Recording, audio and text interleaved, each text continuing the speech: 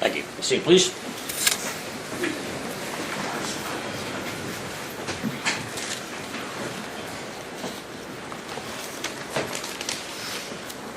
Okay, we're back on record. Case of State of Ohio versus Kevin Gaffin. Good morning, ladies and gentlemen. We are still in the state's case, so Steve, call us next witness. The state will call Becky Armstrong. Remind everybody again to turn off your cell phones if you haven't already.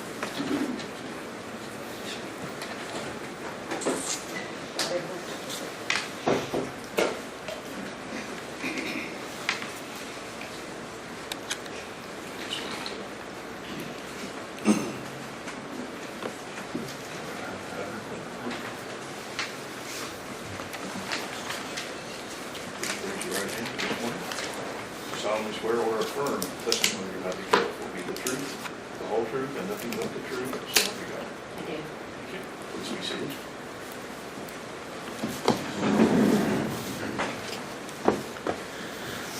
Good morning, ma'am. Morning. Can you state your name and spell your last name for the record? Rebecca Armstrong, Armstrong. And, ma'am, where are you currently employed? I work at Manchester Local Schools. And in what capacity do you work at Manchester? I am a personal aide to a legally blind student at Manchester High School. How long have you worked? You work just at the high school or at other schools? I go with her as she gets older, so I've worked in the elementary, junior high, and high school. How many years have you worked with the same child? 4 years. Have you worked with other children?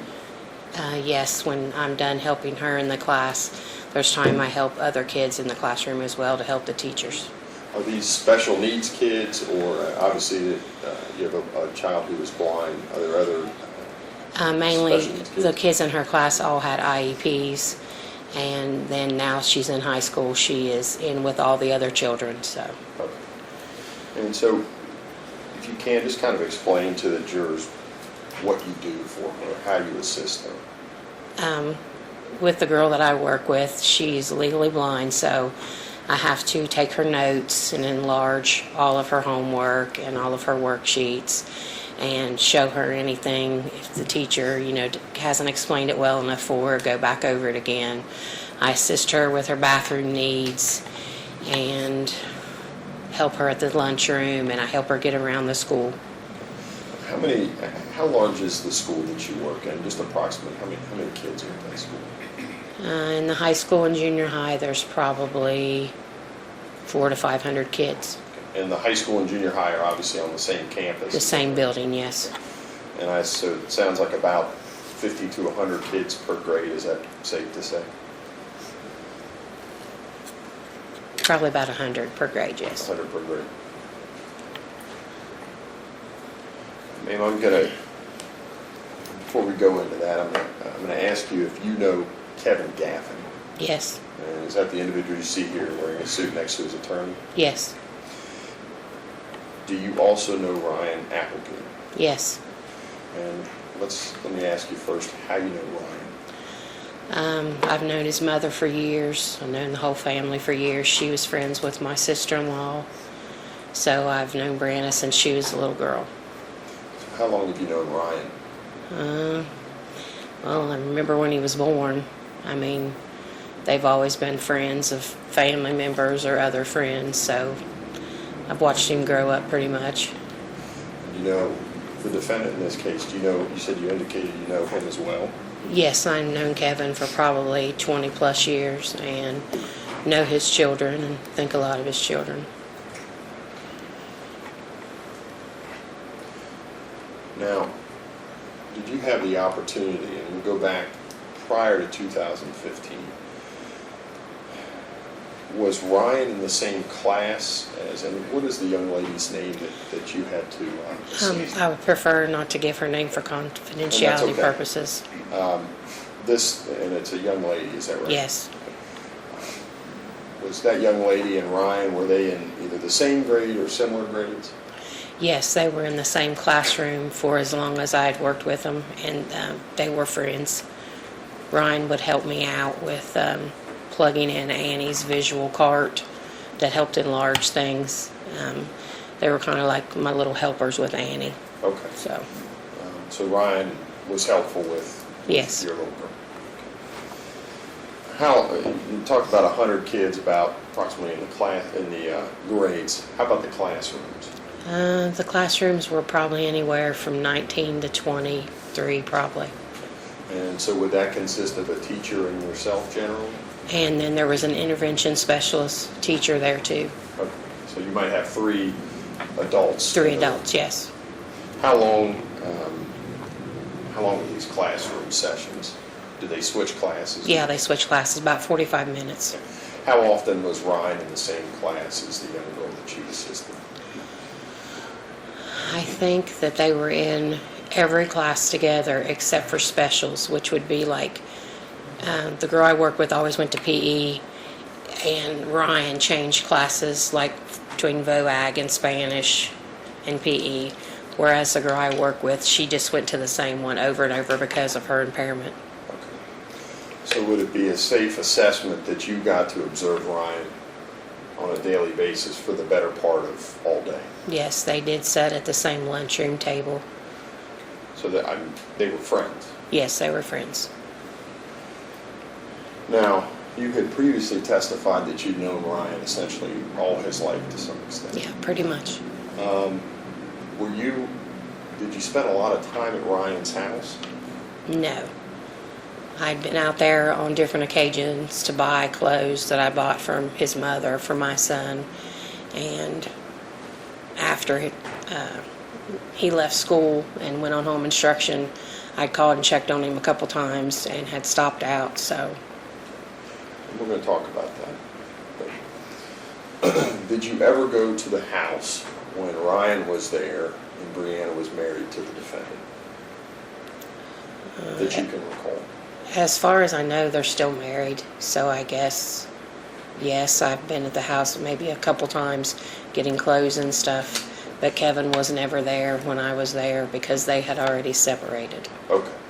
So obviously you weren't involved in the divorce proceedings. You have no idea. Just from what I've read in the paper, I assumed that it's still going on. Okay.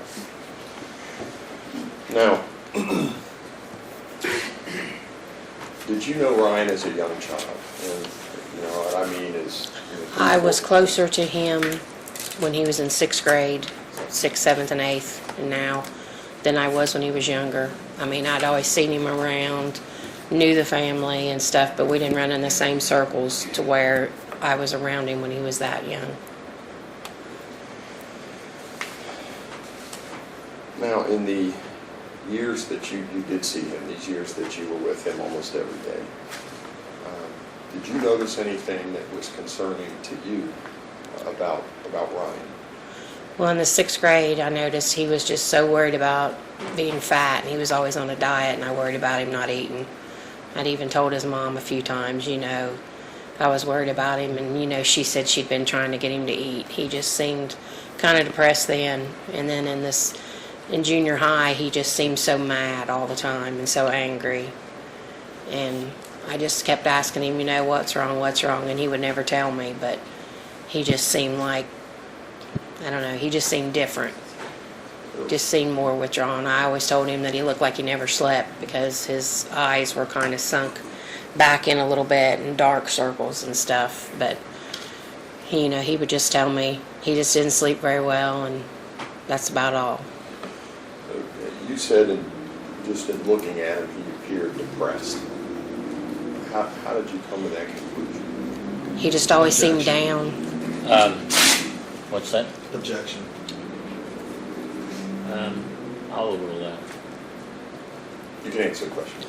Okay, I don't know, he just seemed depressed. He always acted down, and it just seemed like everything hit him at once. If a girl would break up with him or he was having trouble in class or something, he just seemed like he was always upset and very angry.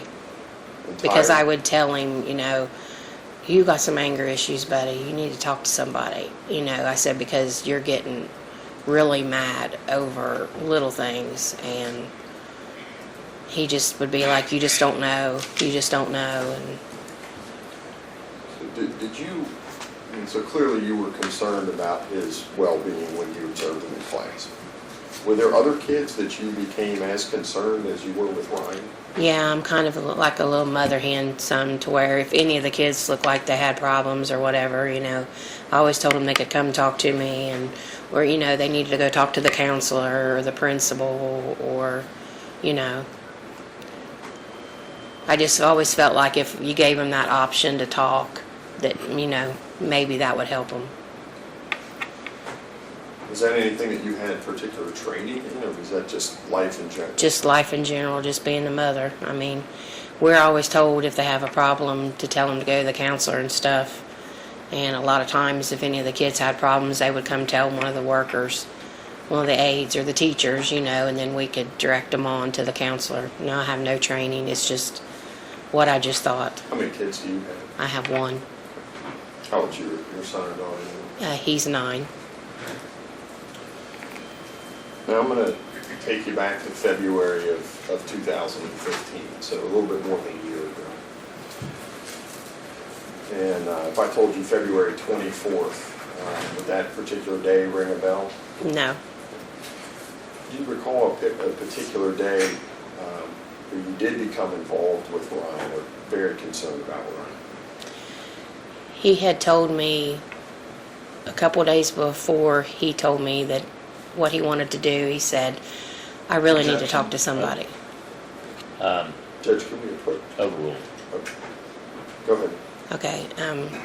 Before the day he told me he wanted to kill himself, he told me a couple of days before, he said, I really need to talk to somebody. And I said, well, if you need to talk to somebody, there's counselors, talk to your mom.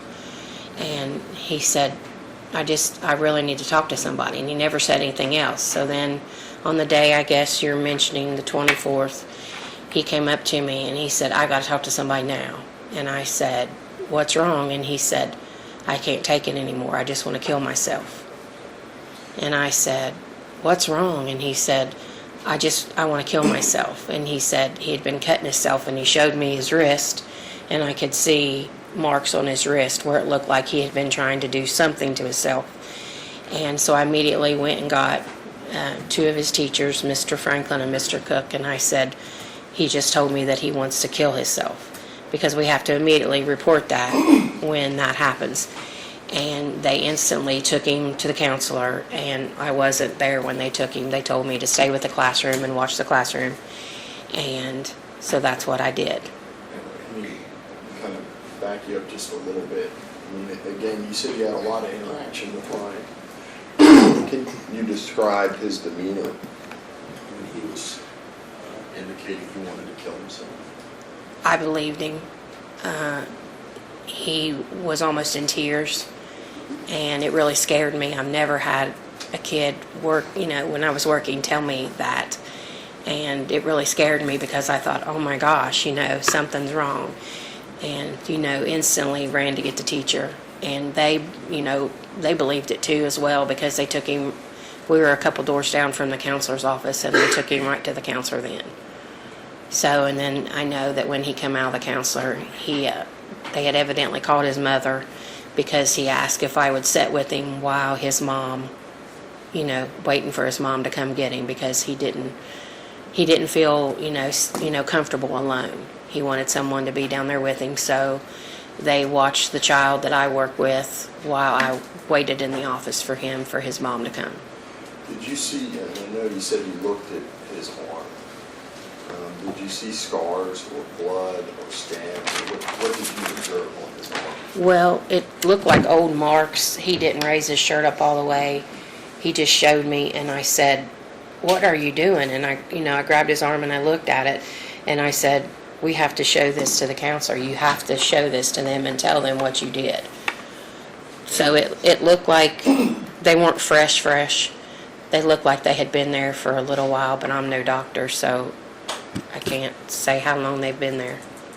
But there were multiple. Yes, they weren't gashes or big gashes. They were just marks. You indicated that you had never had a child come to you with this type of concern before. No, I was flabbergasted. I always thought Ryan had some issues, but I never thought he would ever, try to harm himself. And that day I knew that, I thought that's what was happening. So it wasn't something I brushed off lightly or forgot. And you did not obviously interact with that family, so you don't know what his home life was. No, I knew him. It's like you know people and you consider them friends, but you don't run in the same circles, And I'd always liked his family, but I never would have known if anything was going on at home or not because I wasn't around. So this is in 6th grade? When No. Ryan was in 6th grade? No, Ryan, he told me that he wanted to kill himself when he was in the 8th grade. In the 8th grade, I'm Yes. sorry. In the 6th grade, Sixth he was grade is just when you worried about started. his weight and what everybody thought of him. And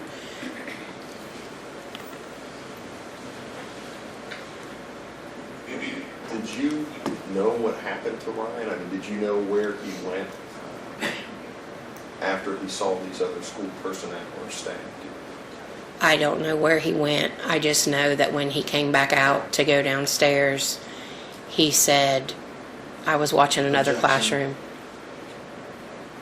Sustained. Without going into kind of what Ryan said in that particular aspect, and I think my question was a little vague, but after that day, do you know, did Ryan return to school immediately, or do you know what happened to Ryan, if you know?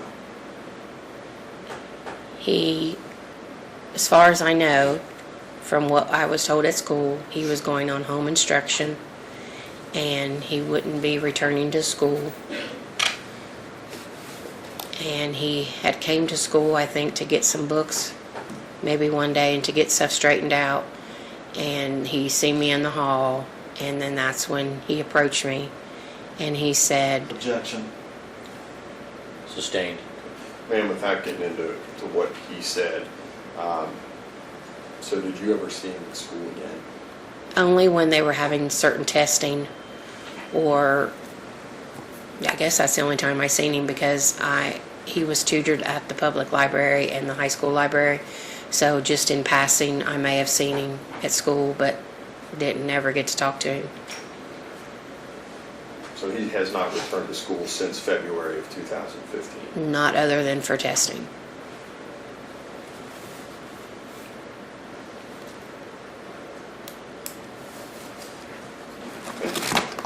Ross?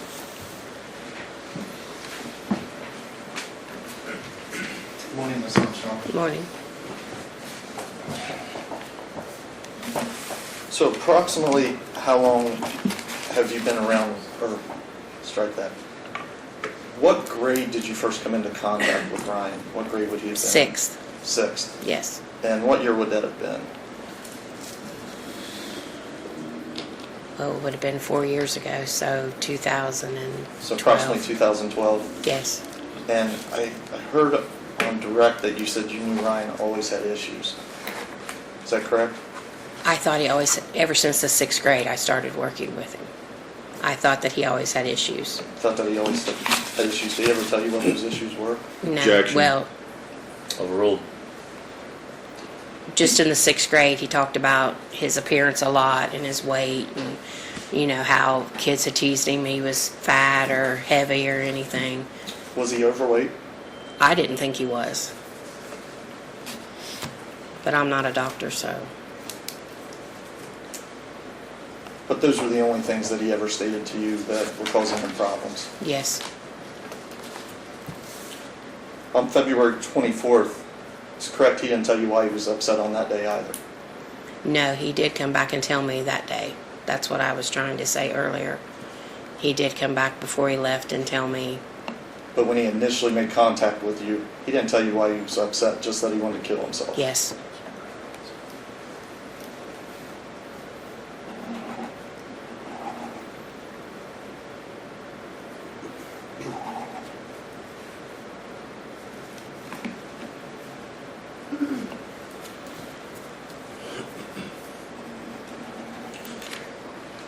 And if I understood on direct, you said he wasn't the only teenager you were worried about, or the only child or teenager Yeah, during the I mean, years of your.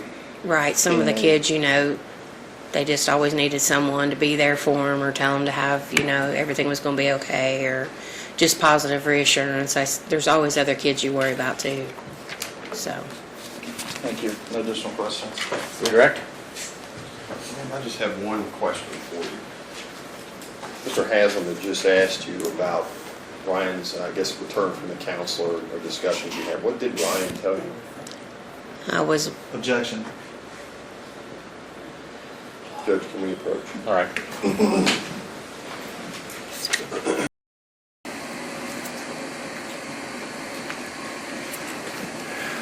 I think with Mr. Haslam's line of questioning, he's now opened the door to ask that question for some explanation purposes.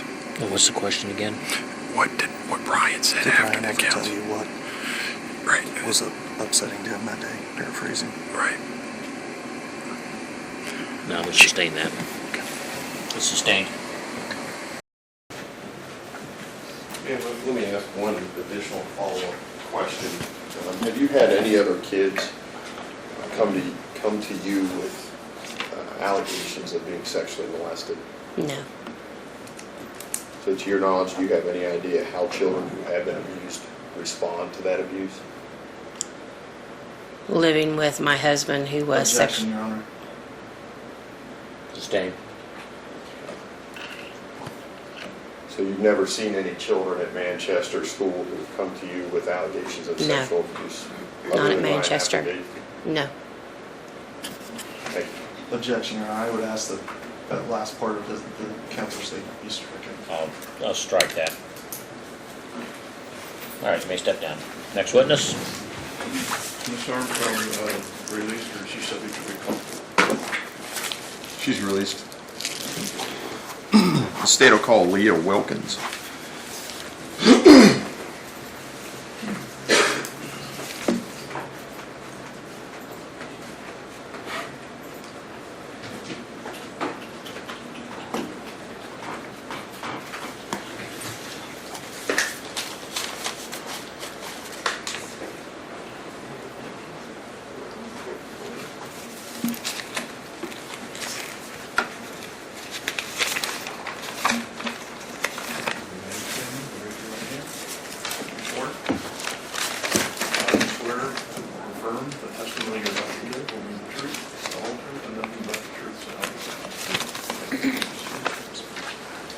Name, Clark?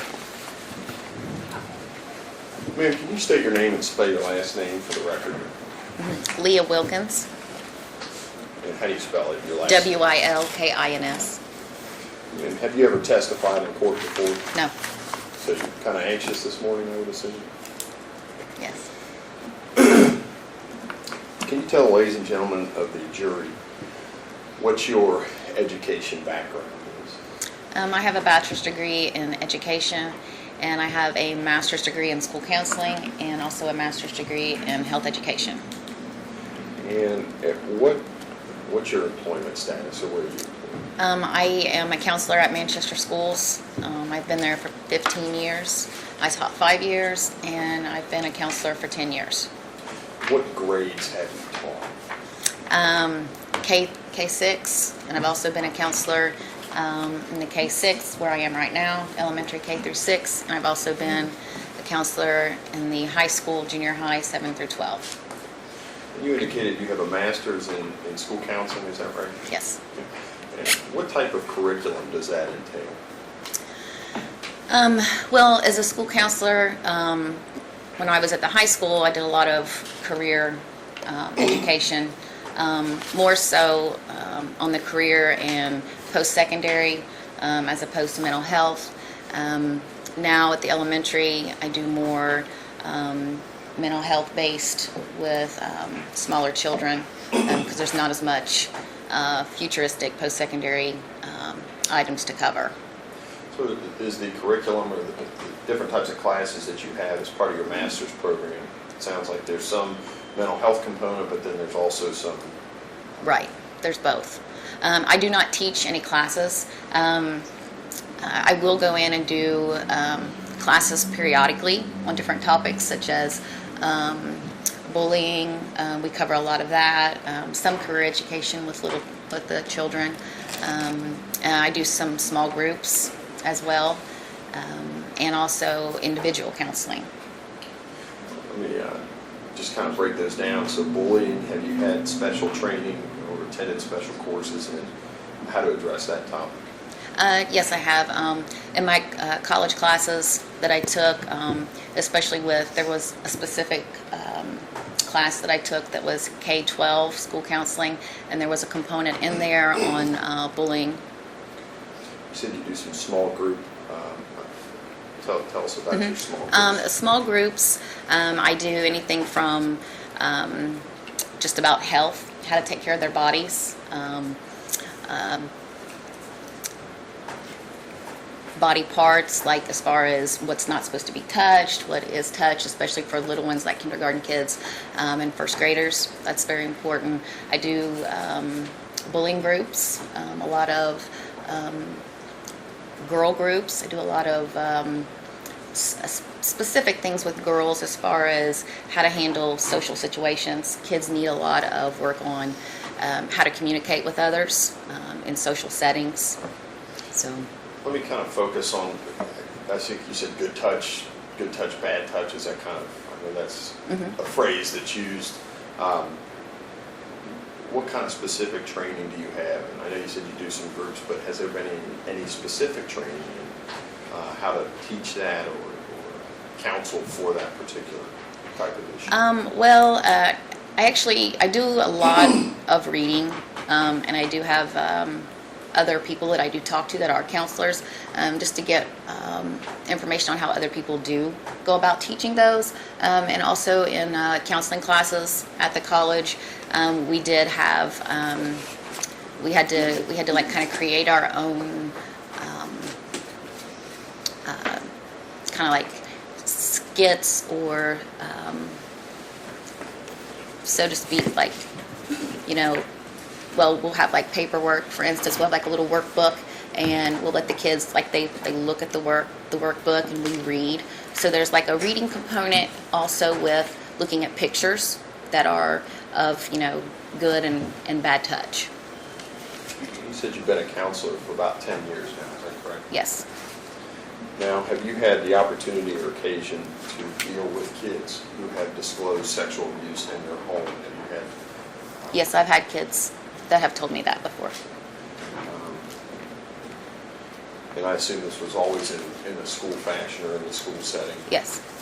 Is there a particular protocol or how the school is set up to address that type of issue when something does come out of that nature?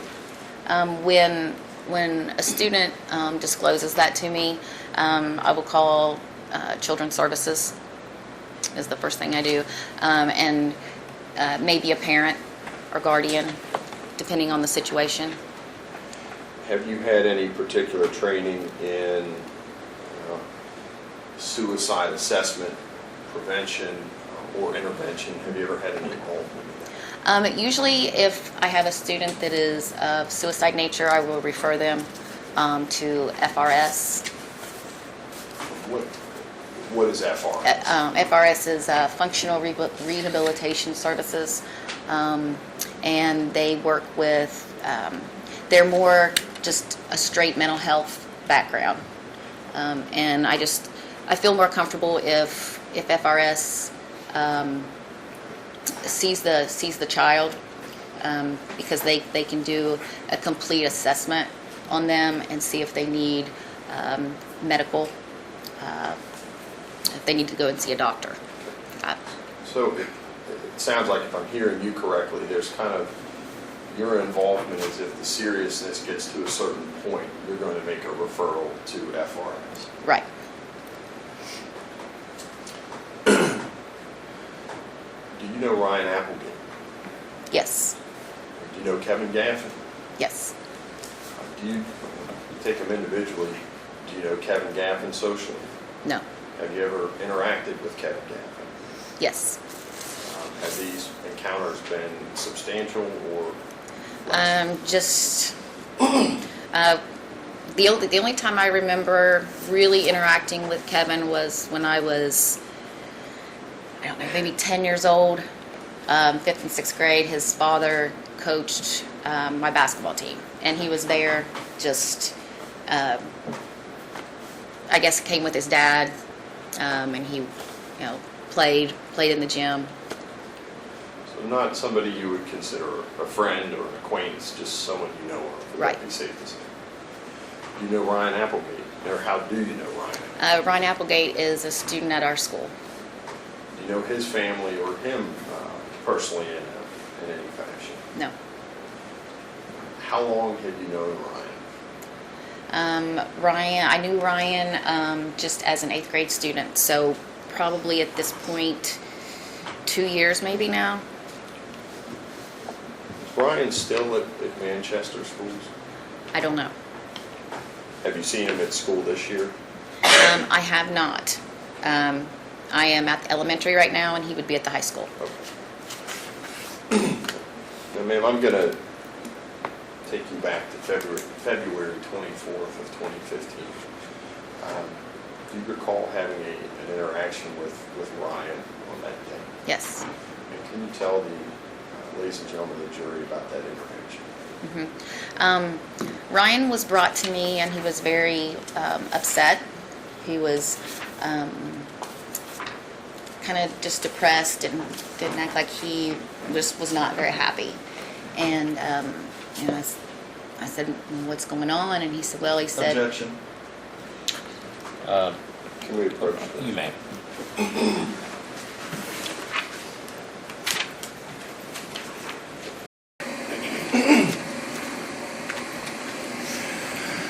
Judge, what you're going to hear now is kind of in line with what we were just discussing, that she's going to involve herself to the point where she makes a referral for more significant mental health treatment because of the issues that are disclosed. So obviously we're not offering it for the truth once again. Mr. Haslam will get the opportunity to cross-examine him on those, but to give some context to what her role is, what her job is, and why he ends up... I would agree, but I don't think that anything that he said to her relating back to when the incident occurred was admissible under a present sense impression.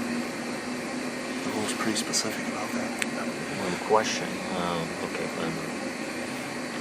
well, I think it's under that existing state of mind. Judge, I would actually argue initially that it's not. We're introducing it for a non-hearsay purpose to begin with. But if the court's not satisfied with that, and I recognize that there's been a little bit of foundation to this, and I also recognize that excited utterance, depending on the time the incident. It would fall under 3 and 3. And it clearly says at the end, but not including a statement of memory or belief to prove the fact remembered or believed unless it relates to the execution, revocation, or identification of terms of the claimant's will. And again, my argument is that we're introducing this not to show exactly what he said, but that based upon what transpired, she then intervenes and makes that referral to FRS.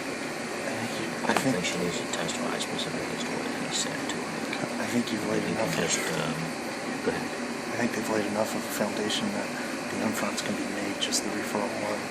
You talked about her training with FRS. I think you can ask her. I think she can just basically say that she's talked to him about his concerns, and that she was concerned and why she did what she did and why she did it. Would you, Based on the conversation if I she had asked, with him. if I asked without getting into his specifics, but did you get some information from him concerning sexual abuse that caused you to intervene? Well, I think I'd be leaving, but I think we can get to there, yes. Yeah, I in agree that with context, okay. Okay. All right. I'll sustain the objection in that form, to the question in that form. You may continue. Ma'am, without getting into precisely what Ryan told you, were you concerned on that day about Ryan's well-being? Yes. And based upon, or what, was there anything physically that you saw that was concerning?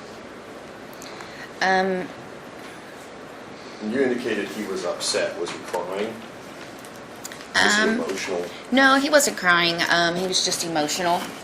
It just seemed very, just not happy at all. Just very depressed. Were you concerned about his personal safety? Yes. Had you been involved in a case where you became concerned about a child's safety before in the junior high? Yes. Is there a protocol or procedure when you are concerned in that fashion? Is that when you would involve FRS? Not every time. It just depends on the kid, and usually I can tell if the student's really telling me the truth, because usually I know the kids very well, and I can kind of pick up, on their day-to-day happenings, because I try to get out a lot to see the students, as far as like walking in the halls or at lunch to talk to them, and it's just kind of, you get a feeling as to what they're, I don't know how to explain it, but when someone is really upset and telling you the truth, it really just kind of comes out. And how many kids do you see a day? Is there an average? Well, in our K through 12 building, we have about 900 students. So as far as like what I see on average, like if I were to do individual counseling, I might see up to 8 kids a day, one-on-one. Now I might walk down the Sure. hall and see, hi, how you doing, that kind of thing. But that's your daily job, Yes. to make these kind of assessments. Yeah. Based upon your interactions with Ryan, what did you do? Well, once he told me what he had gone through, then I called his mother, and I also called Children's Services, and then I made a referral to FRS. You called Brianna Weisskopf? Yes. And who did you call at CPS? I don't remember who I spoke to. Just the name CPS number? Yes. And then you made a referral to FRS? Yeah. Does FRS have inpatient services at all, or inpatient facility, or is it really outpatient? As far as I know, outpatient. Did you notice anything, and I know I kind of asked this before, but did you observe any of Ryan's arms? His No. wrists at all?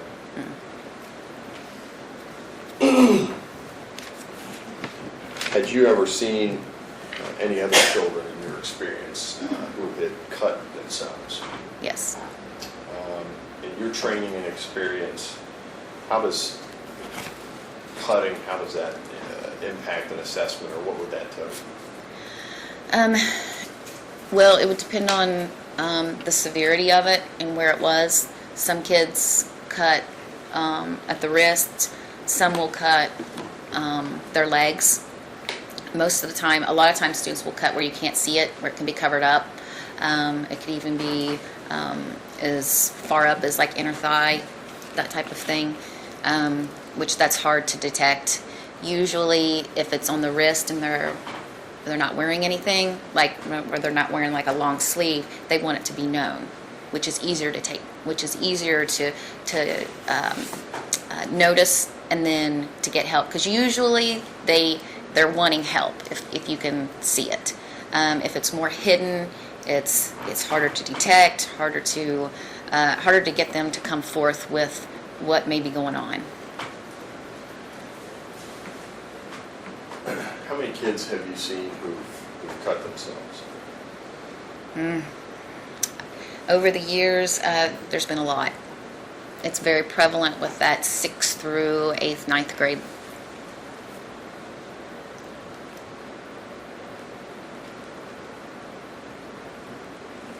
Did you do any follow-up or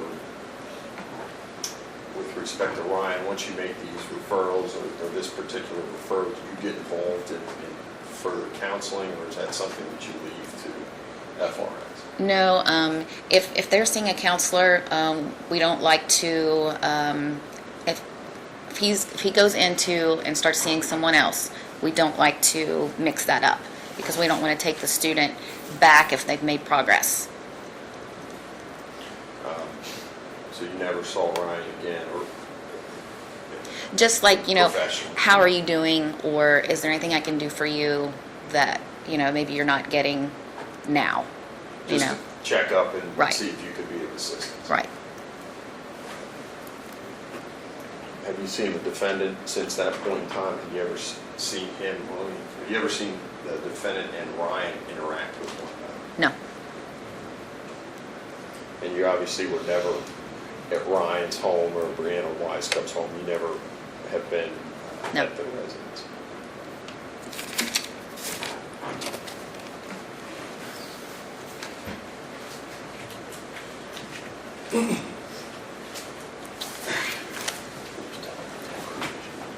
Oh, I'm sorry, nothing. I said thank you, but hopefully. All right, Ross? Yes, sir, I'm just going to ask it from here. I just have one question, Ms. Wilkins. If I understand you correctly, on February 24th of 2015, you received some information regarding Ryan Applegate and correctly performed your mandated duties and reported it to the proper agencies. Is that correct? Yes. And no follow-up information was obtained by you from any of those agencies? No. No additional questions? All right, next step down, thank you. Judge, can I ask one kind of follow-up question? Okay. All right. Ready? Next witness? Our state would call Brianna Weiskop.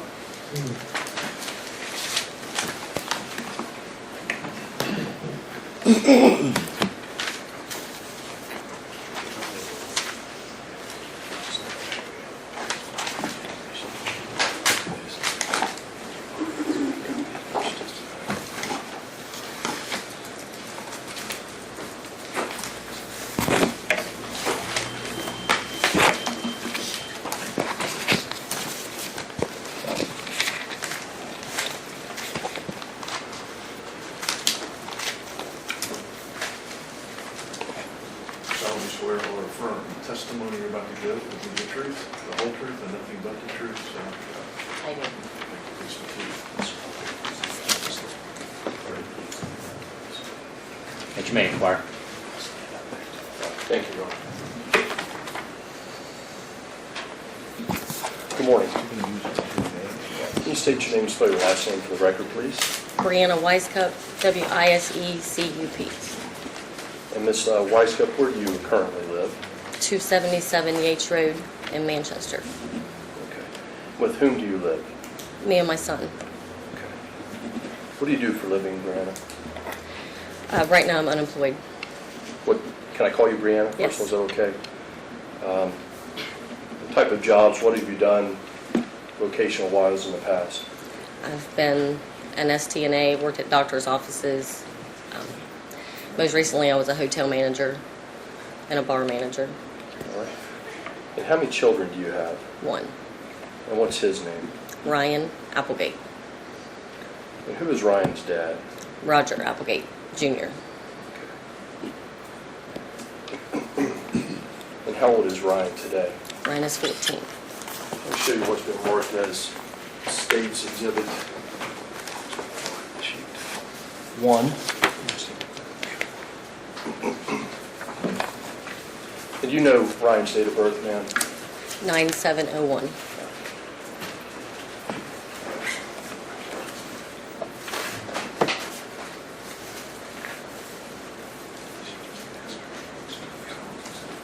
For the record, showing counselor State's Exhibit, first indication 1 through 3.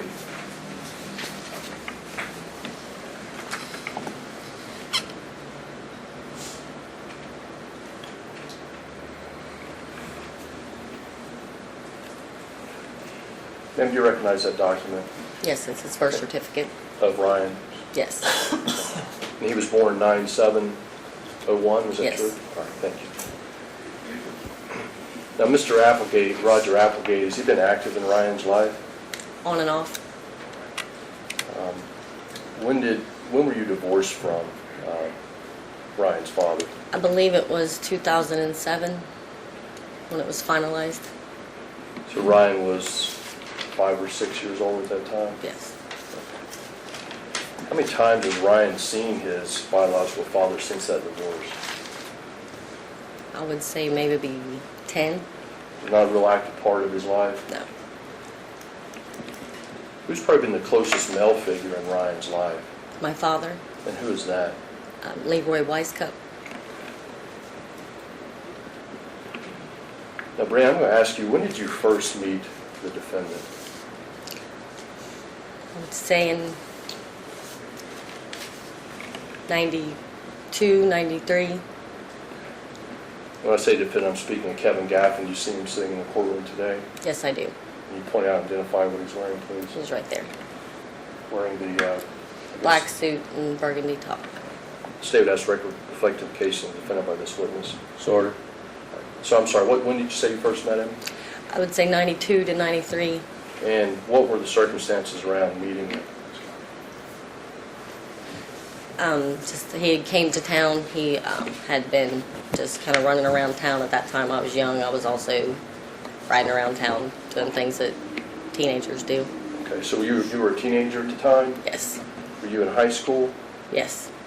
And where'd you go to high school? Manchester High School, What year did you graduate, Brianna? 1996. After you graduated from high school, did you have any additional contact with the defendant? On and off, yes, through the years. How about as soon as you graduated, did you have any type of relationship with No. boyfriend, girlfriend, anything like No. that? Okay. So when did the defendant come back into your life? In 2006. And how did that happen? I was going through my divorce, and we ran into each other during that time. Divorce from Brian's From biological Brian's father? dad, yes. And explain how you ran into him. What do you mean by that? What happened? Just out and about, and he was in the same place, and we just kind of ran into each other and started talking, and then just kind of went from there. Phone conversations, that kind of thing. How old was Ryan at that time? Ryan would have been 4, getting ready to turn 5. He would have been in the end of his preschool year. So at some point, did the defendant move in with you? He started staying in 2006, but didn't per se move in.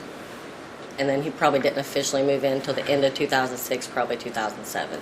And was that at the Yates Road address? Yes, And what's that specific address? 277 Yates Road. That's in Adams County, Ohio. Yes. Now, Bree, I'm going to show you just quickly some pictures and ask if you can identify these pictures. I'm going to start with 2B, Mr. O'Reilly.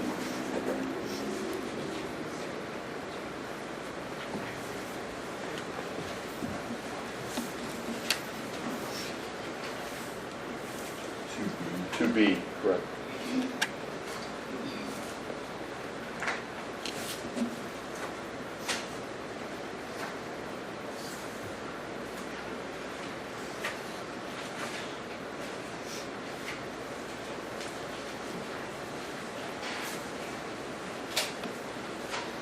And Brianna, I'll go through these fairly quickly, but that's 2B. Can you identify that picture for us, please? That's my home.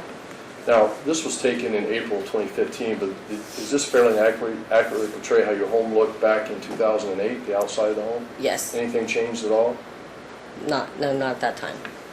2C, please, Mr. O'Reilly.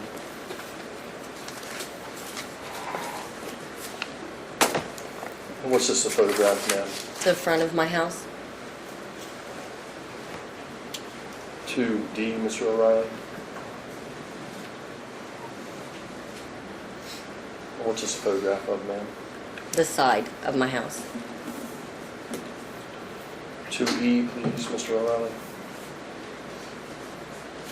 Ma'am, again, this picture was taken in April of 2015, but does this fairly accurately portray how that barn looked in 2008?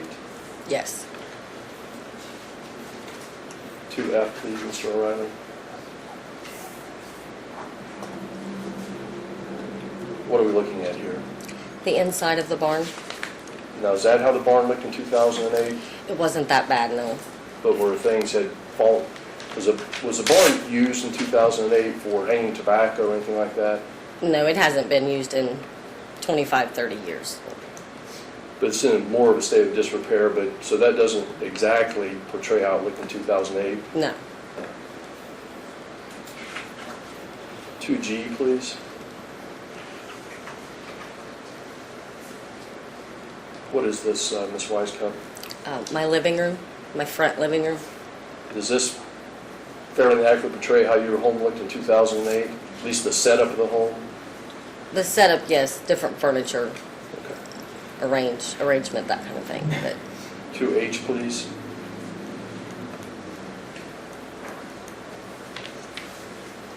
What are we looking at here, Ms. Wisecup? another picture of my living room, the same living room. Now, that table we see in the living room, was that table present in 2008? Yes. Is that fairly accurately portray, even though it was taken in 15, at least the setup of the home and the table? Yes, the table was still in there. 2I, please, Mr. O'Reilly.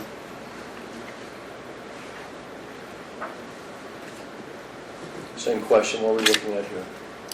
The living room, couch, chair, table, end tables. Again, that fairly accurately portrays that table and the setup of the home in 2008. Yes. 2J, please.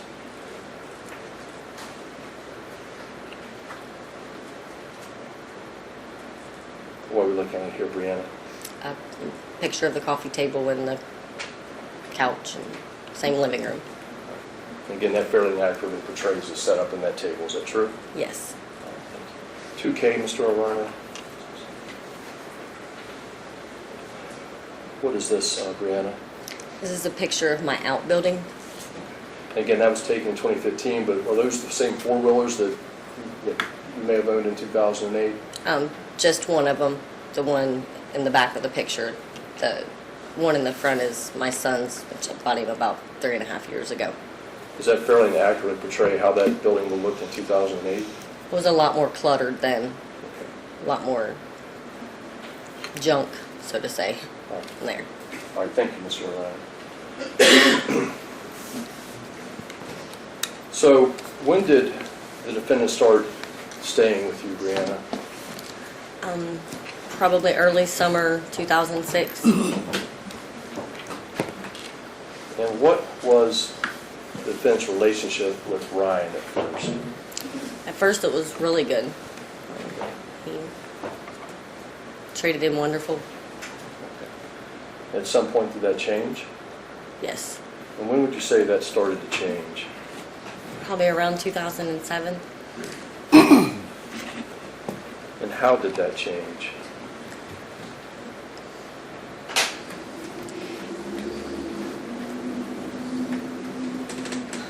Just the way he talked to him, the way he would discipline him, the way that he would just treat him.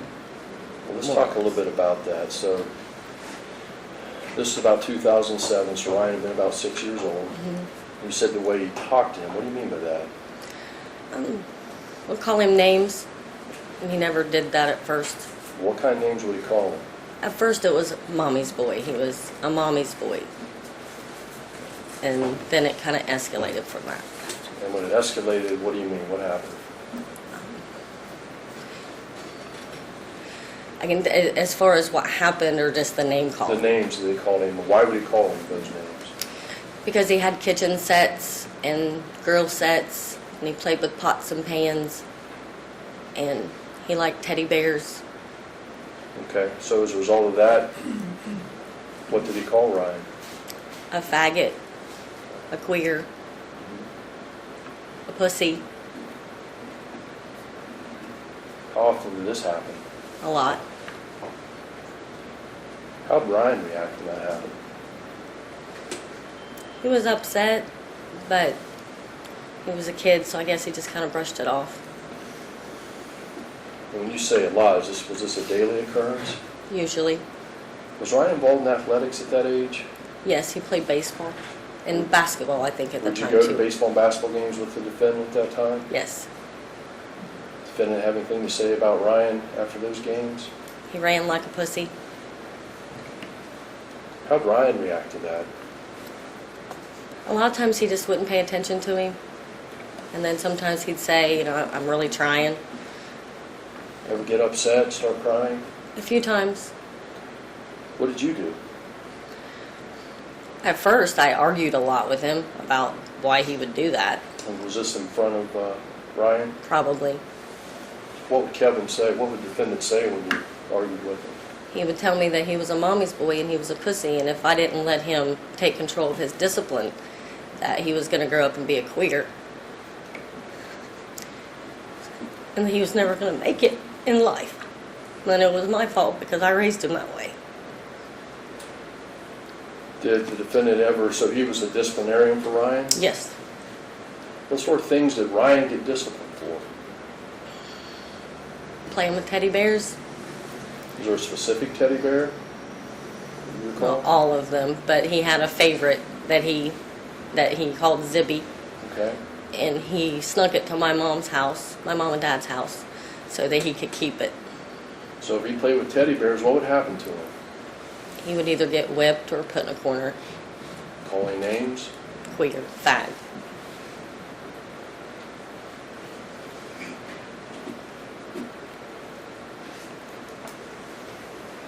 So at some point you married the defendant, correct? Yes. And when was that? In May of 2009.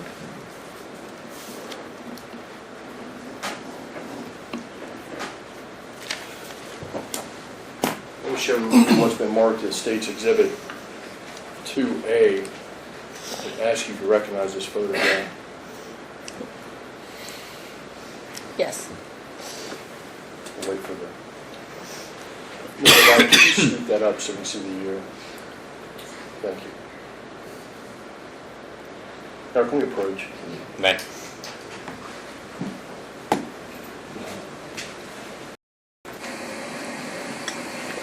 There's comments from the audience talking about he looks happy in that photograph. I could hear it. I don't know if the jury can hear it, but I just wanted to let the court be aware People of it. behind you. Yes. Okay. All right.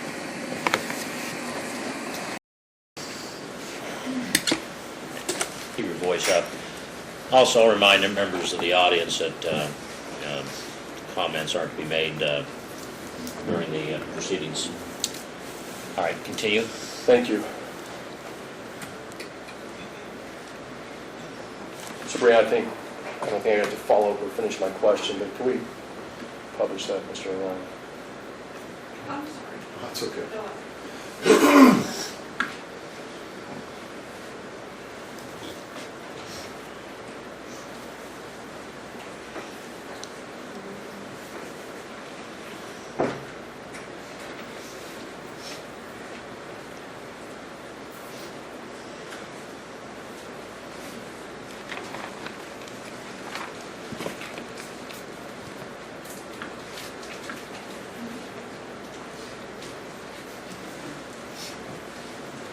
Okay, Brianna, so can you identify that photograph, please? It's Ryan's school picture. And what grade would he have been in that picture? 2008 to 2000, he would have, first grade, maybe, first or second grade. And that fairly accurately portrays what he looked like back in 2008? Oh, absolutely. All right, thank you, Mr. O'Ryan.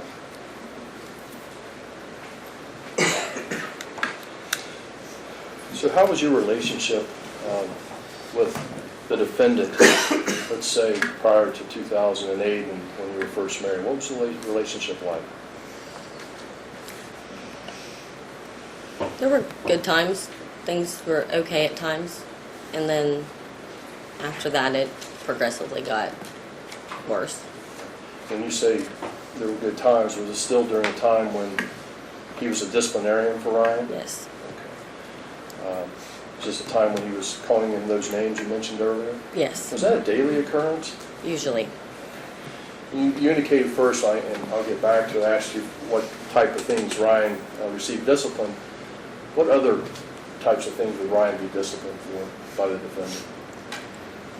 Just misbehaving, not doing what he was told. It's normal things that kids do, I guess, that they're not supposed to do, or he didn't think that he should be doing that. Okay. You say he didn't think that he should be doing that. Did you think that the discipline was fair for Ryan? No. And you indicate you'd be spanked and put in the corner. How would Ryan be spanked? When Clothes he's- on, clothes down? Both. Or ever leave marks on Ryan, the defendant? Handprints. I'm sorry? Handprints. What would Ryan do when that happened? He would cry for a long time.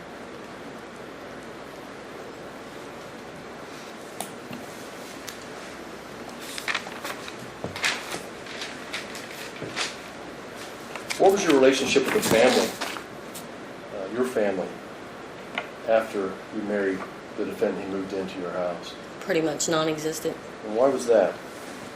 Because he didn't want me around them because he said they were controlling and they were trying to control my life.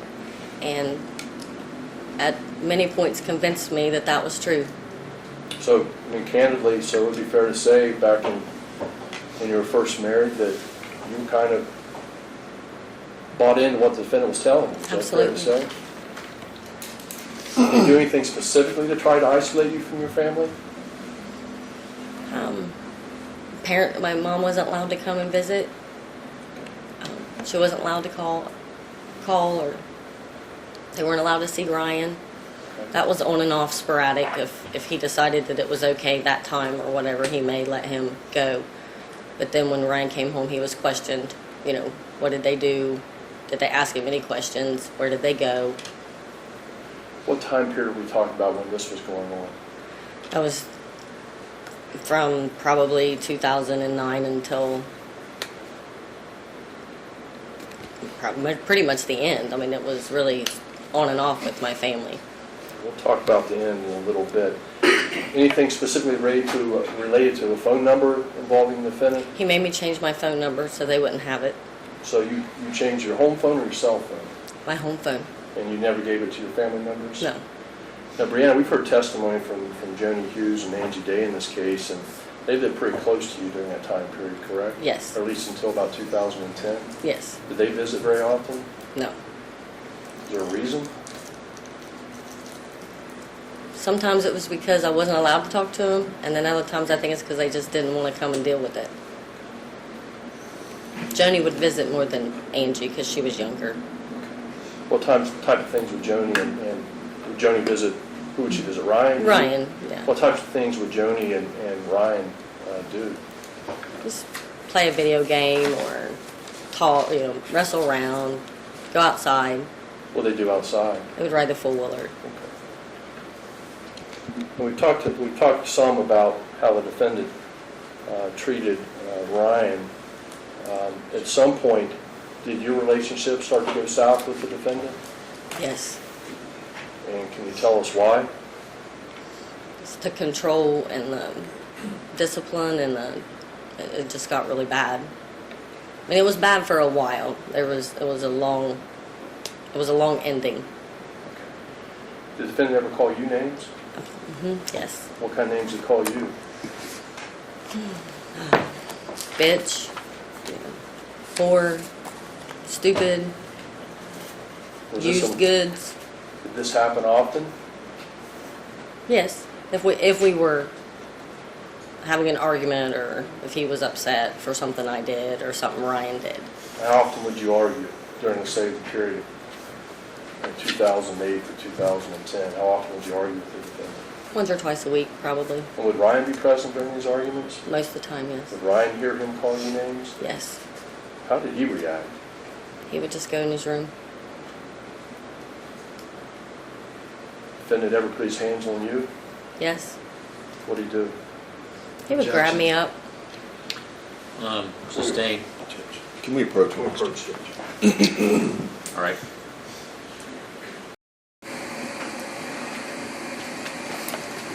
Judge, I think it's relevant. It goes to the reason why Ryan wouldn't disclose what happened. There'll be evidence to indicate that he I was. think you've had enough of it. Okay. I think the testimony is unnecessarily cumulative, and Ryan can testify as to that. All right, Judge. Judge, Objections. can we just, there is going to be one part that's going to come up here, I think, towards, you want to call it the close of the relationship, if you want to characterize that, that is very relevant, that, Well, I will cross that bridge when we get there. okay. Sustained.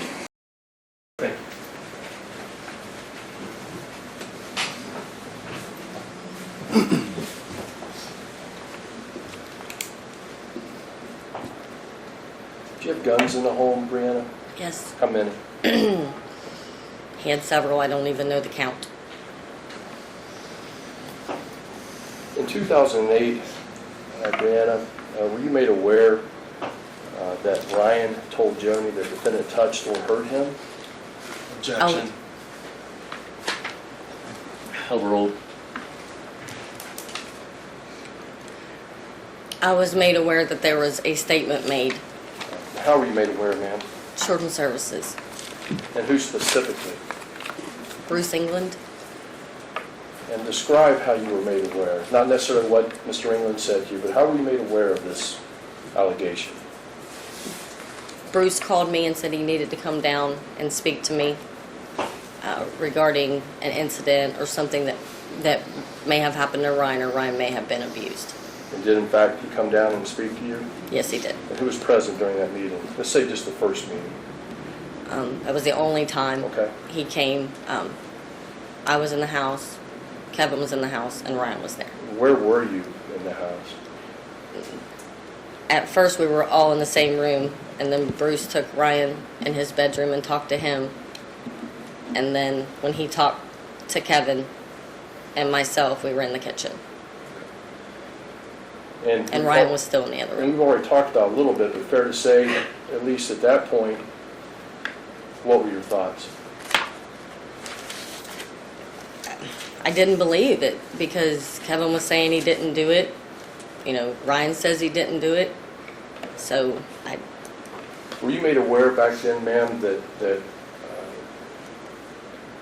there was blood found on Ryan's toilet paper? no, I wasn't told details. Did that have made a difference for you? Yes.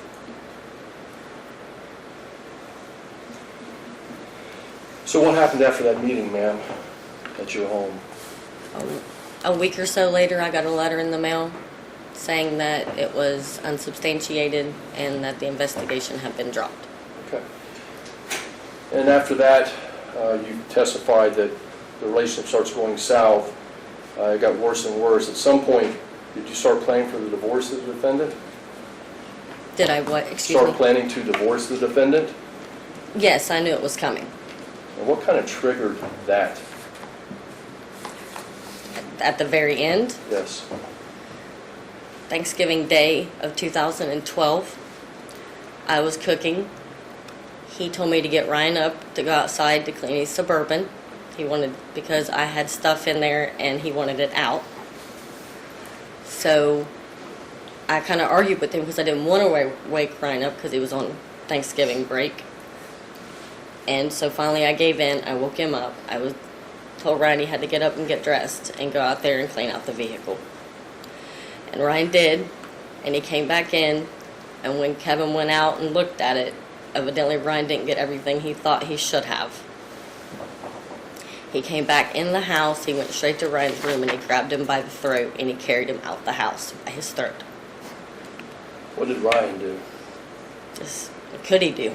You know, he kicking, trying to fight a little bit, but What did you do? I went off. I said, that's it, I'm done. And at that point, the defendant moved out of the home? Within a couple weeks, that was a couple-week fight to get him out. Now, did you in fact file for divorce? Did you file for divorce from the defendant? Yes, I did. For the record, I'm showing counsel with the Mark States Exhibit 1. It's journal entries from the Domestic Relations Court, domestic relations case involving... Exhibit 1? 21, Your Honor. Okay. Involving Brianna and the defendant.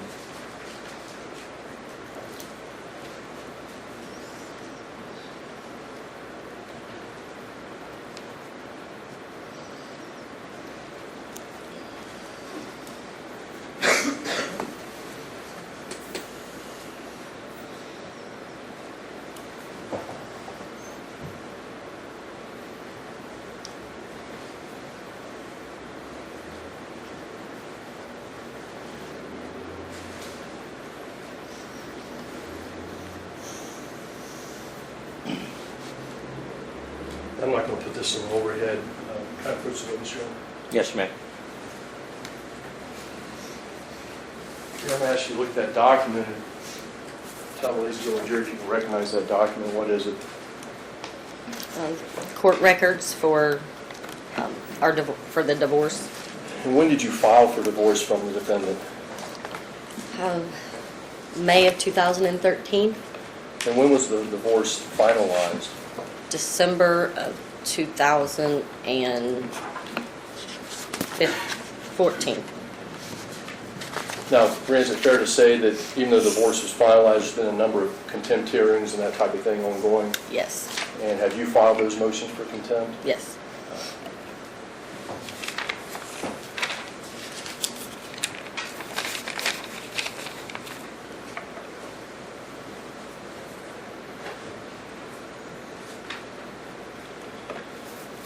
What did you notice over time, Brianna, if anything, about Ryan when the defendant would be near him or in the room?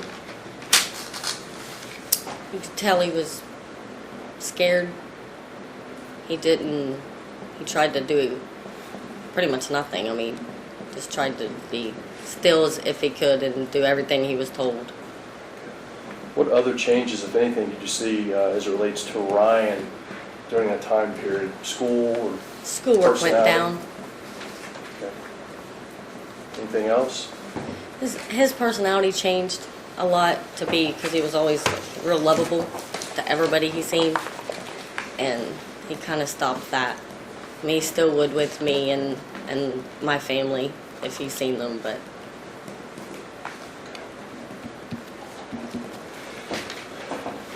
How about friends that would come to visit? Did Ryan often have friends that would visit? not very often. Did that change after the defendant moved out? He's had a few friends over, yes.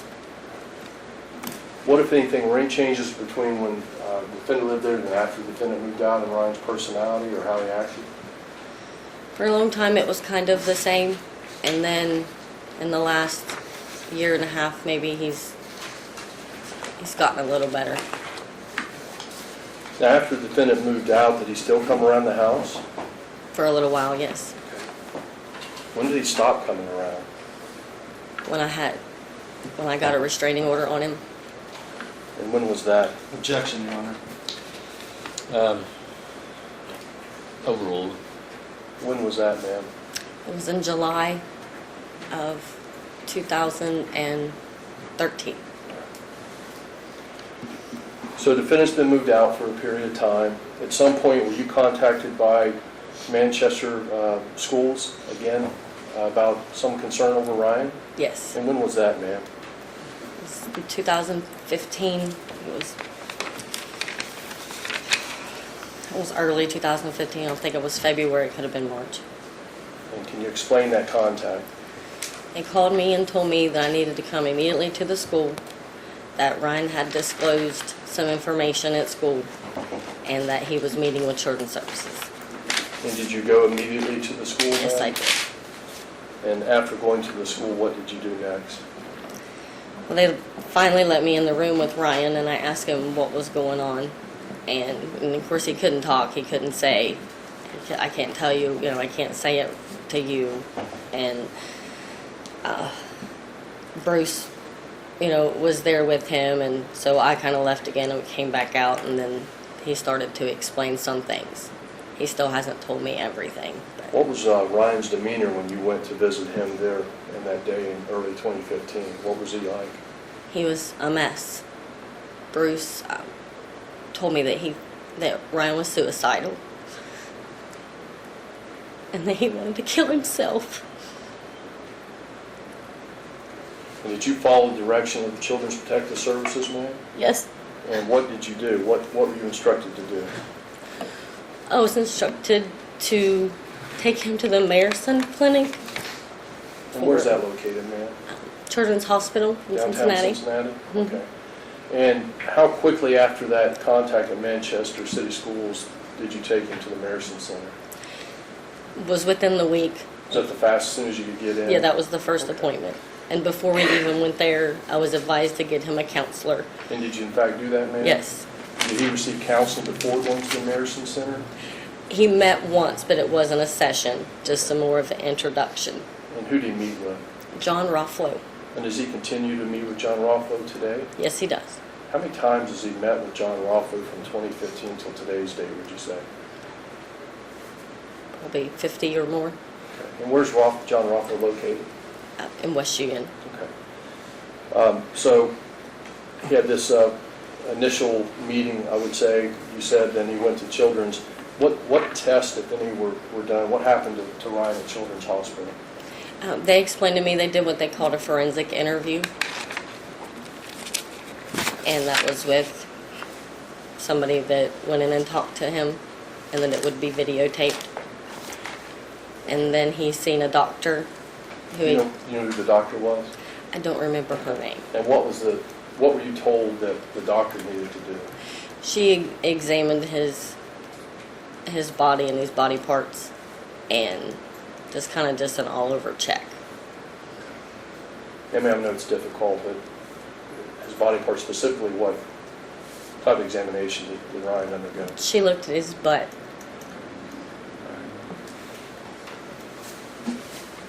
And then you indicated that Ryan's never told you exactly what happened. Is that true? That's true.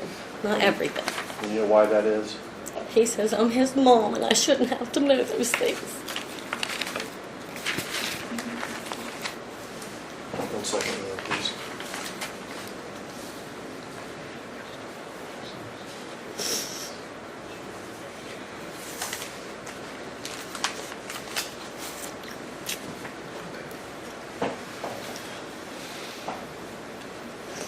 Brianna, did you ever notice anything unusual about Ryan's wrists or forearms during this time period? No, he was a kid. He had scratches, bruises. He was very clumsy. All right. Since the defendants moved out, I know you indicated you stopped by time, off and on. Did you ever confront the defendant about these allegations after the second? No, I was advised not to. All right. I was advised to not have any contact with him. Brianna, I don't want you to talk about what you think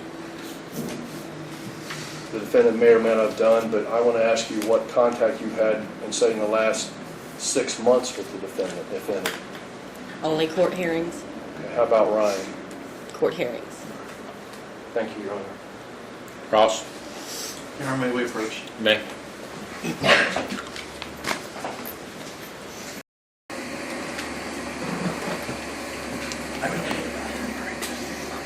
Apologies. I could use one too. I know this, All right, we'll take it has an hour, 20 minutes or so since we started, so we'll take a break at this time, 15 minutes. And again, remember not to discuss the case in any way with anyone, nor permit to be discussed in your presence. Don't communicate with anyone about it on any social media or any other manner. Don't discuss the matter with any of the persons who are here, any witnesses, spectators, parties. Instruct the witness not to discuss her testimony with anyone during the break. 15 minutes. Thank you. Be seated, please.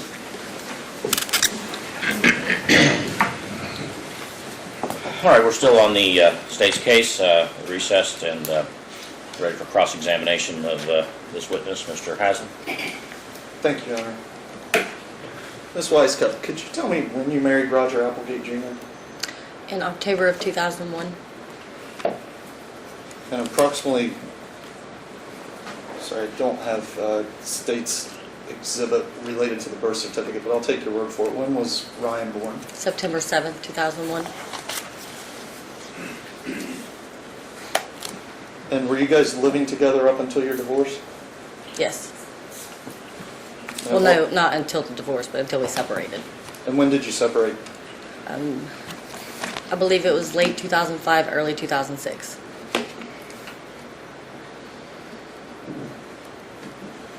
So, up until the separation, was Ryan a part of Roger's life? Yes. So that would have been from his birth up until 2005, 2006? Yes, So the first 4 or 5 years of his life? yes, Since that time, I believe you testified he's had very little contact with Ryan. minimal Between contact, Roger. yes. Maybe 10 times? Is that what you testified to earlier? 10, 20, yeah, just not very many. Has he had contact with him recently? A few times, just usually by text message, Does he get a visit with his father or any? if he chooses to or if his dad wants to see him, yes. And if I understood your earlier testimony, the only father figure in Ryan's life post 2005, 2006 would be your father. Yes. May I have his name again? Leroy Weisskopf, Does he go by any other names? Wayne. And in what ways would you say your father, Leroy Wayne, has been a father figure to Ryan? Just been there for him, talked to him, try to be his mentor. In fact, they spend a lot of time together, Yes. and that's been going on since 2004, 2005. On and off, that was the same thing with the whole family thing. If Ryan was allowed to visit at that, time, and that since 2012, 2013, it's pretty much been a constant. Most daily routines, because you're a working mother, Ryan's daily routine when he's not in school is he goes to his grandfather's. Is that correct? Some of the times, yes. You said some of the times. The majority of the time? If I'm working, yes, that's where he goes.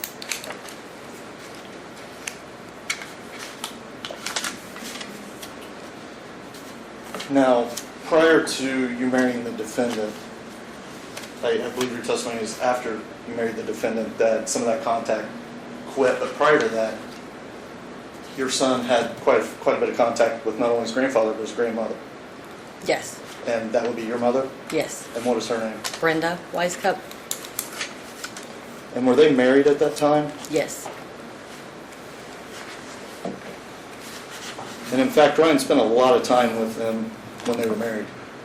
Is that correct? Yes, they were his babysitters. They was his He would grandparents. stay there. He would even camp out with them at their house. They had a travel trailer, a camper, and he would go on the weekend sometimes and spend the weekend And spend the weekend there with his at the camper. grandparents. Yes, And at some point, after 2004 or 5, his grandparents divorced. Is that I correct? believe it was 2010 when they divorced.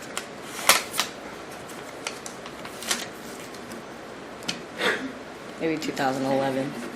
So somewhere 2010, 2011, maybe even 2012, they divorced. Right. Correct. And I'm assuming they didn't live together after they divorced. No, Did your mother move out of state? not immediately. No. Does she currently live out of state? Yes, Where does she live? Florida. How often does Ryan go to see your grandmother? She comes in 2 or 3 times a year, and we go and visit her a couple times a year.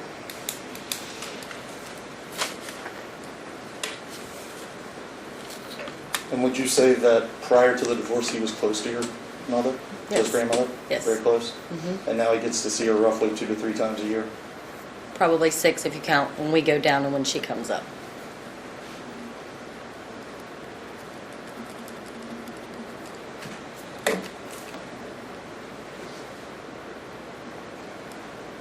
So let's talk about, you met Kevin 2006, you're going through a divorce, you meet him, hit it off, start talking, ultimately dating, and he ends up moving in with you, if I recall, sometime around 2007? Yes, probably, Is yeah. that correct? He had stayed there some prior to that, but he didn't live there. Well, let's talk about that. How long prior to him officially moving in did he spend nights there? What time frame and how often? Sometimes it could be 3 or 4 days, sometimes it could be 7 days, sometimes it was just 1 day. It depends if he was working or if he was working out of town, or And he worked out of town quite a bit, is that correct? sometimes, yes. He would be gone for months at a time, A few times I recall months, but not very many. but not unusual for him to be gone weeks at a time. Yes, And you previously testified that he and Ryan had a good relationship in 2007, and then it started to go downhill sometime in that same year. Yes. You said that was because he would call Ryan names, Yes. and he would get upset with Ryan? Yes. Did you ever get upset with Ryan? Sure, he was a kid. I'm his mom. And in this situation, Kevin was like a father figure to him, correct? Yeah, I guess he would have been because he was in the home. And so you would get upset with Ryan. You ever call striking Ryan? Objection, Your Honor. Sustained.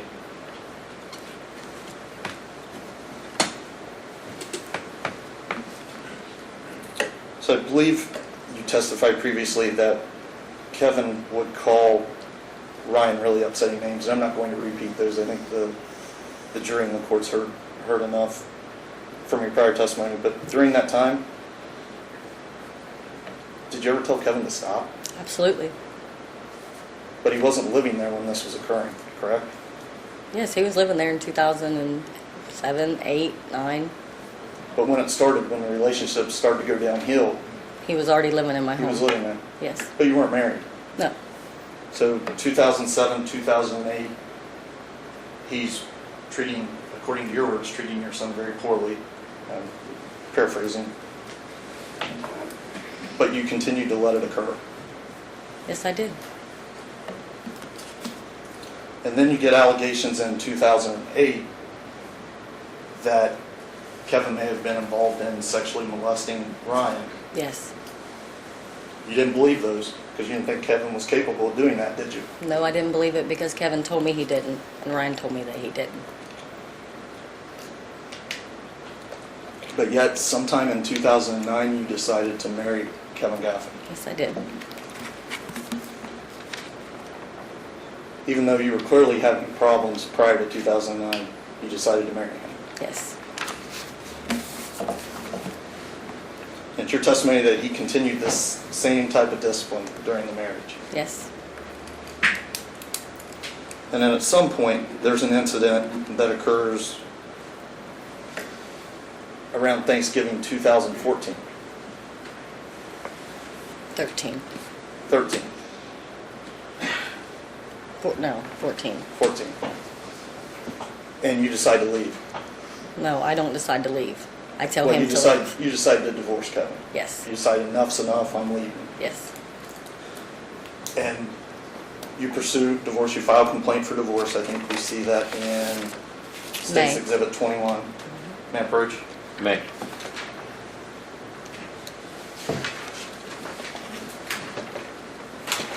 I'm going to hand you what's been marked State's Exhibit 21. Please take a moment to review the document.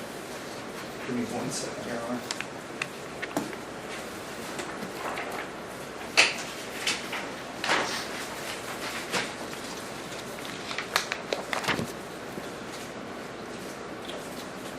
So looking at that document, if you look at the very last page, it says you filed for divorce in May of 2013. Yes. That's several months after this incident around Thanksgiving. Yes. And I think we heard that the divorce was finalized sometime in December of 2015, is that correct? 2014.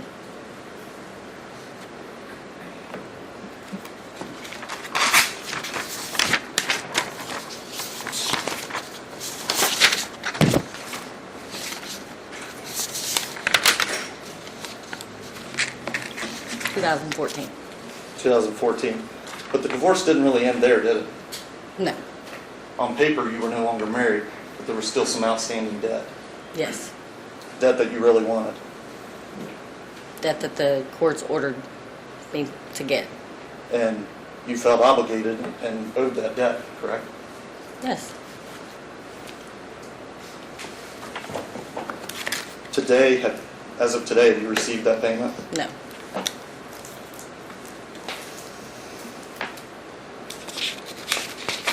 You've sought multiple contempt charges against Kevin Gaffin to try and get that money, correct?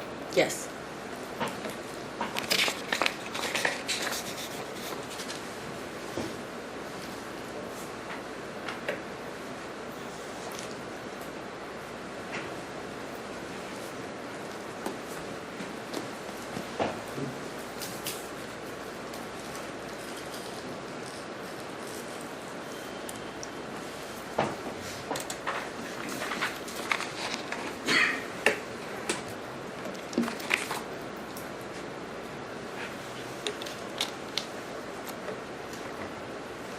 Counsel, you approach.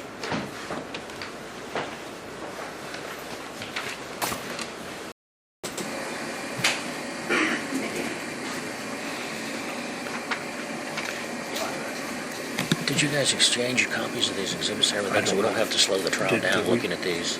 I don't know if we got those, Scott. All exhibits are supposed to be pre-marked and have a list exchanged so that when they look at it, they can just see what it is when they move on. I don't like his dead time during trial, all right?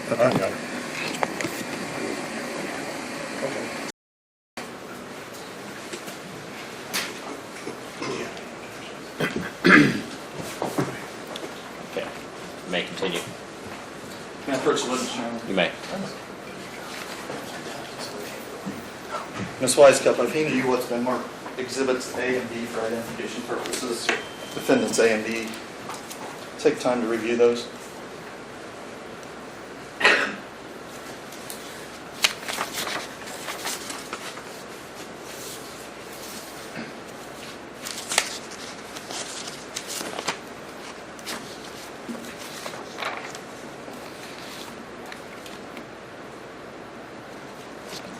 You have an opportunity to review both A and B. Yes. Do you recognize those documents? I'm not sure that I ever seen them. I was aware that they were being sent You were aware they were being sent? by my attorney, yes. And ultimately, those documents are an attempt by your attorney to recover monies owed to you by Kevin Gaffin, correct? Yes. And I think the second one you were even copied on, if you look at the bottom of the letter. And I may Correct? have been, I just don't recall getting it. And since then, you've had multiple hearings or multiple court dates trying to collect this money that Kevin Court Gaffin dates, owed you. yes. Objection, Your Honor. Yeah, sustained. Let's move on. What's your relationship with Joni Hughes and Angie Day? Angie is my aunt and Joni is my cousin. And would you call that relationship close? We used to be. Are you currently? They live in Florida, so no. Have you had an opportunity to visit with Angie this week? Yes, she's staying at my house. She's staying at your house? Yes. Have you guys discussed this case at all? No. We were advised not to. Have you discussed this case with Joni? No. Did you have any contact with Joni and Angie, or have you had contact and what frequency with them post-2008? After 2008? After 2008? Sporadically, if we would see each other before they left to move to Florida in 2010. Did you in fact sell a car to Angie? Yes, I did. Sustained.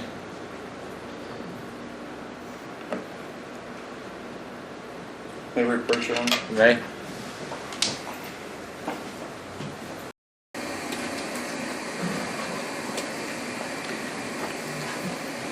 May I ask why it was sustained? What's the relevance? I'm getting there. Well, what is it? Establishing cars that were owned during that time that are inconsistent with other statements. What's that got to do with anything in cars? How's that relevant? It will be relevant to the years of when they're alleging these crimes occurred. Judge, that would be my objection. I'm not sure that I understand you're saying. You're saying that, The victim was let's not maybe- beat around the bush. Let's get to it then. If you're going to do that, say, okay, in 2008, did she have a car and she sold it? You know, this is cross. Okay. You should be putting words in her mouth. Let's move on. Okay. That objection is sustained. You may rephrase.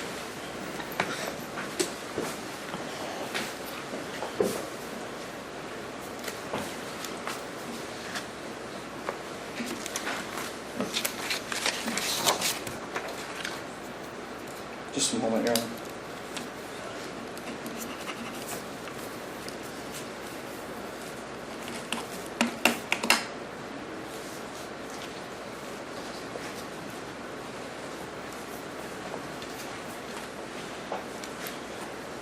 Actually, let's see this.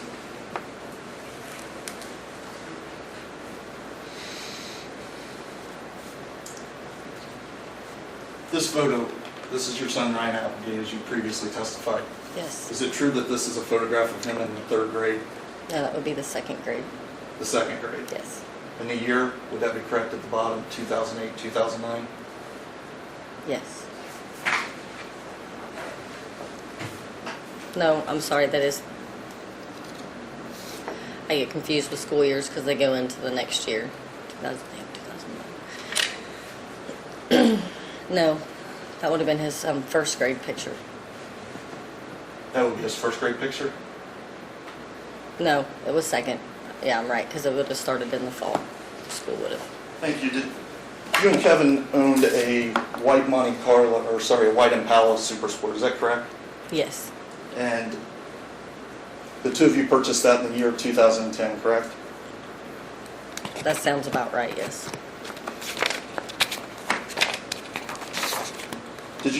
You worked at Brown County Hospital, correct? I have worked there, yes. For how long of a period did you work there? Approximately probably around a year. A year? Was that year 2010? Yes, I would say that's probably correct.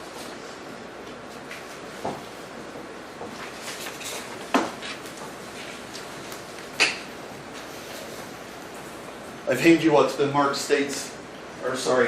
defendants exhibits C and D for identification purposes. C and D? C and D. Yeah, thank you.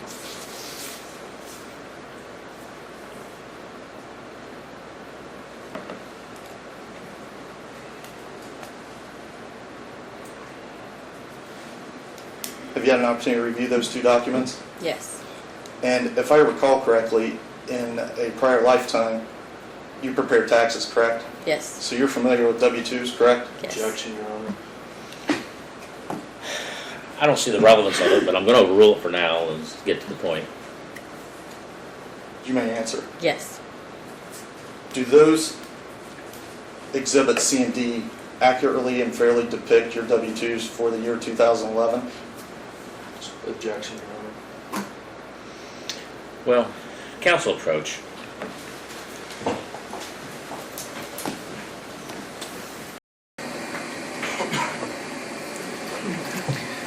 What's this got to do with anything?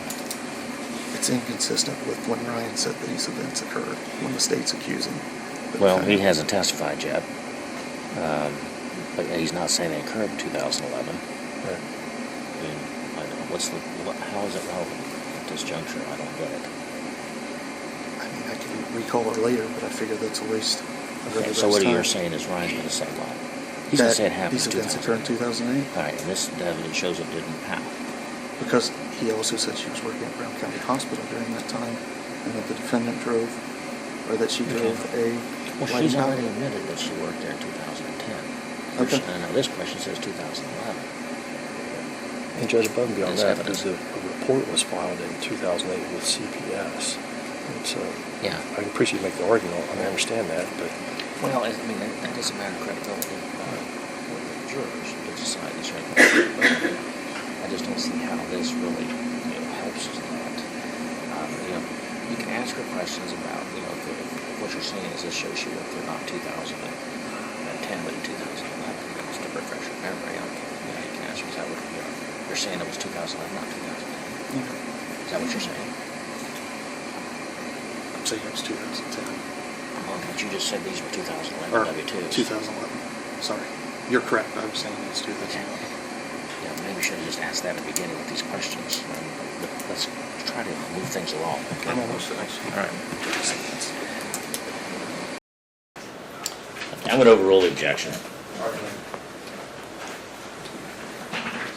You may ask a question.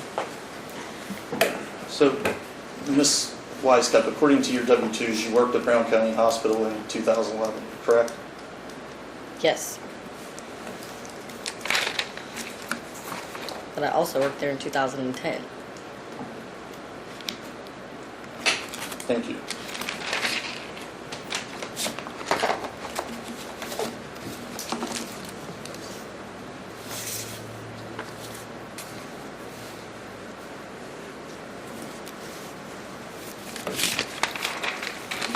Just a moment here.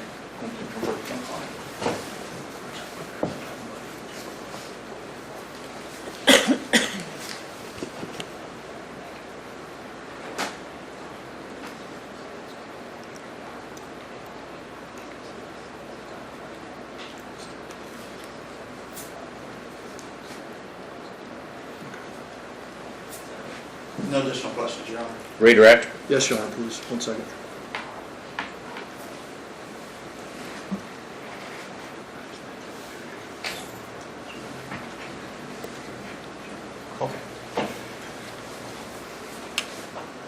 Brianna, this money that you were asked about in cross-examination, that there's been efforts to collect, how much money are we talking about?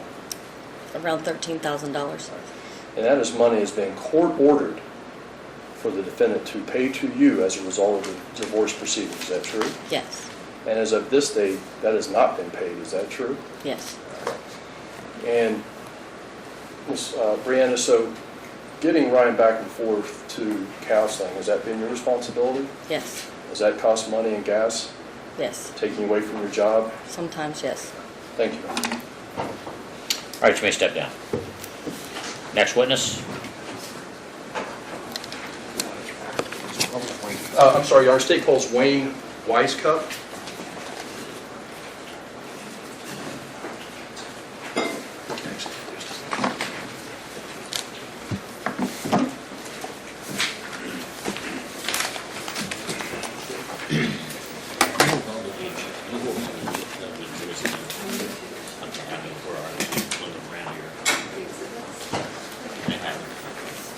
During the break, they kind of put them on your desk. Yeah.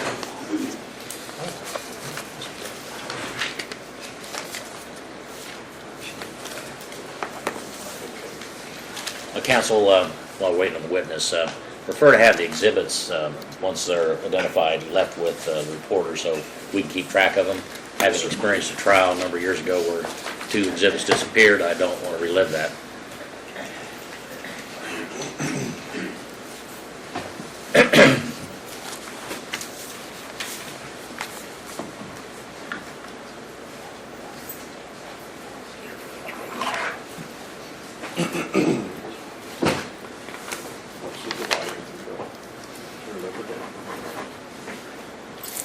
But you need to be sworn in, sir. You need to wait and be sworn in by bailiff. Oh, okay. Raise your right hand. You solemnly swear or affirm the testimony you're about to give will be the truth, the whole truth, and nothing but the truth. I so do. help you God. Thank you. Please be seated. Try without this. If you want to try without it, that's fine. Then if you decide you need them, you can just keep them with you there. Okay.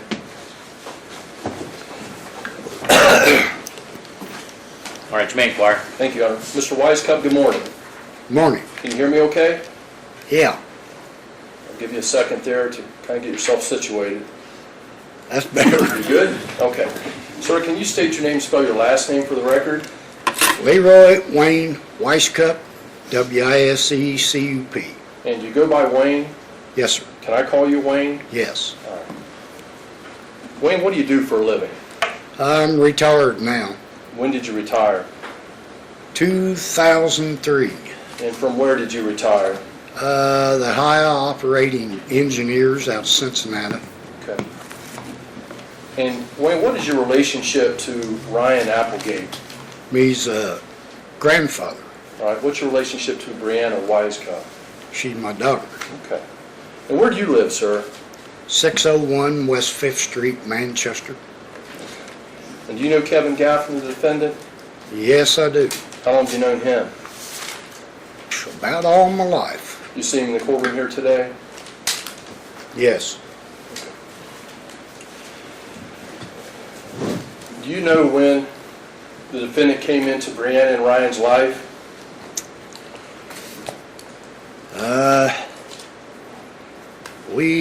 She bought the new home in 2005, probably 2006. And when you say the new home, is that the home at 277 Yates Road in Manchester? Yes, sir. Okay.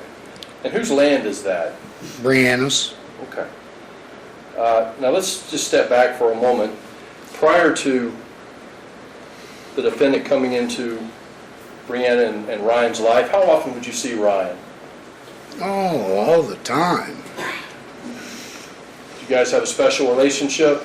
Yeah. Did you do things together? Yeah, we go out and eat.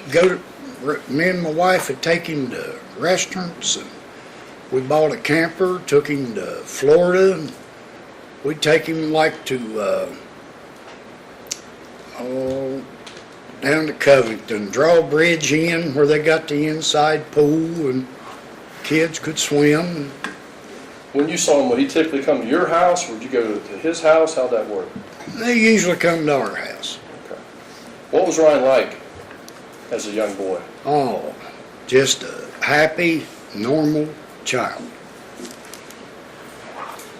So you indicate you were having, I mean, from the time he was born till how old would you say you had that type of contact with Ryan?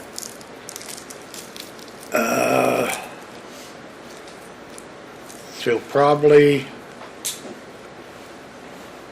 2009. Okay. And did your contact or your visits with Ryan change? Yeah, What happened? he was kept away from me for over a year. Who kept him away from you, if you know? Well, I would think, Objection. I'll sustain, can't Fair say enough. what you think. If you know, you can say. repeat the question. Do you know who kept Ryan away from you? Kevin, Okay. And how long were you separated from Ryan? over a year. Do you know how old Ryan was at this time? He was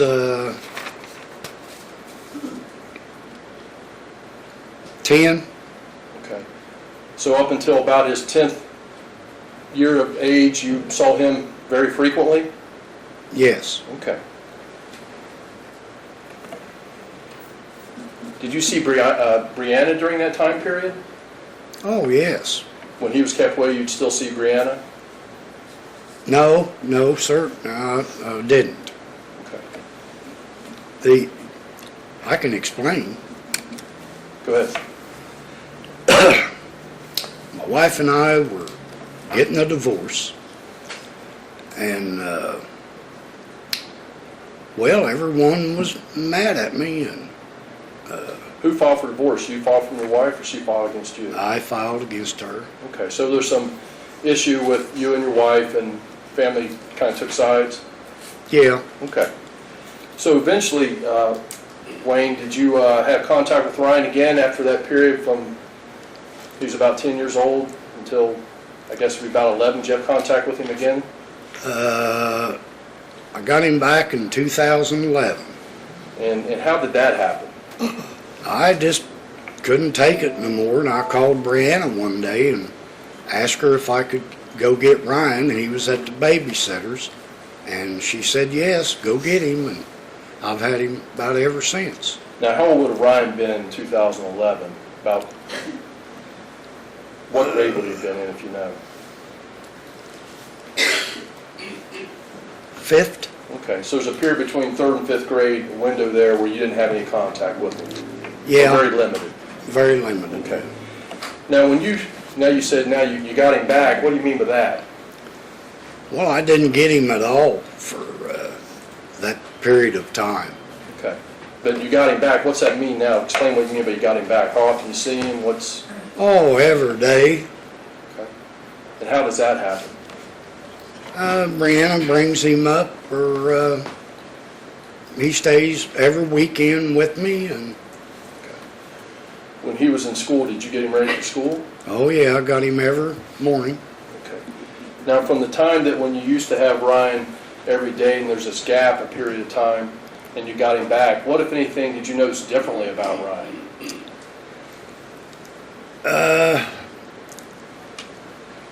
I noticed the difference in Ryan after he finally broke down at school and told somebody he just couldn't take it anymore and he needed to talk to someone. And matter of fact, Brianna went and got him from school, and here they come in the middle of the day down at the house, and I thought, oh boy, he's got in a fight or something. And I don't want you to tell what they told you just then. I want you to talk about, you mentioned that date, and I appreciate that. Now, you indicated there's some changes in Ryan after that time period? oh yeah, Okay. shakes all the time. When you wake him up in the morning, he just comes out swinging, just scared to death.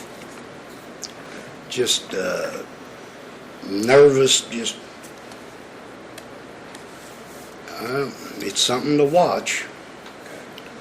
Now, did you, when he stayed there before school or after school, did you make him snacks or prepare anything for him to eat? Oh yeah, every day after school I had his snacks ready for him, and I got him in the morning. She'd drop him off, and 'cause she usually always worked, and I'd get his breakfast, get him ready for school, and the bus would pick him up in front of the house, and then drop him back off in the afternoon. I even watched Kevin's daughter for a while. During that time period, was there anything that gave you concern about Ryan's conduct? Yes. Explain, ladies and gentlemen, jury, what that was. Well, in our house, we got a middle room, and the living room's kind of over that way. And I'd get his snacks, take it to him. He's got TV stand there and stuff. And get his L8. And I'd go back in the middle room, sit down, and watch him eat all the time. Well, I'd walk in to get his stuff. If he was done, he'd always holler at me. And I caught him with his mouth over an L8 bottle, going up and down on it. And I thought, whoa. And I'd question him. And I'd say, Ryan, where did you learn that? And he'd never tell me. And did you tell anyone about that, Wayne? not at that time. Wayne, without saying what Ryan told you, did he ever tell you what the defendant did to him? A little bit of the time it came out as when he started going to his therapist, I could see a difference in him. And then he and I would sit outside the therapist sometimes after he'd get out, and then him and I'd sit there and talk. And he'd tell me a little bit at a time. He never told me all at once. All right, sir. Thank you. 1 second, please, Your Honor. That's it, Your Honor. Thank you. No further. Cross.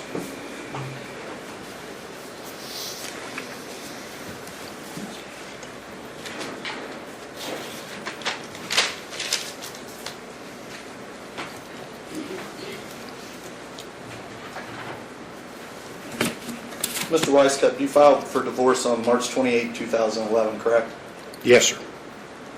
And that was finalized on February 15, 2012, correct? We went to court last of January 2012. I don't know when they finalized it, but Thank you. Prior to your divorce, you were a close-knit family, correct?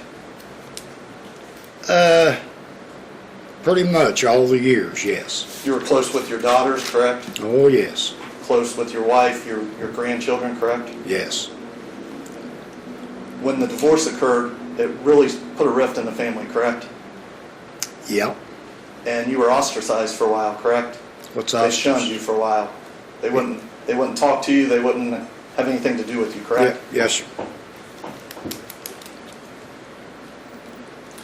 And that went on for almost a year, correct? If not a little longer. A little longer than a year. Well, yeah, a little longer than a year. And during that time, you weren't allowed to see Ryan, correct? That's when they kept him away from me. That was before the divorce was final. That was in 2010 and part 11. They kept him away from me. And you were informed that was because of Kevin, correct? Not informed, I just knew. Kevin never told you that you weren't allowed to see Ryan, correct?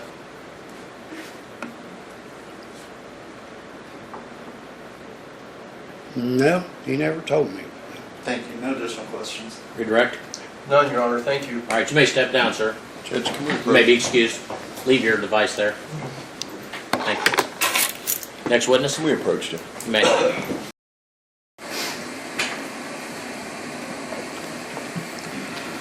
Judge, our next witness is Dr. Connor. He's scheduled to be here at 11. So I don't know if you want... Got another witness? It's Bruce England.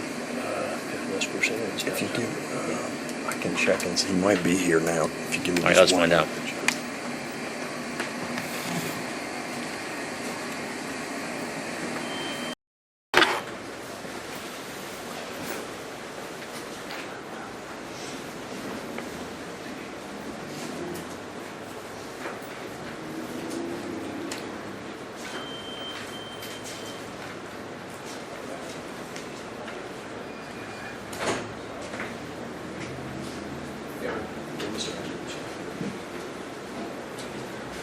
Dr. Connor's here, Your Honor, so we'll All right, call let's him go. in. Yep.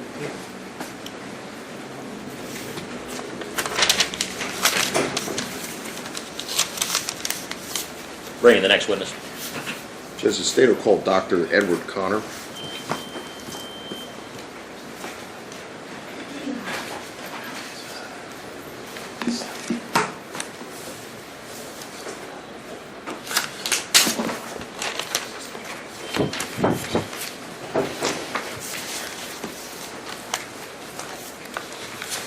Right over here to be sworn in. If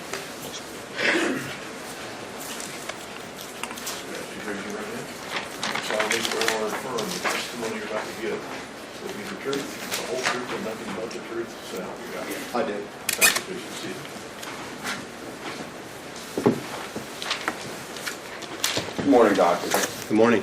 And can you state your name and spell your last name for the record? Yes, my name is Dr. Edward Connor, Connor.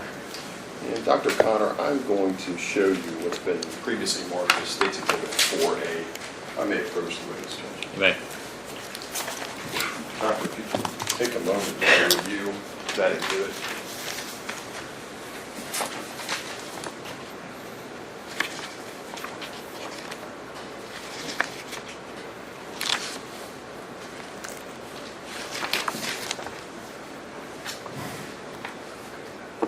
Doctor, you had a chance to review that. Are you familiar with that document? You can read it right in front I of you. am. And tell ladies and gentlemen of the jury what that is a copy of. This is my curriculum vitae that outlines my years of experience, the different types of work that I've done throughout my careers, as well as various continuing education courses and such that I've taken. Doctor, if you can, outline for the jurors your educational background. Your Honor, may we approach? You may.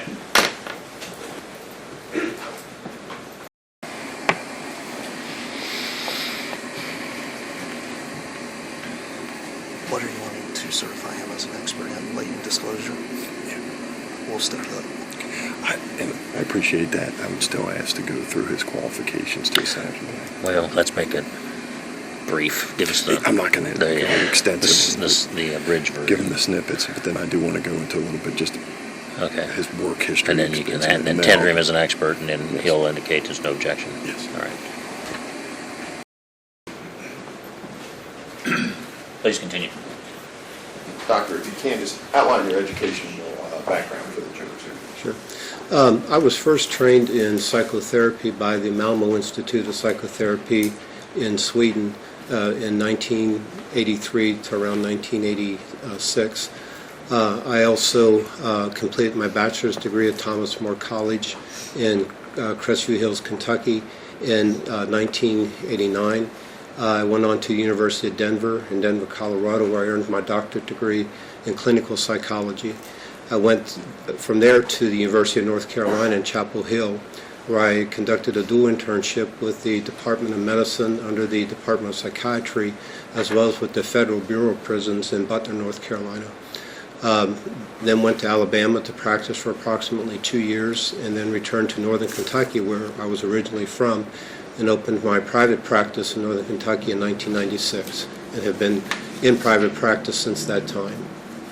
Just briefly, Doctor, can you outline what a PsyD, what that encompasses?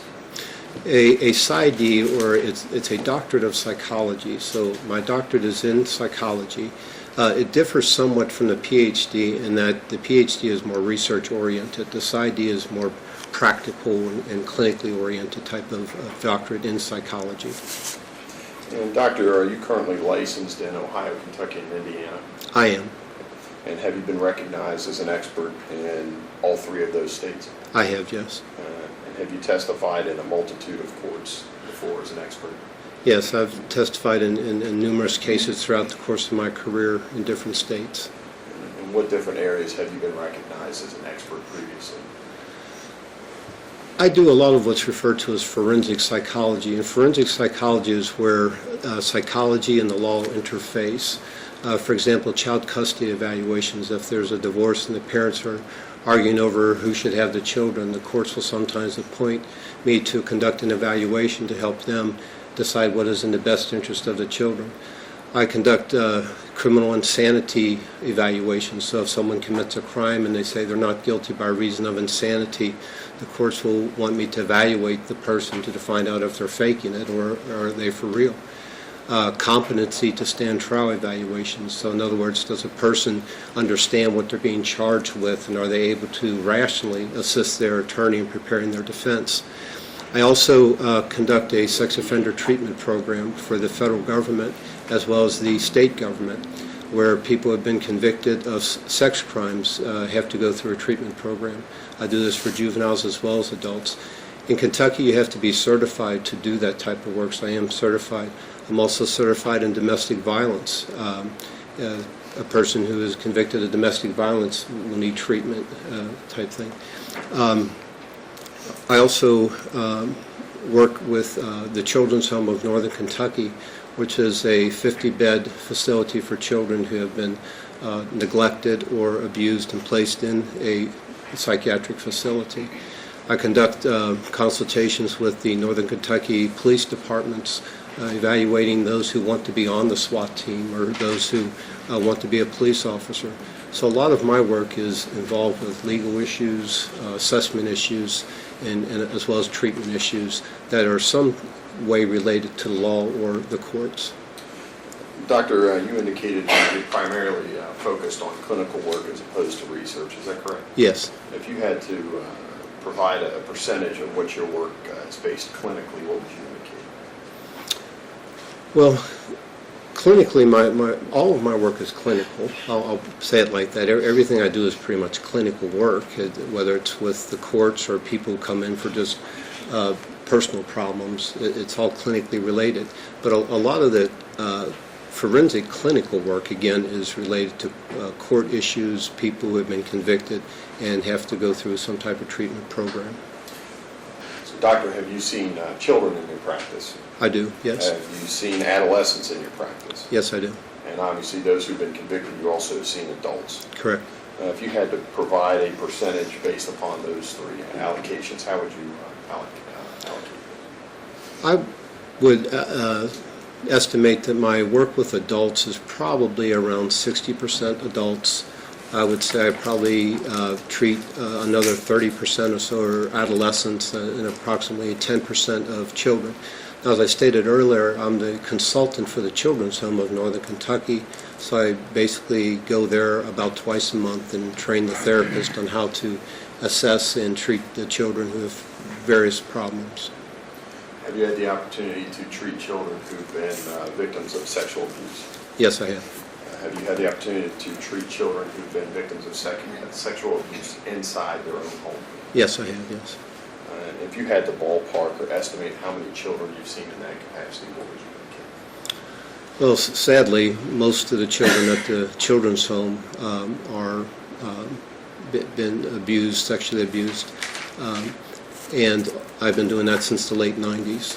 And then in terms of my practice, I would probably say maybe 5 or so percent of the small children I see have somehow been sexually abused. Now, most of the adolescents that I see have some type of sexual abuse background, and essentially I would estimate maybe 40% of the adults that I've treated in the program have a sexual abuse background. Your Honor, at this point in time, I would like Dr. Connor to be recognized as an expert in child psychology as well as child sexual abuse. No objection. All right, he said clear. You may proceed. And Doctor, at this point in time, I will ask that you keep your answers to a reasonable degree of psychological certainty. Can you agree to do that? Yes, I can. Thank you. Thank you, Doctor. You also indicated, or do you do any work for the Catholic Church? Yes, I do. If someone in this region wants to become a seminarian in the Catholic Church, they first have to be evaluated by me to determine if they have any kind of sexual issues that could be problematic. I also do this for the Rabbi Union College in Cincinnati. So in other words, if anyone wants to become a rabbi, they have to undergo an assessment by me to ensure that they're not dealing with any types of issues that could be problematic in working with people. Doctor, you had indicated that you also run a sex offender treatment program, is that correct? That's correct, yes. So this would involve or encompass individuals who have been convicted through the court system of sex offenses? Yes. Are those offenses involving children or adults or both? 90% are involving children, whether they're adolescents or young children. In your experience, Doctor, is there any reluctance or difficulty of individuals in admitting being characterized as a pedophile or someone who commits those types of crimes? I'm sorry. Is there any reluctance in individuals to admit that they have engaged in those types of crimes in your experience? Yes, and that's typically the case, that they come in with some level of denial that they have this problem, and it takes time. I don't admit anyone to the program unless they commit for 2 years, because it takes time to really get beneath the surface and help them understand and come to terms of what they actually have done. Doctor, have you also had experience in dealing with kids who have not disclosed the abuse, certainly immediately, but even after extensive periods of time? Yes, I have. And what has that experience been? Well, we estimate that approximately 95% of children who have been sexually abused or abused by a family member or a trusted family member. This could be a coach or a teacher or something to that effect, if not someone within the immediate family. Now, what is unfortunate is that because they know the perpetrator, they're reluctant to tell because they don't want to bring shame maybe to the family or embarrassment to themselves. Oftentimes, the perpetrator will threaten the child. If you tell, then, we're going to have to break up our family and your mom's going to be very sad or something to that effect. We estimate that around 85% of perpetrators tell the child, do not tell, because of obvious ramifications if they do. So there's a lot of reluctance on behalf of the child victim to disclose what has happened. Now, I think we've seen this with the Catholic Church and the trouble that they had with years later, a lot of this information started to surface. It's even more difficult with boys. Oftentimes boys don't want to tell because it's even more shame. We estimate that probably about 1 in every 5 or 6 boys is going to be molested before they turn the age of 18, whereas for girls it's about 1 in 4. So the numbers are rather high, and a lot of times kids don't want to tell because of the problems they could bring not only to themselves but the family, the humiliation, the shame, and so forth. Now, Doctor, would witnessing or observing domestic violence inside the home, or what would you characterize as domestic violence? Well, domestic violence can be physical abuse, it can be mental abuse, it can be emotional abuse. Domestic violence has many different faces, and when the person feels intimidated or threatened, or they feel that they have no way out, that is a form of domestic violence. They're held hostage by threats, perhaps, or maybe they're financially dependent. Unfortunately, it's oftentimes females who feel financially dependent in a domestically violent relationship and feel there's no way out. And I kind of talk about this in a twofold context, but if a young child is actually a victim of domestic violence, separate and distinct of sexual abuse, how might that impact that child's ability to disclose the abuse? Objection, Your Honor. Approach, please.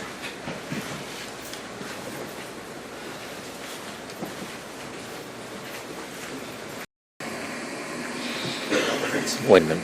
Repeat your question. I didn't really get it. I said, if a child is separate and distinct from the sexual abuse, is a victim of physical abuse, how would the physical abuse impact that child's ability or lack of ability to disclose the sexual abuse? Relevance. I'm going to overrule it.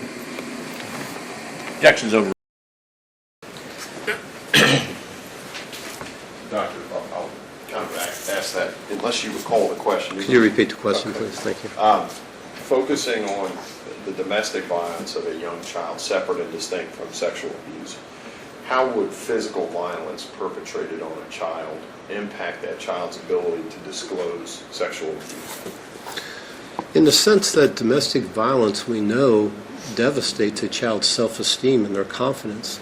Oftentimes, children who are exposed to domestic violence have a sense of a very damaged self, a very fragile self, and they sometimes lose their confidence and feel that they won't be believed, regardless if it's talking about the domestic violence or the neglect or anything else that could be going on. It's a dynamic, or it's an experience in a child's life that can have long-lasting emotional scars. Kind of along the same vein, but if you're a child who witnesses domestic violence of a parent, how impactful is that on a child for their ability to talk about other types of abuse that they may have suffered? Well, oftentimes, a child who witnesses their parent being assaulted wants to protect that parent. And part of that protection may be not to burden the parent with their own trauma, with their own dilemmas that they face, because they feel badly, understandably so, for that parent. So they don't want to burden the parent even more. Doctor, are you familiar with the Child Abuse Accommodation Center? I am. And can you explain to the jurors what that is? The Child Abuse Accommodation Syndrome is something we see where a child has disclosed sexual abuse, for example.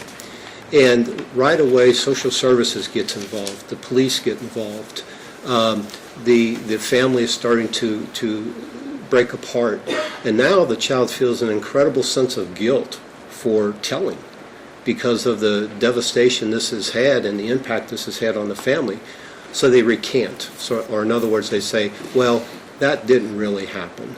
And they pull it back because they see the suffering that it caused the entire family. So it's not uncommon. I've certainly had cases in my career where a child first disclosed and then pulled it back after they saw what was actually going to happen, the consequences to the family. Doctor, in your experience with children, and I'll have kind of define that as children under the age of 10, what percentage would you say have disclosed immediately upon the abuse occurring? That's been your experience. Percentages are difficult to say for sure with these types of situations, because in order to have a percentage of those who disclose, you have to have a percentage of those who were abused but didn't disclose. But we don't know that, so it's hard to say exactly what those percentages are. It does seem, though, that the younger the child, the more likely they are to disclose. But again, there's other circumstances that are involved in terms of the family situation and so forth, and who the perpetrator is. If the child was groomed, or if the child was threatened, or something of that nature, then they're less likely to disclose. Doctor, you just used the term groom. Yes. How would you define that particular type of terminology? Well, grooming is a term that we've used for years in the research on child sexual abuse. And some of this may be difficult to hear, and I certainly don't want to offend anyone, but a perpetrator will basically groom their victim. So in other words, they start to engage in maybe just physical tickling or contact to get the child used to them being touched by the perpetrator. At times there'll be a slip of the hand across the buttocks or the genitalia in order, again, to get the child used to being touched in those areas. In some cases, we have the perpetrator show the child pornography to get them used to seeing very explicit sexual material. In the course of hygiene maintenance, perhaps, they'll provide hygiene and touch the child in inappropriate ways.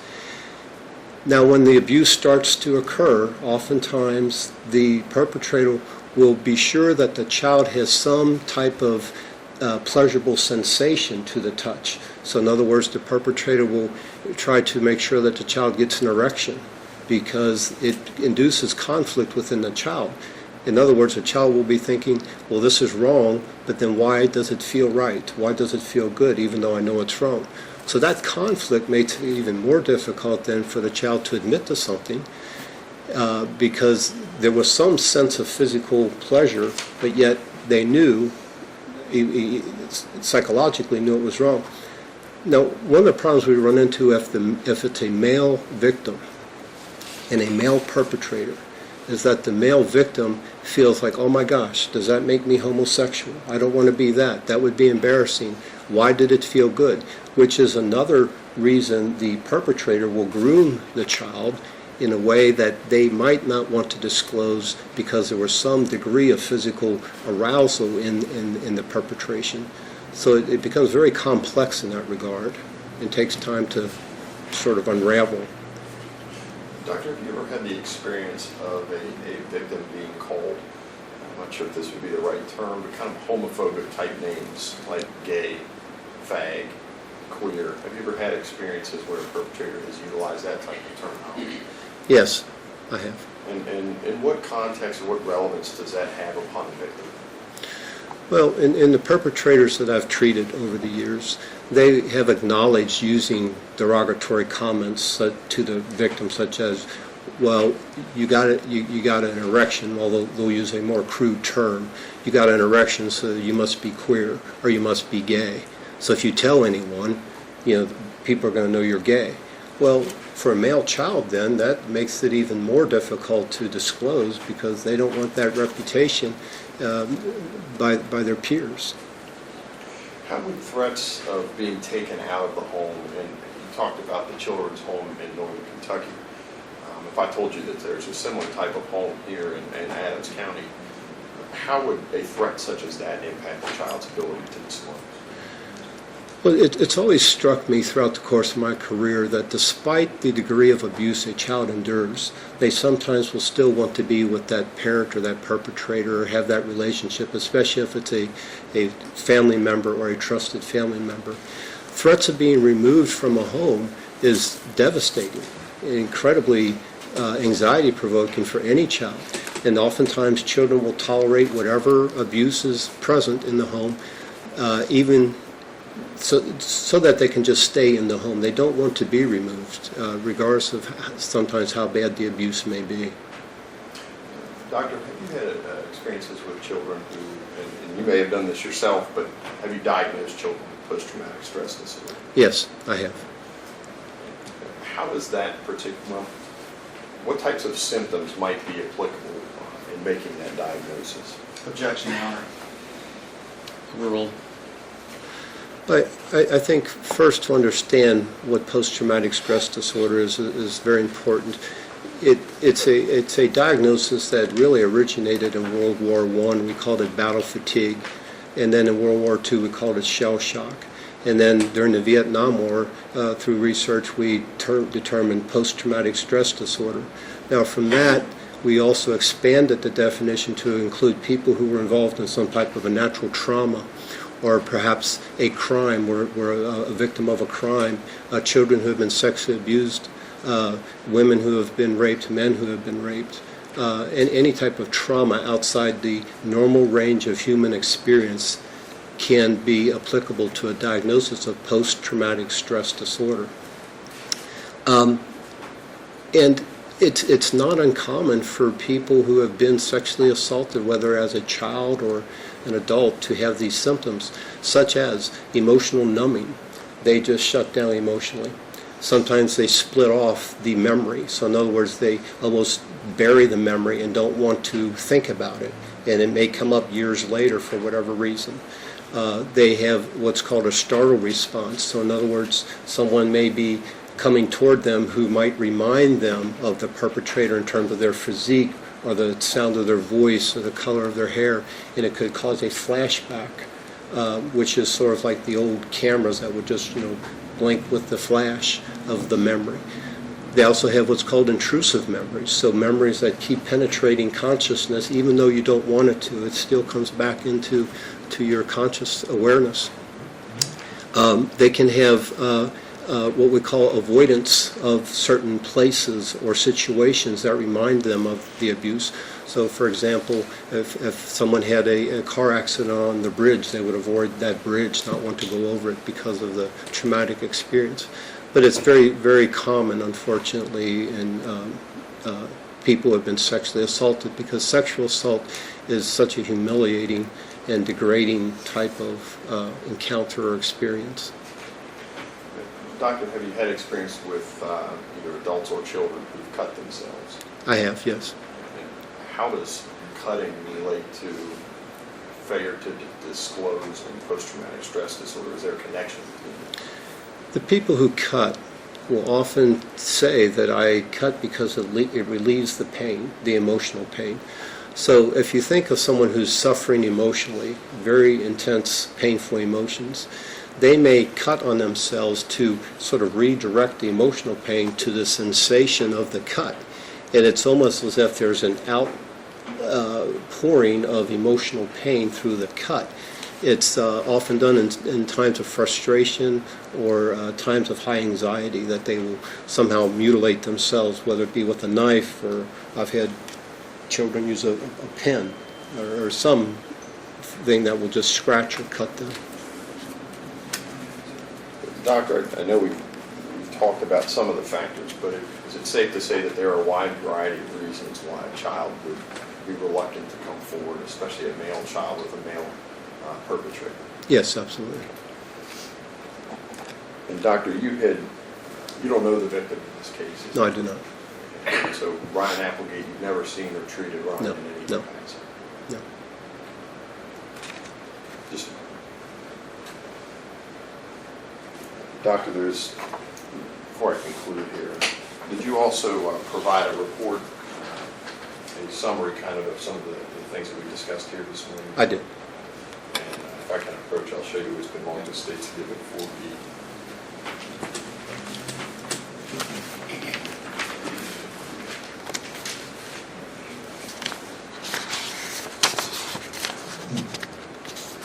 And again, Doctor, is that a report that you prepared in anticipation of this discussion we had this morning? Yes, it is.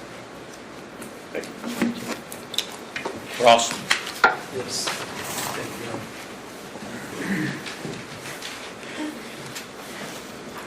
Dr. Connor, I'm going to refer you to page 3 of your report, the last paragraph.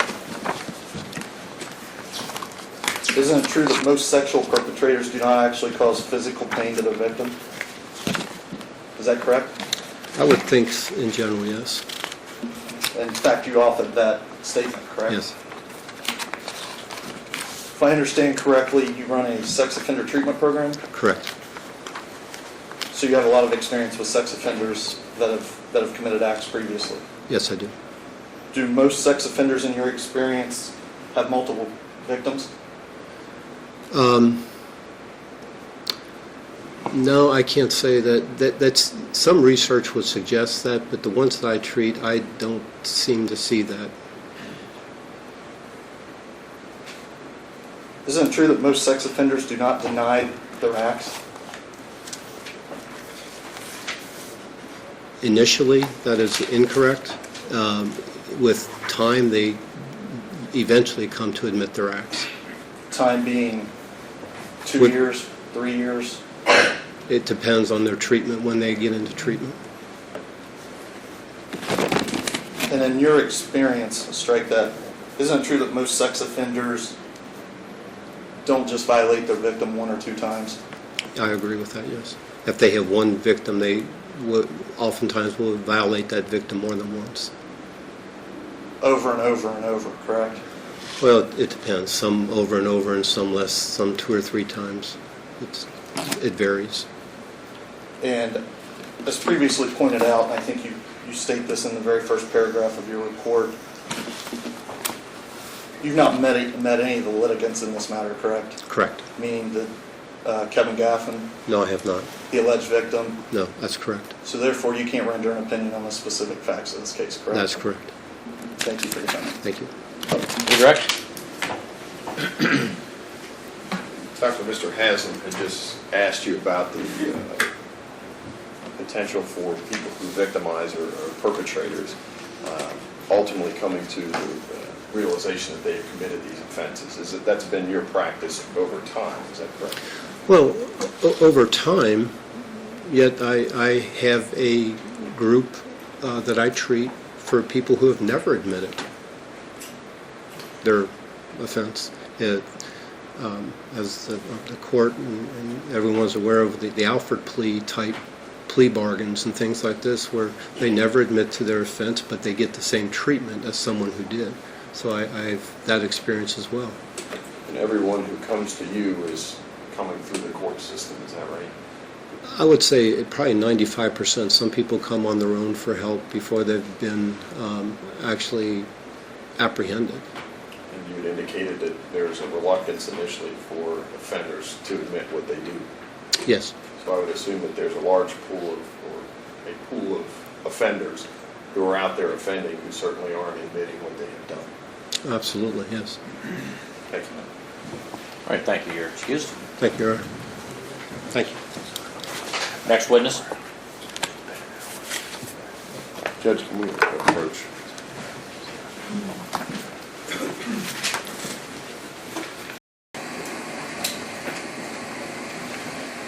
Been about an hour and 20 minutes, and I actually do have to use the restroom, but Yeah, I'm 65 years old. I got BPH and take 3 medications, and I'm lasting longer than you guys are. I drink water like it's I'm a I'm camel. drinking coffee. Okay, we'll take a break. All right, ladies and gentlemen, it's been about an hour and 20 minutes or so since we've been back, so we're going to take a shorter break this time, 10 minutes, and remember during the break not to discuss the matter with anyone or permit anyone to discuss in your presence. Don't have any contact with any of the parties involved, witnesses, counsel, or any of the spectators. 10 minutes. Thank you. Be seated, please. Next witness. Our state of Ohio calls Bruce England.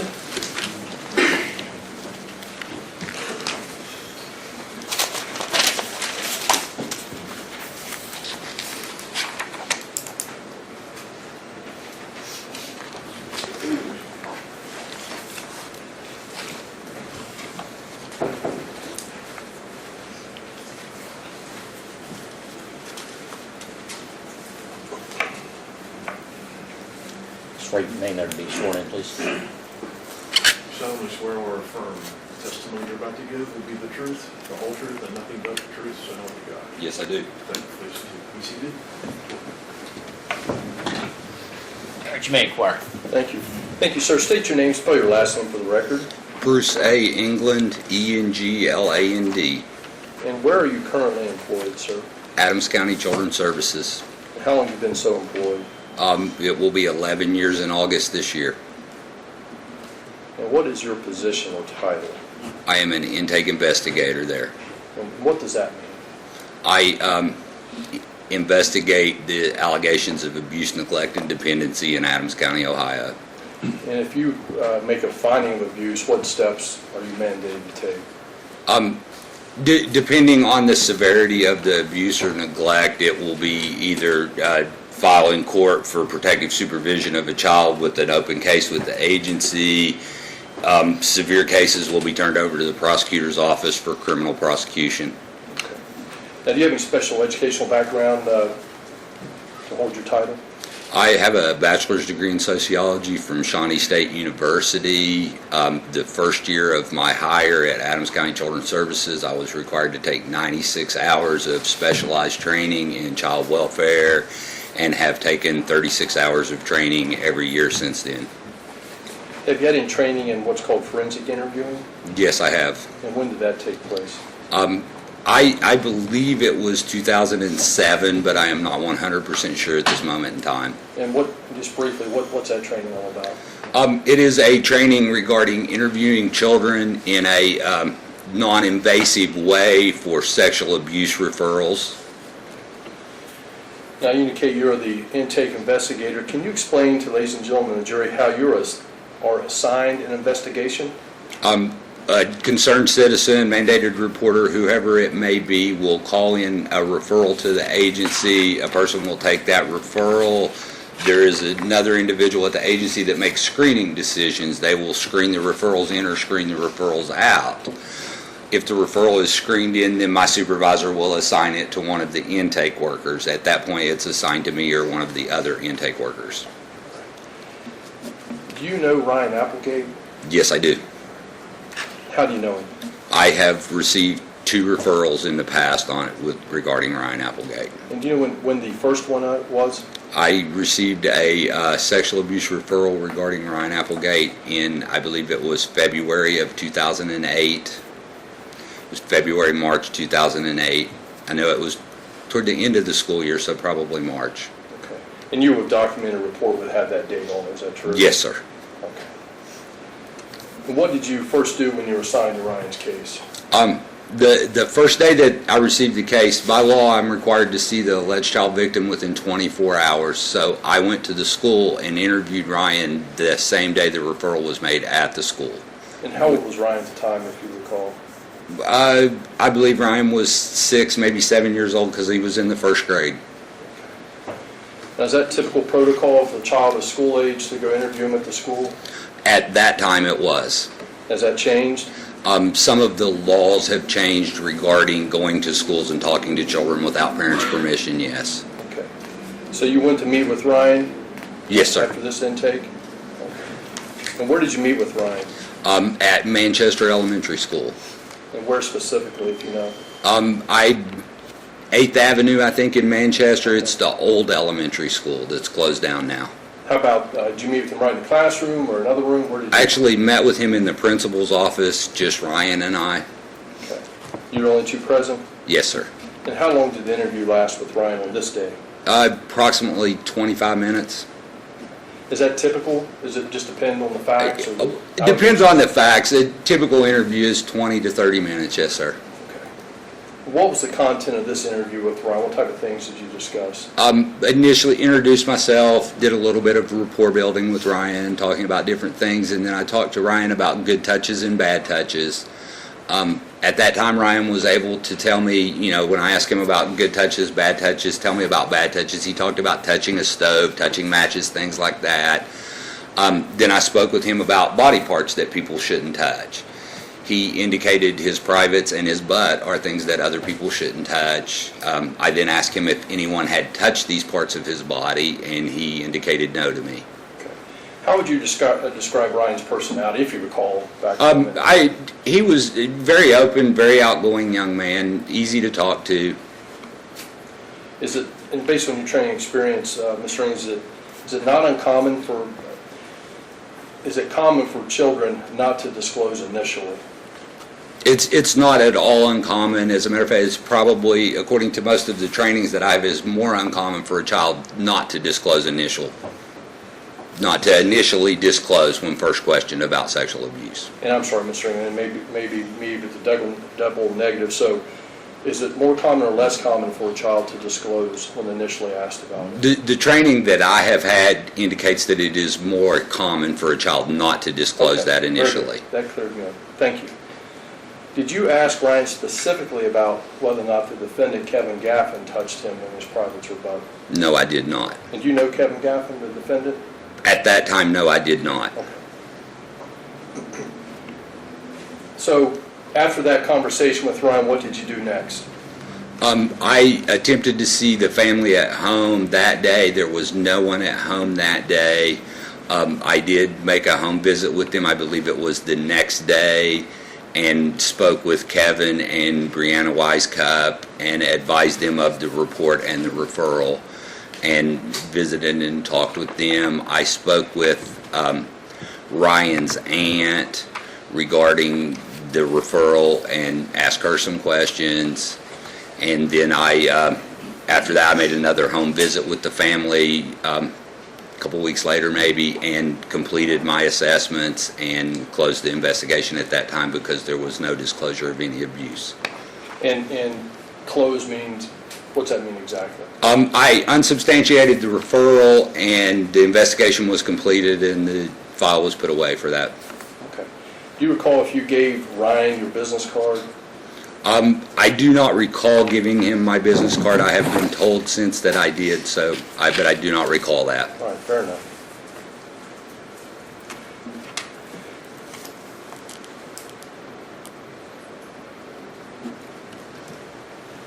Did you receive another referral concerning Ryan approximately February 26, 2015? Yes, we did. Okay. Can you explain that? We actually received a referral on February 25th regarding an alleged physical abuse, and then we received a referral on February 26th regarding an alleged sexual abuse. Okay. We'll back up just for a minute. So when you closed the initial, I'll call it investigation, did you prepare a report? Yes, I did. If I could approach the witness, show you what's been marked State's Exhibit 15. Okay. Take a moment just to look at that report, sir.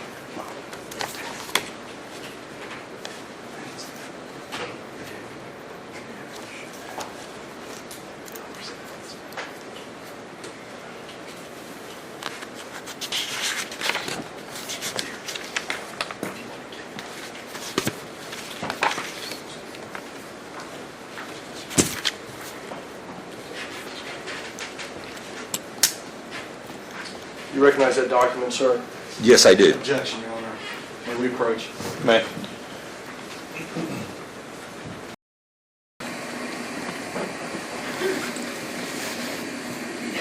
We did not. I have zero children's services reference in my discovery packets that have been provided.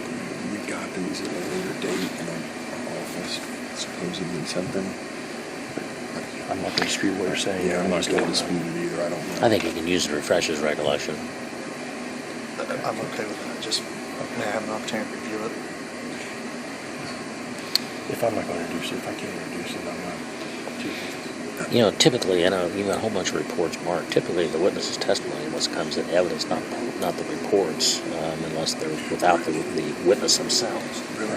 So, The evidence consent, the other report, just the date that the report was taken is really the most significant for us, but if there's detail.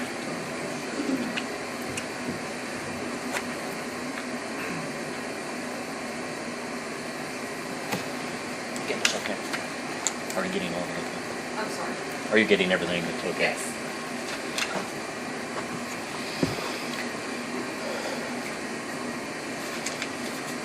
This is all 2015? That was, yes, the other one was 2000. Okay. I would like to see it before you ask. Yeah, I'm just going, Okay. Just quickly. I just need to take a quick look at it, guys. yeah. You look at it and you can ask questions, I guess, but, you know.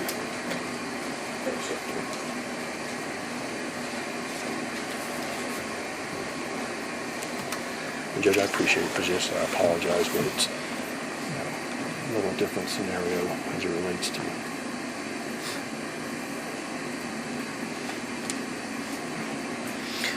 What I'm going to do is allow him to refer to it, to refresh his recollection, then you can ask him questions about it. It won't come into evidence. Okay. Just And then you can ask him just a questions to marker for refresh first it. identification. Sure.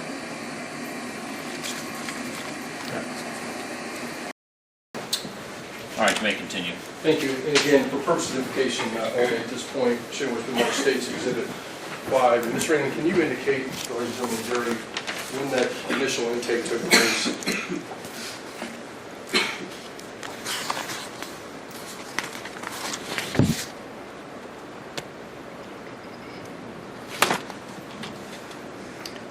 been May the 29th of 2008. And do you know from whom, from which the allegation came? State law requires that referral sources are confidential, so I don't know that I am comfortable revealing referral sources in open court. One second.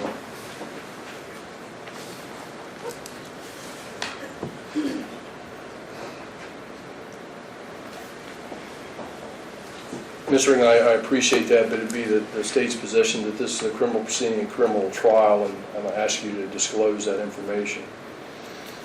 Well, the court is the one who would make that decision. I'm asking And approach your counsel.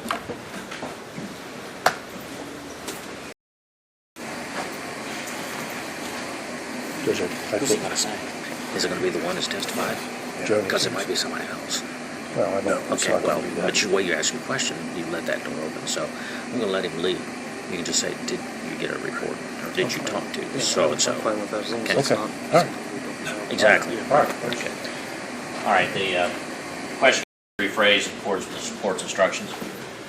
Did you get a report from Joni Hughes making this allegation? You're instructed to answer that question. I believe that it was actually her mother that made the report off of information provided by Joni. Thank you, sir. Now let's go back. You indicated there was a second referral concerning Ryan, and when was that, sir? That would have been in 2015. And I'm going to show you what's been marked State's Exhibit 16 for purpose of identification only, and ask if you can identify specifically when that intake would have come.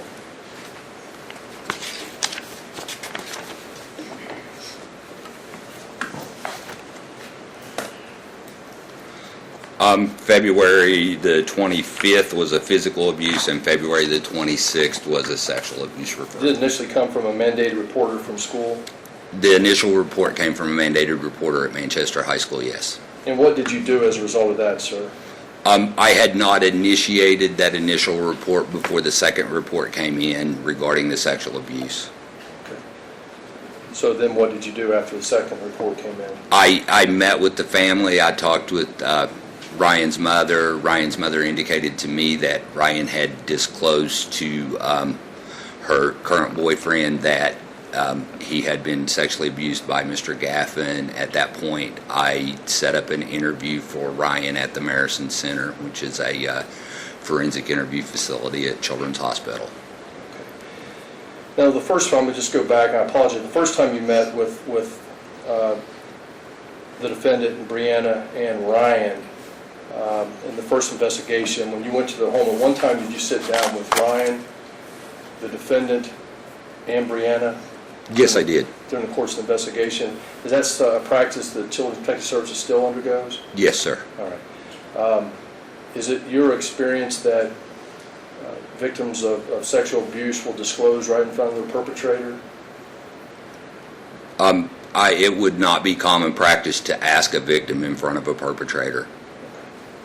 And you didn't ask on that date and time the question specifically? No, I did not.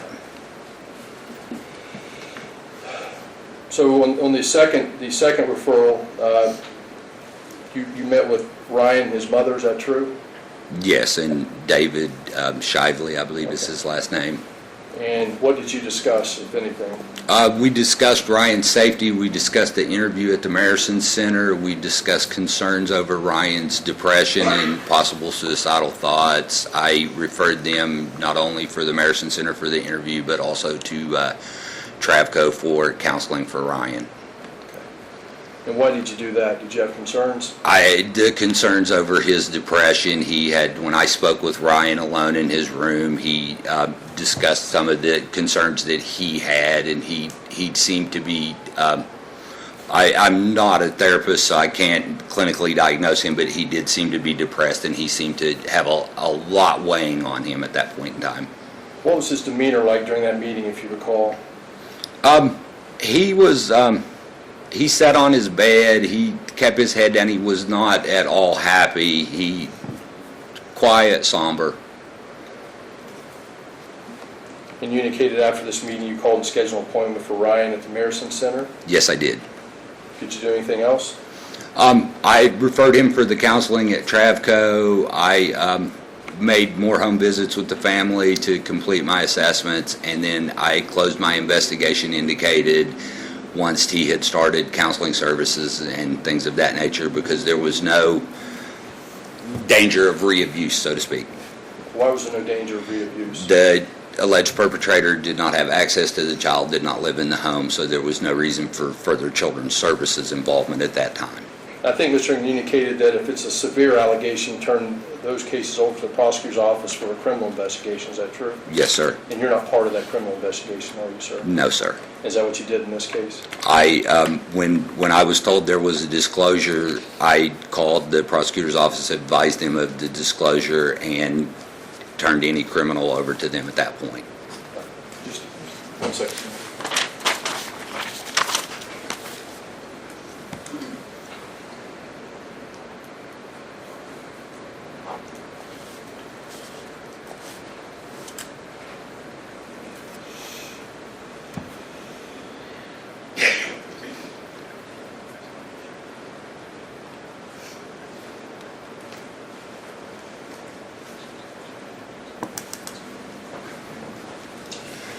So, Mr. Ringland, back in 2008, did the alleged perpetrator's name come up, the one you closed as unsubstantiated?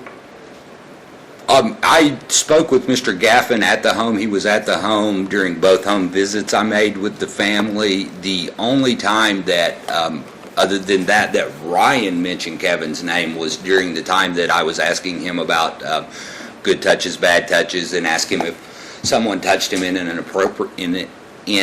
inappropriate way. Are there people that you could tell? Ryan indicated to this worker that he could tell this worker, his teacher, his mother, or Mr. Gaffin. Okay, so when you were visiting with Ryan, when you were sitting at the table with Brianna, the defendant, and Ryan, did Ryan know why you were there?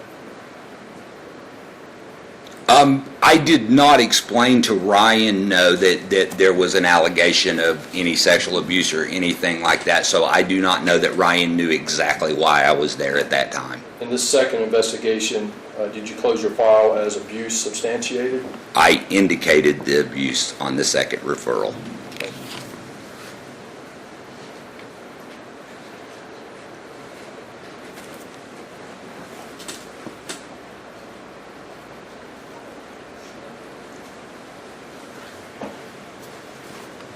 So in 2008, going back to the first encounter, you interviewed the defendant as if he were the alleged perpetrator. Is that true? Yes, I did. Okay, why would you do that? There were no disclosures. Plus state law requires that if I come to your home with an allegation of abuse or neglect, I have to explain to you exactly what that allegation is upon meeting you. All right, sir.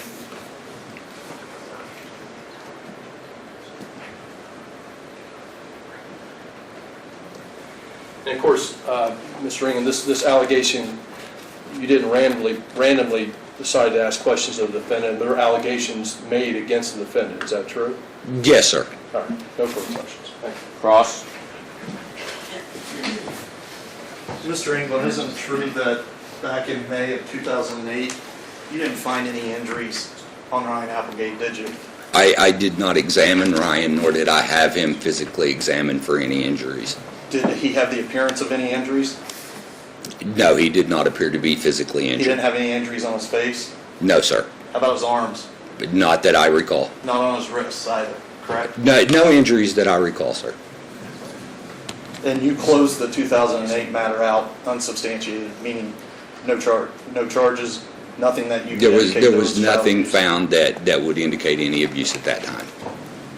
Thank you, Your Honor. No additional questions. Redirect. Mr. England, back in the initial investigation, were you aware that there was blood found in the toilet of the Ryan? That was in the report that was never indicated by the mother, though, during the investigation. The question was, were you aware that there was blood in the toilet, an allegation there was blood found in the toilet when Ryan was using the bathroom, in the toilet or on toilet paper? It was put into the allegation that had happened, yes. So you were aware of that fact? Yes. And being aware of that fact, you didn't feel it was appropriate to refer him on to Marison Center? When there is, the Marison Center does not like to do interviews if there is no disclosure. All right, fair enough, sir. Thank you. Thank you. You can step down. Next witness. Welcome, counsel approach.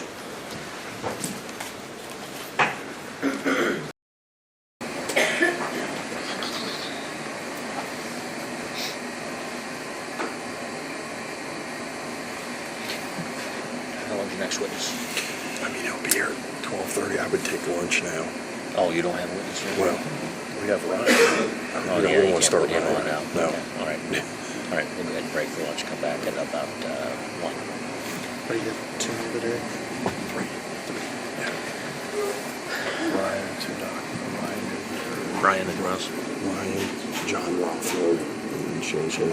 Now, Ryan's, I imagine that will take a while. And then you have Freehofer and Dula tomorrow. That's right. And then you're done. Then that's- All right, ladies and gentlemen, we're going to go ahead and break for lunch now. It's about 6 or 7 minutes to 12. Come back at 1 o'clock or even a couple minutes before. We'd like to try to resume at 1 o'clock. So, and during the break, remember not to discuss the matter with anyone, including among yourselves. Don't permit anyone to discuss it with you. Don't have any conversations with any of the persons that are involved or any spectators in this proceeding. Do not research or attempt to research anything about it online or in any other manner. Don't read or listen to any reports in any type of media, including social media, radio, internet, etc. When you return, report to the jury room. 1 o'clock. Thank you.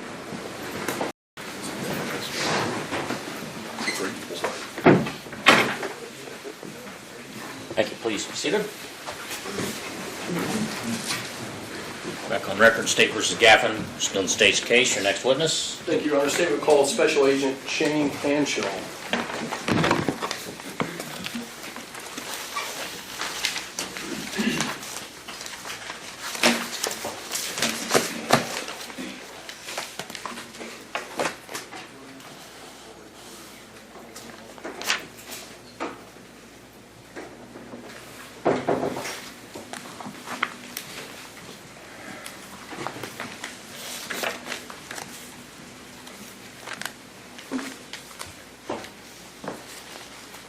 Solemnly swear or affirm the testimony you're about to give will be the truth, the whole truth, and nothing but the truth, so help you God. Yes, sir, I do. Thank you. Please be seated. Have a seat right there. Which may inquire. Thank you, Your Honor. Sir, state your name, spell your last name for the record. My name is Shane Hanshaw, last name Hanshaw. And how are you employed, sir? I work for the Attorney General's Office, the Ohio Bureau of Criminal Investigations. I'm a crime scene agent in the Major Crimes Unit. So I address you as Agent Hanshaw will be appropriate? That's fine, yes. Okay. So Agent Hanshaw, how long have you been in that position? I've been in the crime scene for 11 years now. And what are some of your duties and responsibilities? To process crime scenes, collect evidence, process that evidence, some examinations of evidence, interviews, basic interview techniques, things of that nature. What's your education? I started in law enforcement, and I graduated from the Ohio Police Officers Academy in 1991, and I was then hired at the Sheriff's Department, the Lawrence County Sheriff's Department. I worked there as a road deputy, and then a sergeant, and then the chief investigator. And I left there in 2005 and came to the Bureau, and I've been at the Bureau ever since. Any special training or education to be a crime scene investigator? Yes, we have. Actually, the training doesn't end. It's never ending. We're always updating things. For instance, I'm an expert in bloodstain analysis, an expert in shooting incident reconstruction, things of that nature. Those things take literally hundreds of hours of training to acquire those things. Things such as master evidence technician, courses of that nature. Did you have the occasion, Agent Henshaw, to take part in an investigation involving defendant Kevin Gaffin? Yes, I did. Can you explain the circumstances surrounding your initial involvement? Yes, I believe it was on May the 5th, 2015. I was contacted by the prosecutor's office here in Adams County. Investigator Kenneth Dick contacted me regarding an incident, and he told me that he believed that it had occurred back in 2008. Okay. What did you do as a result of that communications with the prosecutor's office?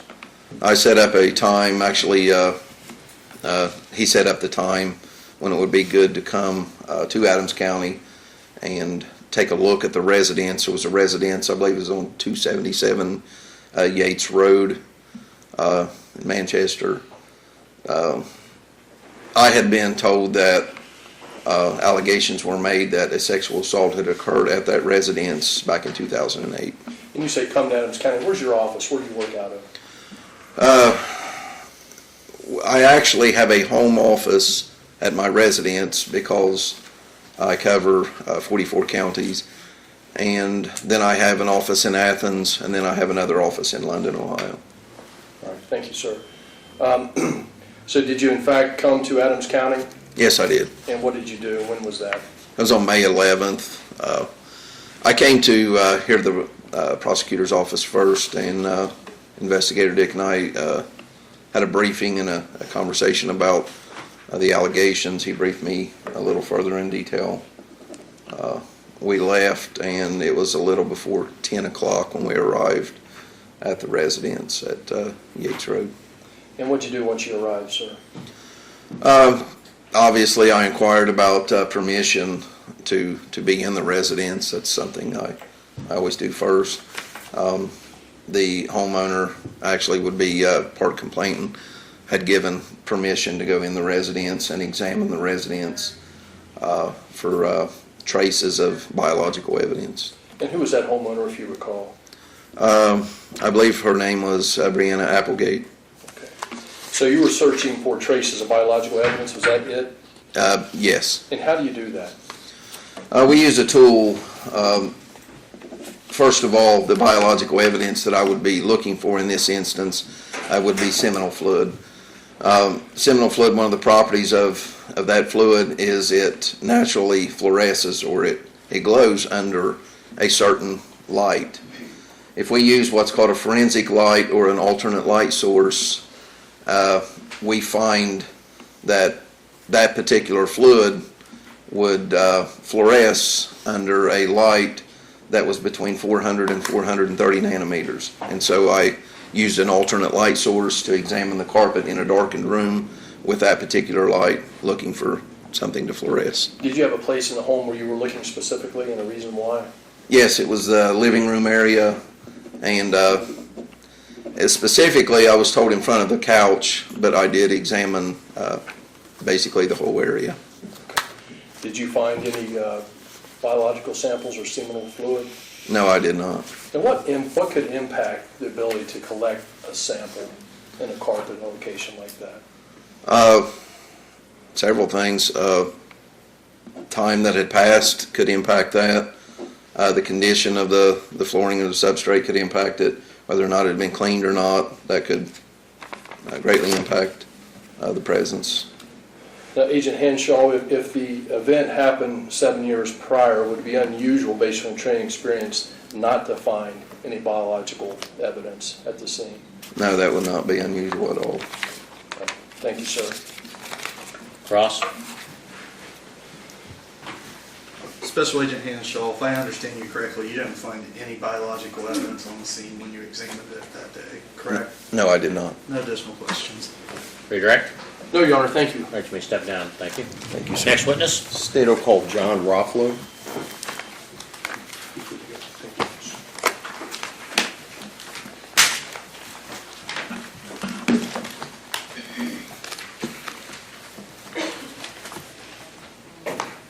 Councilman, approach.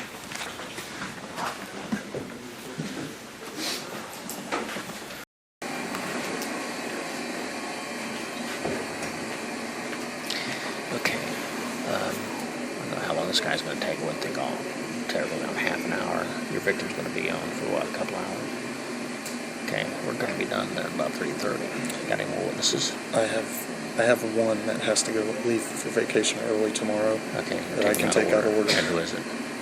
Brian Rao. And it's what kind of witness? Fact witness. Fact witness, not a character witness. Okay. All right, well, if we get done by the time, we'll go ahead and get him in one way or the other. But I was just thinking about Miss, well, I guess we can't get in Miss Freehofer because that's going to be a while. And they want to talk about her testimony anyway. So, okay, well, that's the plan. If you got any others, you can take out of order other than character witnesses. That's probably fact witnesses. Okay, all right. All right, you want to swear in the witness?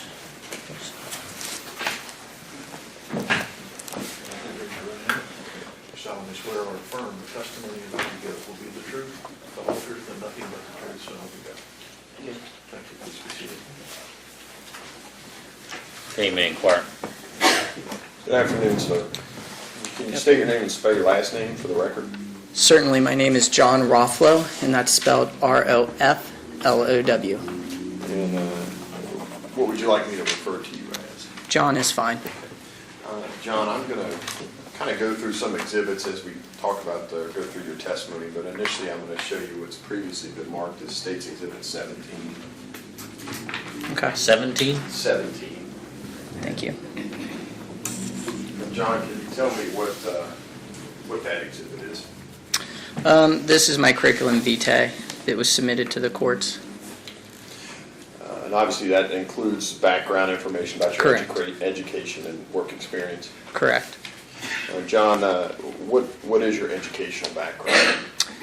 I have a master's degree in clinical counseling. I have a bachelor's degree in psychology. And let's, so with respect to your clinical counseling, what requirements must you have to obtain that type of degree? Well, to do that, first you have to have a bachelor's degree in psychology or a related field. Then you obviously have to complete a graduate requisite exam and then apply, go through a series of interview processes. And this was for Xavier University, where I graduated from. And then after that, you have to complete roughly 72 hours of coursework at a graduate level, and then with a B or better, and then you can graduate. Now, are any of that time that you spent at Xavier, were you involved in any clinical assessment or counseling of individuals? Yes. And are those, are you supervised by somebody during that time period? Yes. And would that be somebody employed at Xavier? No. It would be by the place that I go wherever I do my internship. So that would be by the mental health agency. So you've worked in some mental health agencies in the past? Correct. And where was that? The Alcoholism Council of Greater Cincinnati area. Have you, before we get to what you're doing now, did you involve yourself in any, so it was mostly drug and alcohol counseling when you were at Xavier? It was mental health and drug and alcohol, yes. Did you see these patients or clients individually or in group settings? Both. How many individuals did you see or deal with just during your school period, if you can recall? 100. And those, again, would be supervised by the person at that community mental health center? Correct. How many groups were you involved in? 4. And again, that was a supervised situation? Correct. Now, once you receive your degree, what's the next step in the course of your counseling program? After you complete the required hours for internship, which is about 900, in the state of Ohio it's 600, in Indiana it's 900. We at Xavier did around 1,000. Then you have to pass a national and state exam, and that is for the first licensure, which is a professional counseling licensure. And what is your current status, or what are you referred to as now, professional? Professional counselor. Okay. And so that's the current status that you have now? Correct. And what does that enable you to do or engage in? That allows me to diagnose and treat any disorder in the DSM-5 or 4 at that time when I went through the program. After you got out of school, what was your next step in your employment? I completed my independent licensure for chemical dependency counseling. Then I had began my 3,000 hours of supervised treatments and assessment period. So you have 900 hours of supervised, or 1,000 in Xavier, and then subsequent to that, you get 3,000 hours of supervised treatment? Correct, and that's in preparation for my next exam in licensure. Was that at a community mental health facility? Or Correct. something? And have you completed those 3,000 hours? Correct. Did that provide you with a new licensure or a new It label? will soon, yeah, shortly it will. Sounds like you have one final step to go. I have another exam to complete, so I have one more exam to complete. And once you complete that examination, what will you be at that point? I will be an independently licensed professional clinical health counselor, meaning that I won't require supervision. Where do you currently work? Travco Behavioral Health here in West Union. And if you can describe for the ladies and gentlemen of the jury what that is. Certainly, it's a mental health agency. We work with people who struggle with addictions or mental health disorders ranging from behavioral problems, depression, anxiety, and trauma-related disorders. How many different clients, or do you refer to them as clients or patients? I refer to them as clients. How many different clients have you seen in your career, either supervised or in the current status that you're situated? Over 200. Have you ever had the opportunity to treat victims of sexual abuse? Yes. How many individuals, you said about 200 that you've seen individually, how many of those has sexual abuse been a component of their treatment? Overall, around 10%. Okay, so 20 or so? Right around 20, yes. And where do those individuals come from, or how do they get to your attention? A variety of places. Some will be referred to me by Child Protective Services after they've had a case opened. Some adults primarily would be a self-referred if they're dealing with a past trauma or a past abuse, and then the court system would be the other. Now, in general terms, before we talk about some specifics, if a child or even an adult comes to you and makes reference or that they had been a victim of sexual abuse, how do you treat or how do you deal with an individual such as that? Well, I have training in trauma-focused cognitive behavioral therapy, and then also EMDR. Those are both evidence-based practices used to address and treat symptoms of trauma. So let's kind of break those out one at a time. Again, Certainly. So are these types of programs or therapy that are taught in institutions? These would be after the fact. So once you complete your master's degree level of education, you would further go on to study more in-depth therapeutic approaches. And so no, they're not done at that master's level. Okay. So if you can just outline a trauma-focused therapy approach, how is that used as a therapy model? Our initial piece would be stabilization, stabilizing the client so they can function in their daily routines. They don't have an impairment in quality of life. Next would be to address any of the charged memories that the client may have that would be causing these symptoms. So if you can just give kind of an example in general terms of someone who might come in with a sexual abuse allegation, how that might interact with that type of individual. If that makes sense. We would complete an assessment to understand how severe the symptoms are. How is an assessment completed? There are a few ways. We use 3. When it comes to it, we do an interview. That's the first part.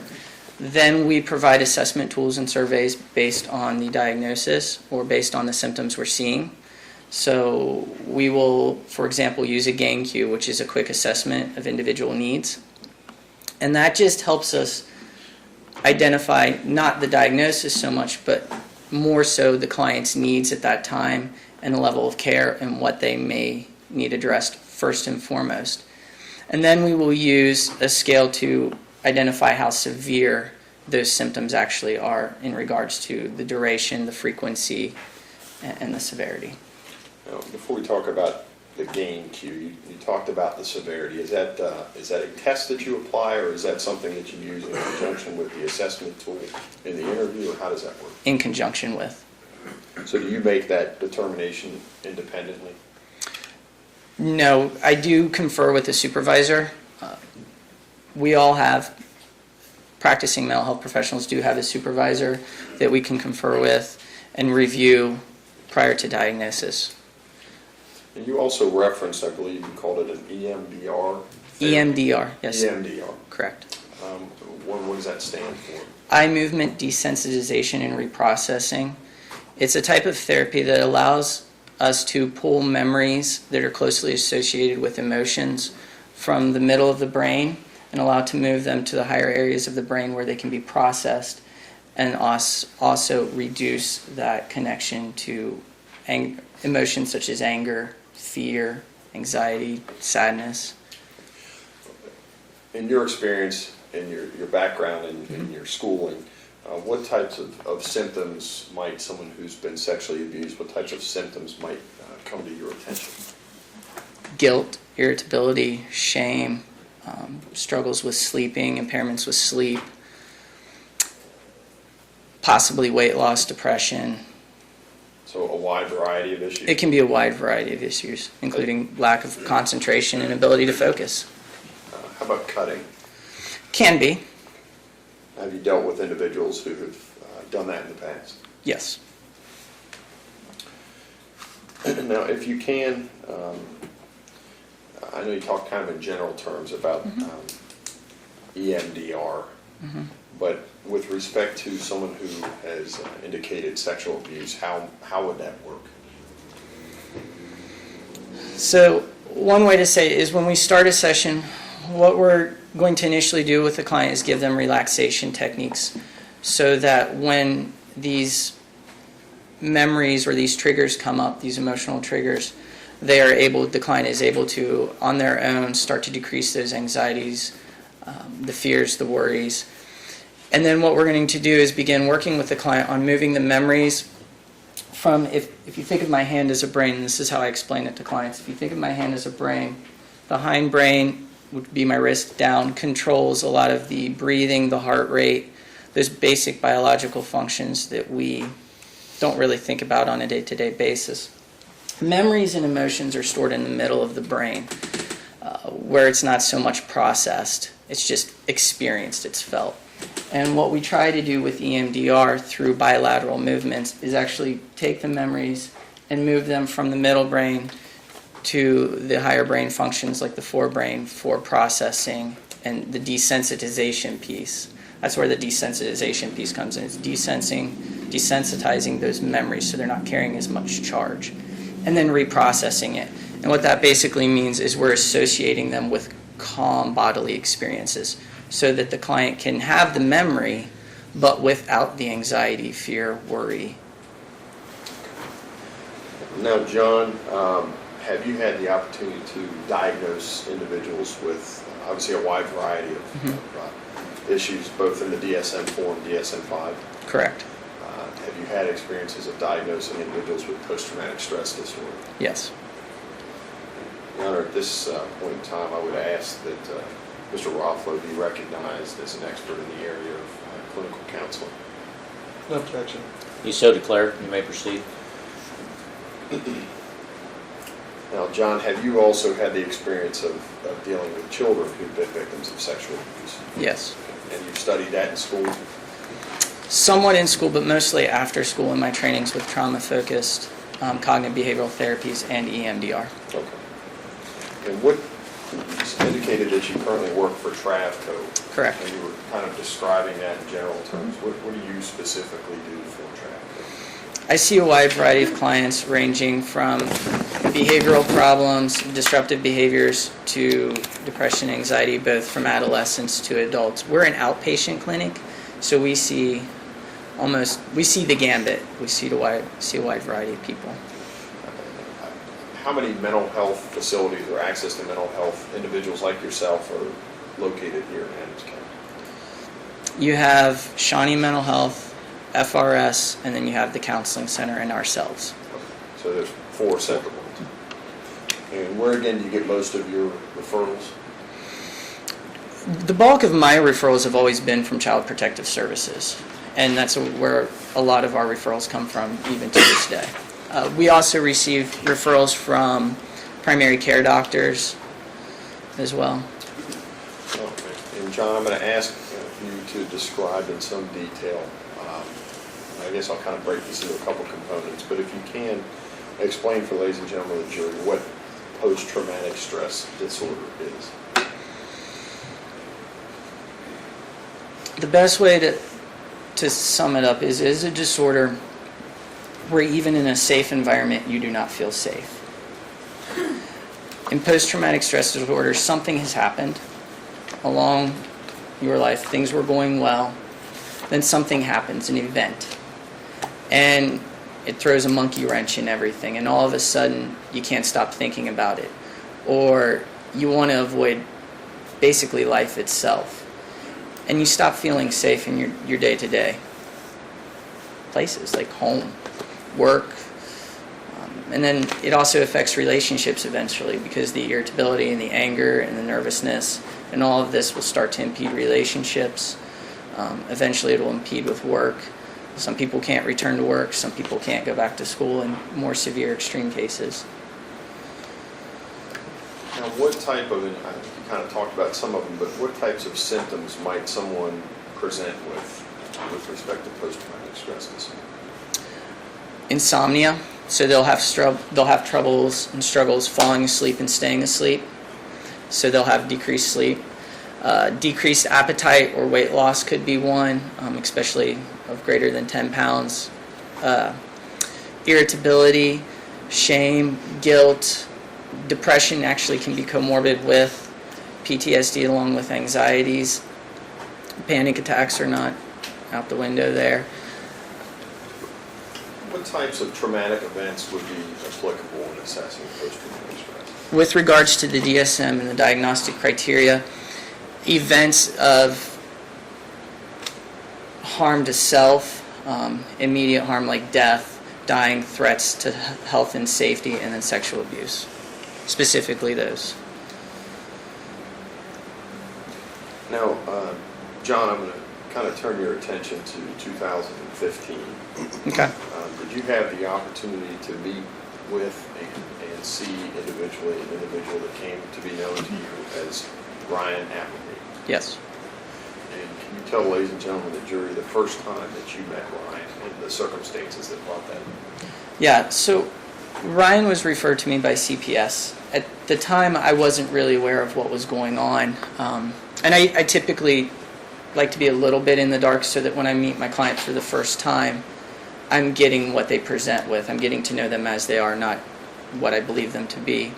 And so when I initially met Ryan, I could feel the anger and the frustration off of him, which is what led me to administer immediately the gain cue, because I was wondering, what are we doing here? What's going on? If I can ask that in a little more detail.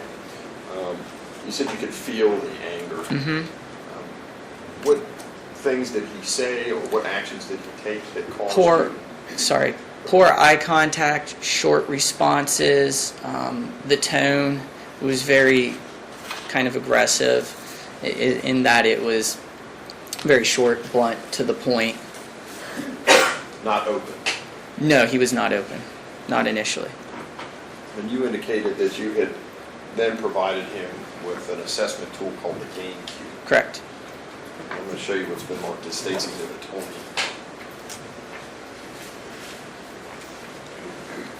John, I'm going to ask you, obviously take a look at that. Is that a fair and accurate copy of the gain cue that you provided to Ryan Appleby? Yes. And did you ask Ryan Appleby to fill that out in February of 2015? Correct. And if you can, explain in some detail to the jurors what, I know we talked about it as an assessment tool, but what types of things are focused in the context of that tool? So it's broken down into 4 sections. The first section is General Life Problems Index, and so essentially it's tapping into events or stressors in an individual's life. Then it goes into internal behavioral scales. The internal would be the depression, the anxiety, and suicidal factors. External behavior, then that gets into not just criminal behaviors, but it also gets into behavioral problems, acting out. Anytime someone's usually displaying that anger and frustration is what that's tapping into. And then finally, the substance use scale. And substances would be illicit substances? Correct. Tobacco was actually removed from this on this one, on its second revision. They removed tobacco from it and put it in a separate section. Is alcohol included in that? It is. So, kind of break these down one by one. How many questions are included, or are they questions or comments, or how do you assess under the stressor section?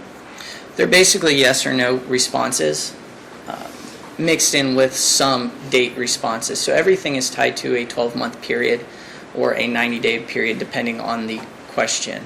So as a client goes through, they will respond yes or no, or with an amount or a quantity.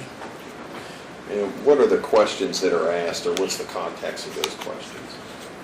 They're always directed to behaviors. Now, Ryan filled out that particular section, is that right? He filled out all sections. Let's focus specifically on the stressor section first. Okay. And what types of issues did Ryan indicate with respect to the stressors? Certainly.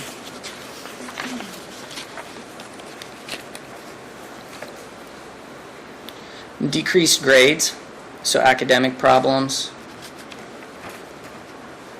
And then arguments and fights with classmates, teachers, and peers.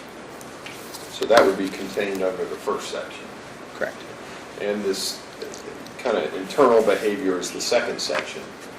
And what again does that focus on? So that's going to be the depression, anxiety, and suicidal thoughts. And what types of issues or concerns did Ryan reference with respect to the internal behavior section? Certainly.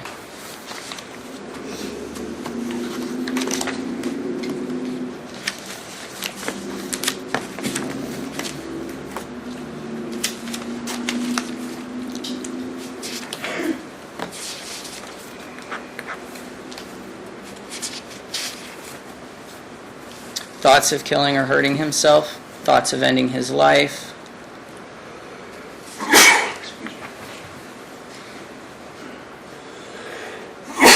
Okay, so, and that's obviously pretty severe, pretty serious. He had suicidal thoughts the first time you saw him.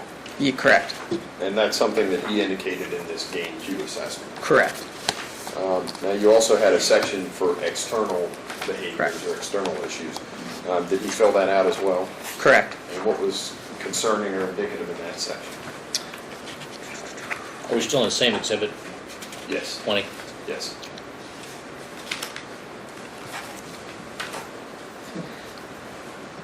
Lied or conned his way to get out of things he did not want to do, Okay.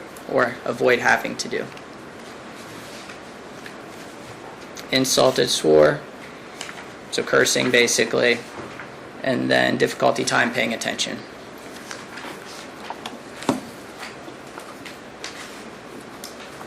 And then finally, was there any reference or indication with respect to substance use or No. abuse? Okay. So the focus of your assessment with respect to the GAIN Q was on the first three. Correct. And the first time you met Ryan, you indicated you also conducted that interview. You were referencing that. I began it, yes. How long was that interview? The initial one was about 55 minutes.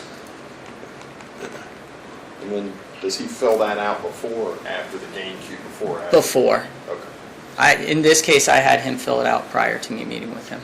Did you have a chance to review that prior to meeting with him? Take us through that first meeting. I know you were talking about some of his body language and demeanor. Did he tell you why he was there? No. He had no interest in telling me initially why he was there.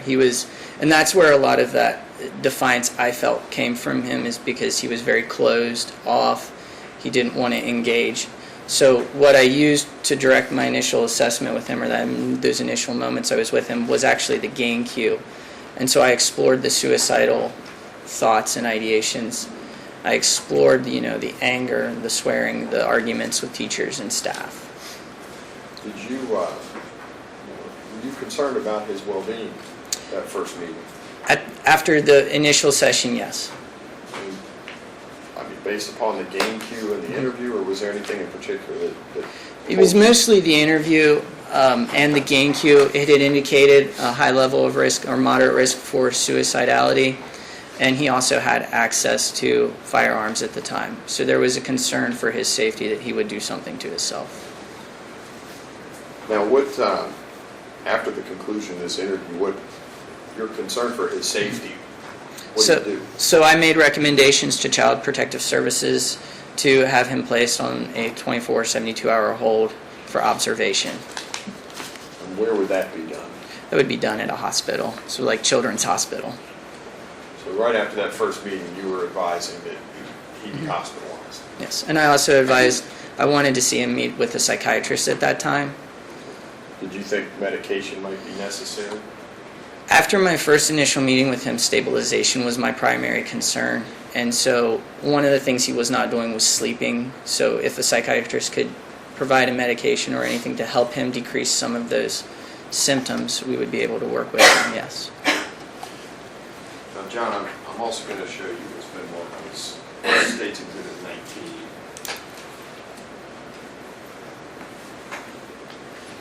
Thank you.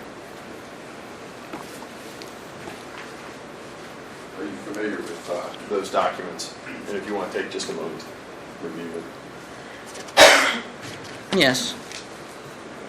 What are those documents copies of? We have his assessment and then some individual notes from treatment with Ryan. Now, after making the request or referral potentially of having him hospitalized, did you see Ryan again? Yes. When was the next time that you saw him? We ended up meeting again. The next note would have been 3/24. At what point in time did you make, or did you ultimately render a diagnosis with respect to Ryan? It was after the second meeting that I rendered a diagnosis. The first one is called a provisional. It's kind of like a dog ear. It allows me to say this is what I think I'm seeing, but I want to collect more information. Do you provide any more assessment tools, or are there any other tools that you use in that second meeting, or is that just an interview? So the next tool that I ended up using with him was a severity of post-traumatic stress symptoms. It's a brief questionnaire to self-report, and it's getting at now the severity as far as intensity, frequency, and duration of those symptoms. And this was provided at the second meeting? Mm-hmm. What kind of symptoms was Ryan exhibiting that second time that you saw him? Lack of sleep, anger, irritability, recollections or memories in the forms of like nightmares or daydreams. So let me kind of slow you down. And each one of those that you're indicating, are those symptoms consistent with post-traumatic stress disorder? Yes. And so if you can list those again. So flashbacks, memories of daydreams. Did he tell you that, or did he write that out to you? He wrote that out. It's a self-response. And the next one you said lack of sleep? Yes. Did he tell you that or write that out?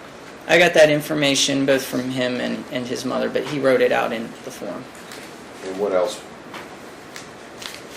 Those are the primary ones. Irritability is another one.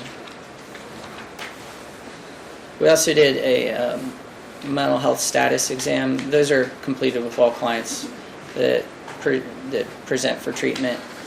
And that goes over appearance, demeanor, memory, orientation.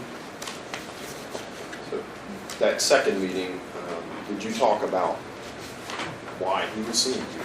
Yes. So during our second appointment, we got more into what we call the treatment plan, so setting up his individual goals and what he would expect out of treatment and what he could expect out of treatment. And what were those goals?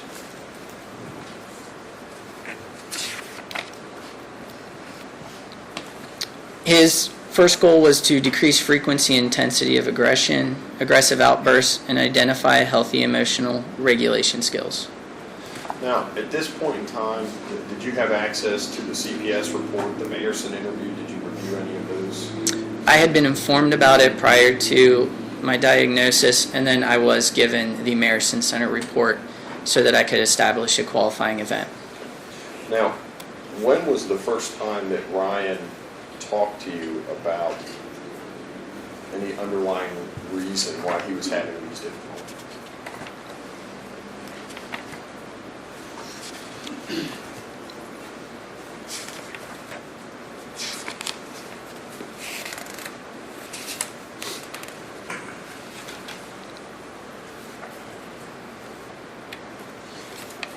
While you're looking that up, John, how many times have you seen Ryan?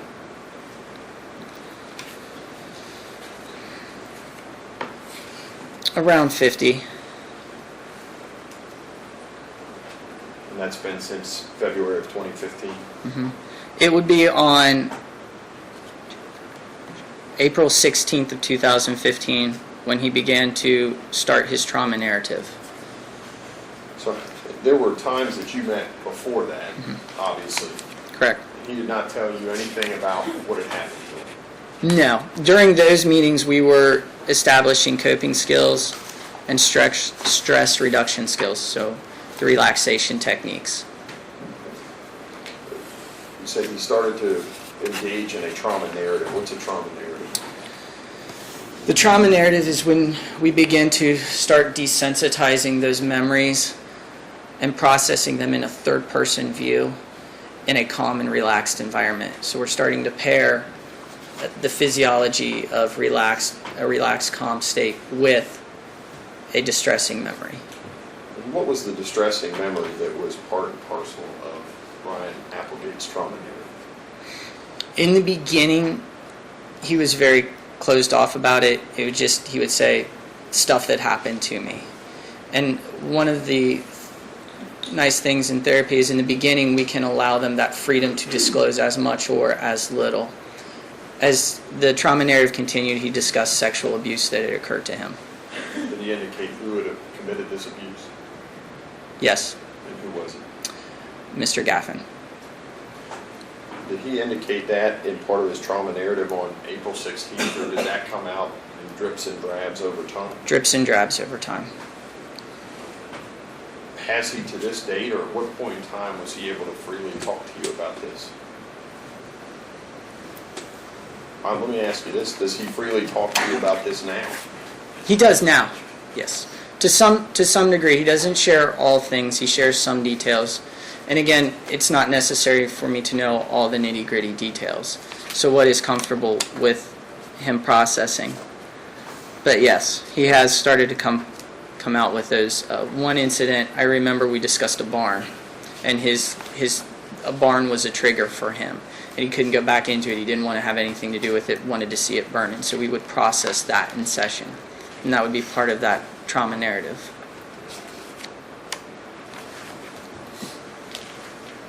So in the 50 plus times that you've seen him, he's never told you everything that's happened to him at the hands of Mr. Gaffin? I would say yes. He's not told me everything.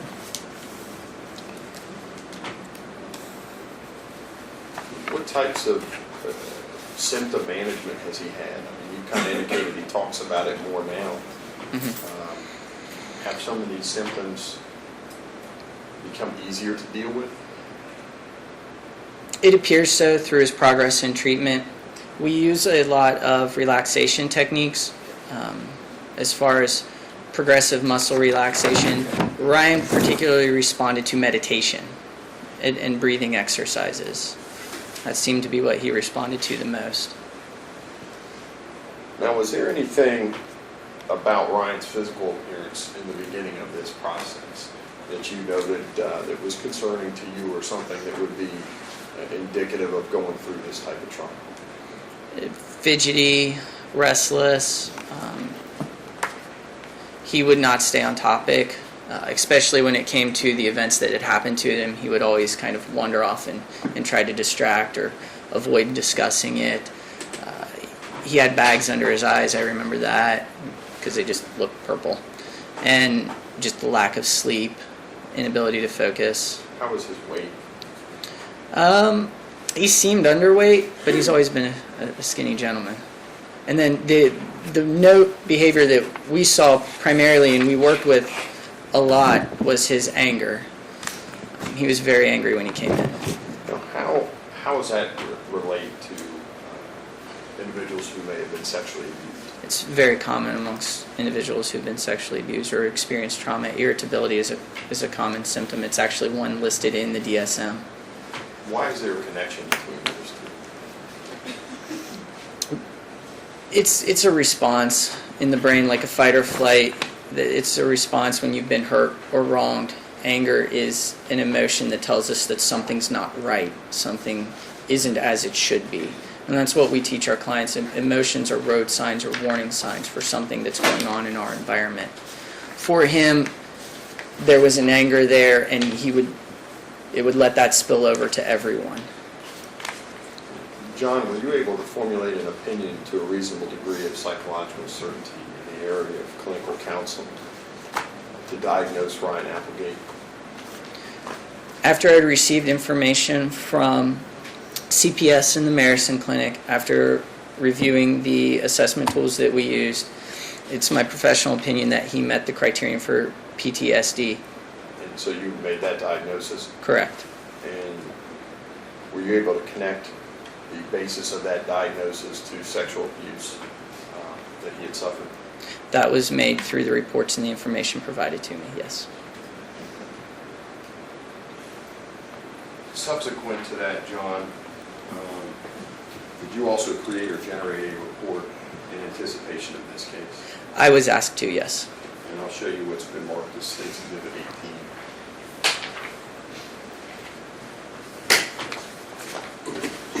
John, can you review that report?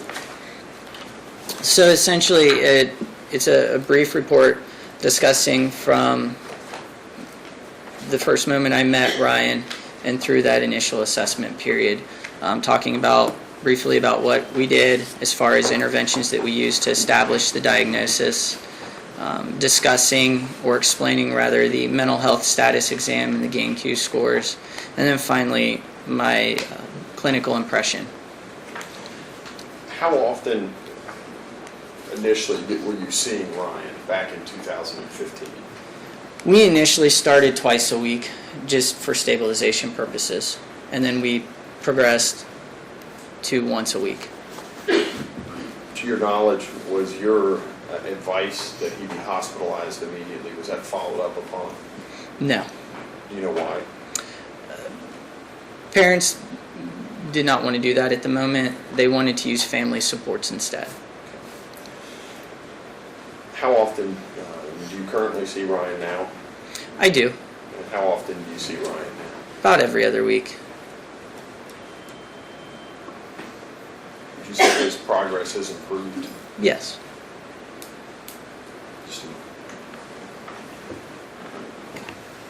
Thank you. Ross? Yes, Your Honor, thank you.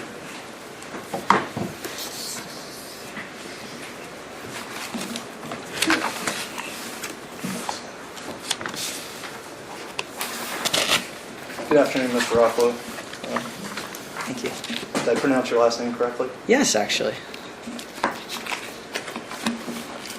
So your diagnosis of Ryan, if I understood, is also relying on facts and information obtained from the investigation of Kevin Gaffin, correct? Yes. Meaning the Marison report, and the CPS information from report. Children's Services. Yes. Those entities. Correct. And you take those at face value, correct? Yes. And your diagnosis is also based on information you received from Ryan himself, correct? Correct. And you take that at face value, correct? Correct. He could have lied to you, correct? Yes. That's possible? Yes. And that could have affected your overall diagnosis, correct? Yes. How many times have you diagnosed post-traumatic stress disorder?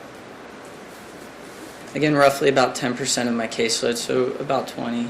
20 people, and I was Yes. a little confused. Are you currently supervised or not supervised? I am still supervised. I still have a supervisor, yes. So of those 20 or so, 10%, which would be 20 cases, those are all supervised? Yes. And of those 20 where you diagnosed post-traumatic stress disorder, how many of those were related to child sexual abuse? So, sorry, the question? Sorry, of those 20 diagnoses of post-traumatic stress disorder, how many of those were related to child sexual abuse? I'd say about 40%. So about half.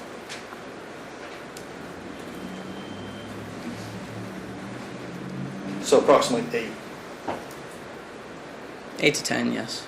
So 4 out of 10, 8 out of 20. So 40%. So 8, yeah. in your current career, and how long have you been practicing? 4 years. 4 years. You've diagnosed 8 post-traumatic stress disorders involving child sexual abuse. Involving sexual abuse, yes. How many of children? Be the 8. Be the 8. Okay. So you're fairly new at this, in the field at least. No. You've been educating a long time, correct? I'm But not as an far as educator. practicing in the field, sorry, you've received multiple years of education around this area, correct?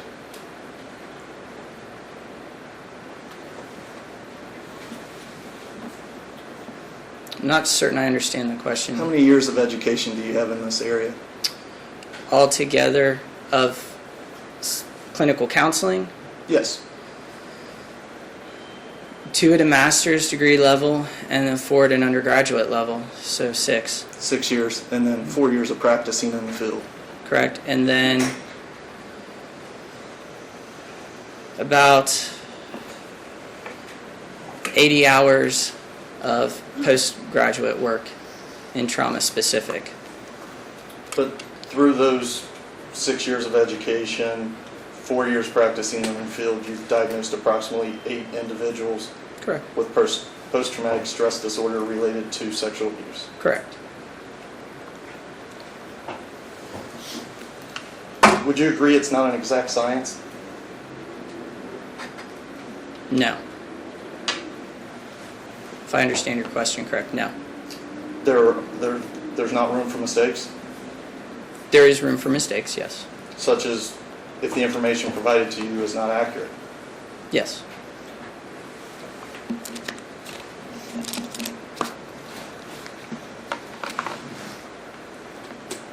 If you would, take a look at page 1 of the Community Psychiatric Supported Treatment Progress Note that I think should be in front of you. Which exhibit?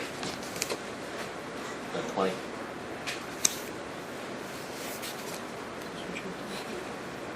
Yes, it would be part of State's Exhibit 19, and it would be the date of service that's dated, I believe, March 24th, 2015.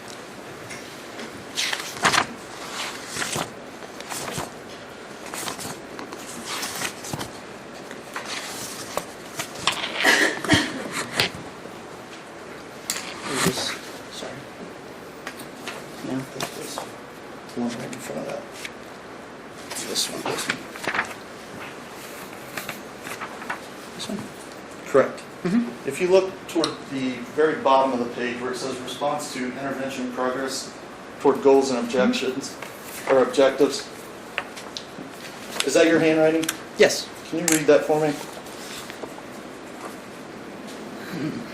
Starting at the top, it was a case management service provided with the Marison Clinic, updated regarding substantiation of abuse. Case management, this writer spoke with investigators, psychologists, and reviewed treatment goals and interventions, and then reviewed trauma-focused cognitive behavioral therapy. Verifying that you relied on other outside sources to reach this diagnosis. This is verifying that, yes, I did speak with the Marison Clinic regarding their findings.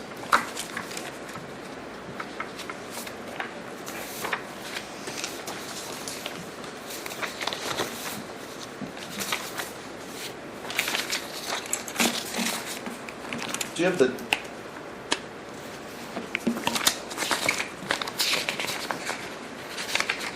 just a moment, Ryan. You should have as part of that exhibit a 13-page, it should start with 1 of 13, titled Okay. Child Adolescent Diagnostic Assessment. Correct. Are you familiar with that? Did you prepare that for Ryan Applegate on February 27th of 2015? I began the preparation on it, yes, on that date. If you look down at the bottom where it says family environmental relationships, is that your note? Where are we at? Right in the middle, there's a subheading. Right here, where primary household? Or family guard? Correct. Okay. Says it starts with comment on parent-child relationships. Oh, you're in a different spot, I think. I see where you're at. If you would, I don't need you to read the entire statement. I would ask that you read starting where it says the client stated that he's struggling with wanting his own independence. So just read from that point down? Yes, please. Okay. The client stated that he's struggling with wanting his own independence and balancing his obligations of attending school. The client reported that his grandparents have recently divorced and that he's upset with his grandmother leaving his grandfather. The client was sexually abused by his stepfather 2 years prior to this assessment. And that would be 2 years prior to February 27th, 2015? Correct, as I understood it at that time, yes.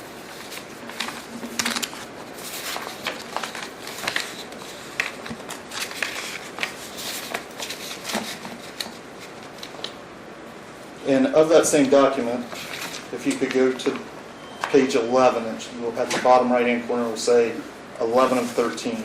Certainly.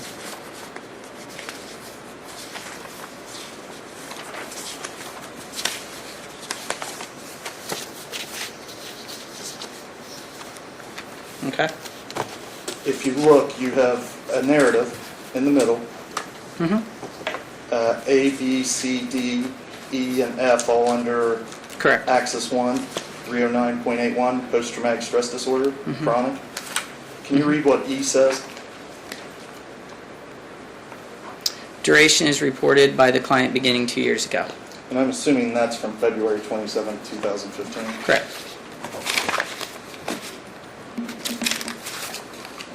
No additional questions at this time. Redirect. John, I'm going to kind of work backwards from that. Now, with respect to post-traumatic stress disorder, if the stressor is still present, it obviously wouldn't be post-traumatic stress, would it? Correct. Overruled. So, we use it as a war analysis. So if an individual is in war, would you have post-traumatic stress disorder while you're still going through battle every single day? Objection. Overruled. Go ahead. You can begin to develop those things, but when you're in the moment, not so much. It's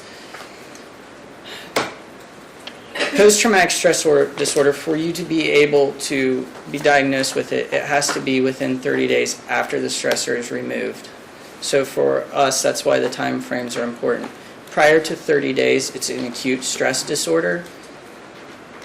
Okay. So, well, let me Different kind of- diagnosis. Let me ask it to you with respect to this. So if the stressor is a perpetrator in a sex offense, Correct. and they are no longer in the house anymore, Mhm. would that remove the stress from that individual's environment? That would be considered removing it, yes. So if 2 years prior to this, Mr. Gaffin was no longer in the house, would that be removing the stressor from Ryan's environment? Yes. And Mr. Haslam told you that you relied only on information that was given to you by Ryan, and he may have lied to you. Yes. Have you ever heard of the term malingering? Yes. And what is that term? Basically where you're making it up. For some gain, would that be For a safe gain. to say? Monetary gain is typically the gain. Now, did Ryan have any monetary gain to receive here by seeing you? No. No. You also have an independent clinical opinion of your own, do you not? Yes. Have you identified individuals that you have thought of as being malingering in the past? Yes. And what types of things did you identify to help you, assist you in determining whether one was malingering? With the previous client, we had to, or I rather, had to go back through health records and a significant amount of health records to demonstrate malingering, including visits, gains. So there's a lot of paperwork that you have to go through. And did you have those concerns with respect to Ryan? Not at the time that I met with him, no. Do you have those concerns now? No. Have you had any of those concerns during your entire interaction with Ryan Appleton? No. And Mr. Haslam also talked to you about presumably your lack of experience in this area. Now, you indicated that you've diagnosed 8 to 10 children with post-traumatic stress disorder. Is it safe to say that post-traumatic stress disorder is a relatively rare diagnosis? Yes and no. Please explain. It is believed, especially through studies by the University of Michigan, that those that report sexual abuse are actually far less than those that do. Meaning that if somebody experiences sexual abuse, especially as a male, you're typically not going to come forward about it. It's mostly to do with our culture and the way we view males' roles in society. Also, homophobia comes into play with a client coming out about sexual abuse. There's a lot of guilt and grooming that goes along with it as well, fears. So it's, numbers can speak that 1 out of 6 or 1 out of 7 is abused, but those that actually come forward is an even significantly smaller number. The International Association of Trauma Professionals states that roughly 10% of the population is receiving treatment for trauma-related disorder due to abuse or of any type, physical or whatever. And so the numbers are going to be kind of low. You indicated a number of reasons why that would be kept quiet. Would many of these individuals suffer with post-traumatic stress disorder in secret? They could, yes. Now, Mr. Haslam, also talking about your lack of experience with 6 years of school and then 4 years of clinical practice, you also have a supervisor who must review all your casework as well. Is that correct? Correct. Who was the supervisor in this particular case? Cindy O'Keefe. And how long has Miss O'Keefe been in practice? She's been practicing for 10 years. Is that 10 years post-education? Post-education, yes. Does she work at Travco as well? Correct. And so she would have reviewed all of the information that you had? Is that Yes, right? yes. Did she come to the same conclusion and sign off on your diagnosis? Correct. So my diagnoses have to be signed off by a supervisor. The way our company or our mental health agency is structured is such that it's reviewed by a supervisor, and that's for our accreditations like CARF and ODATIS and our other mental health accreditations that we carry. I think Mr. Haslam had asked you that science, I don't recall the exact questions, but some concerns about the science of psychology. Do you recall that question? Yes, it's an exact science. Okay.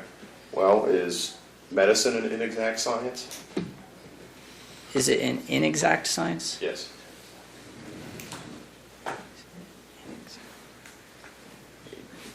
It tries to be exact, yes. Do we have a cure for cancer?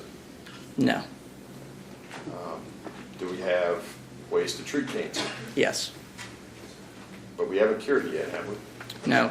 Usually, and again, not an MD, but from my understanding, it's always termed as in remission. And then you will do 6-month follow-ups, year follow-ups, and so forth to ensure that it does not return.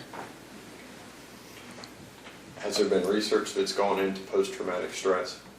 Lots. Volumes. Say volumes, are there learned institutions throughout this country that have accumulated thousands of hours of work on this particular type of study? University of Michigan that I mentioned earlier is just but one, yes.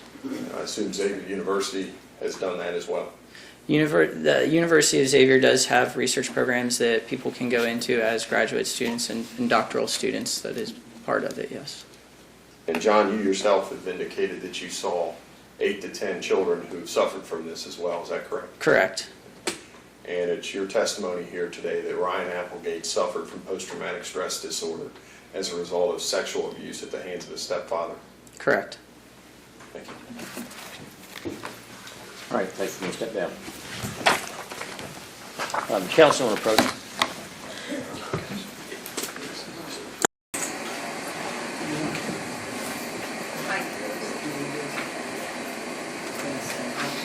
Who's your next witness? The victim? Yeah, if we can take 5, Who 10, will? it's Ryan. Okay, and he'll be a while. Then, is your witness a while? What's the testimony? He works at Manchester Local School District and has interacted with the victim. Okay. And how long's he going to be? Less than a half hour. Less than half hour. Nobody's 5 minutes. Okay. All right, we'll take a break. All right, we're going to take a break now. It's only been about an hour, or slightly over an hour. We're going to break now. It seems to be a better time to do so than to wait later. We'll have another break later in the afternoon. And we should be looking at completing testimony, I'm going to guess, between 4 and 4:30. But again, that's just an estimate, no guarantee. So during the break, we'll take 15 minutes. Remember the instructions of the court. Not to discuss the matter with anyone, including among yourselves. Don't permit anyone to discuss it with you or to talk to you about the case in any way. Don't have any conversation with any parties, witnesses, or spectators. Don't attempt to don't communicate with it outside of the jury through any means, and return back to the jury room in 15 minutes. Thank you. State's next witness. State will call Ryan Applegate.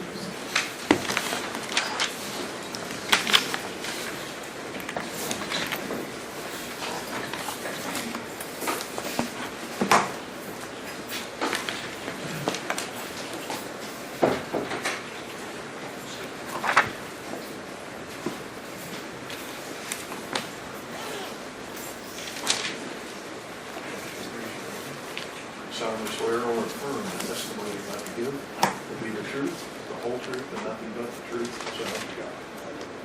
Be seated. You may inquire. Good afternoon. Can you state your name and spell your last name?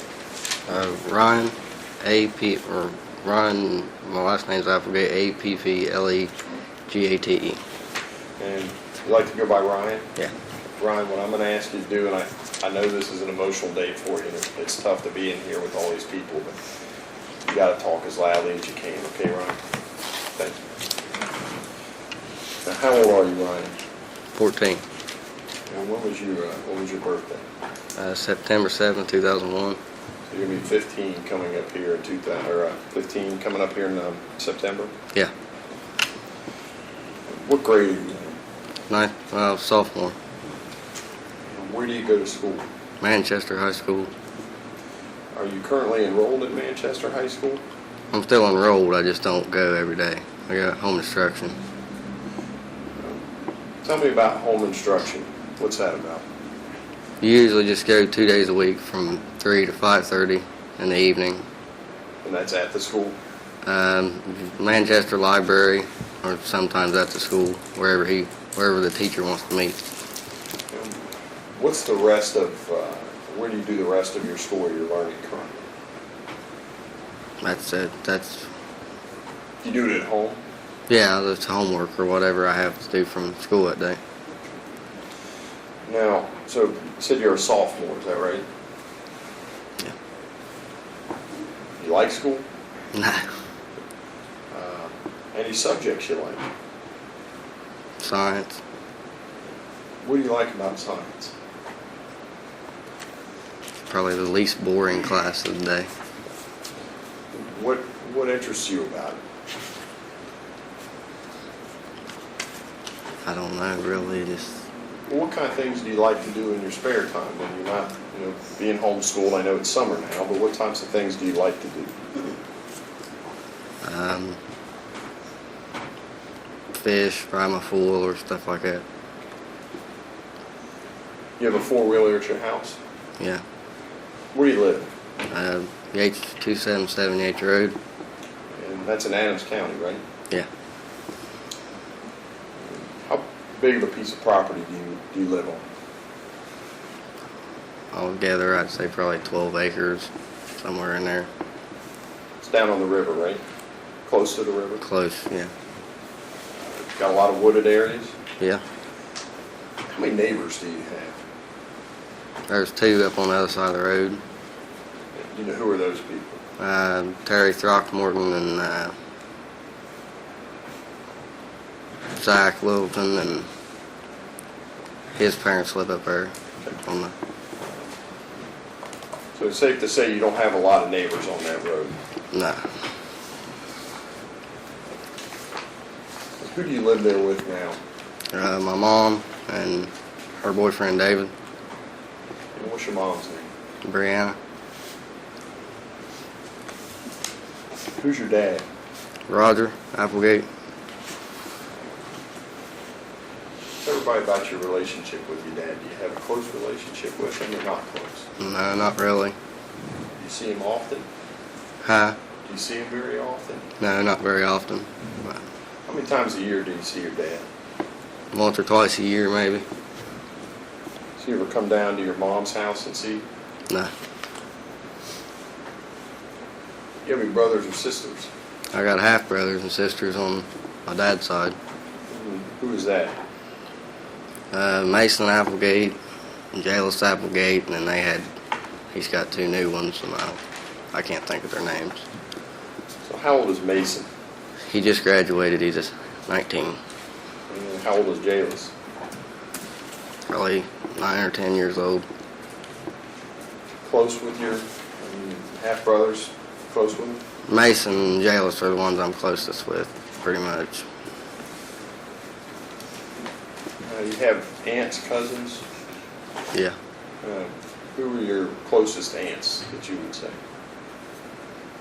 Aunt Angie, Aunt Donna.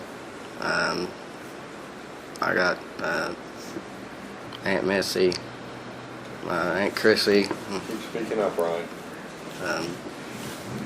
That's You got about some it. cousins too, is that right? Yeah. Who is your closest cousin? The one who you probably feel closest to? That's a hard question. The one I talk to the most would probably be Joni, I guess. Joni ever lived by you? Mm-hmm. Where did she live? A trailer up on the same piece of property as mine, but And who'd she live there with? her parents, her Who's her mom? Angie Day. Live there with her dad? Yeah. Who's her dad? Brian Hughes. They live there now? No.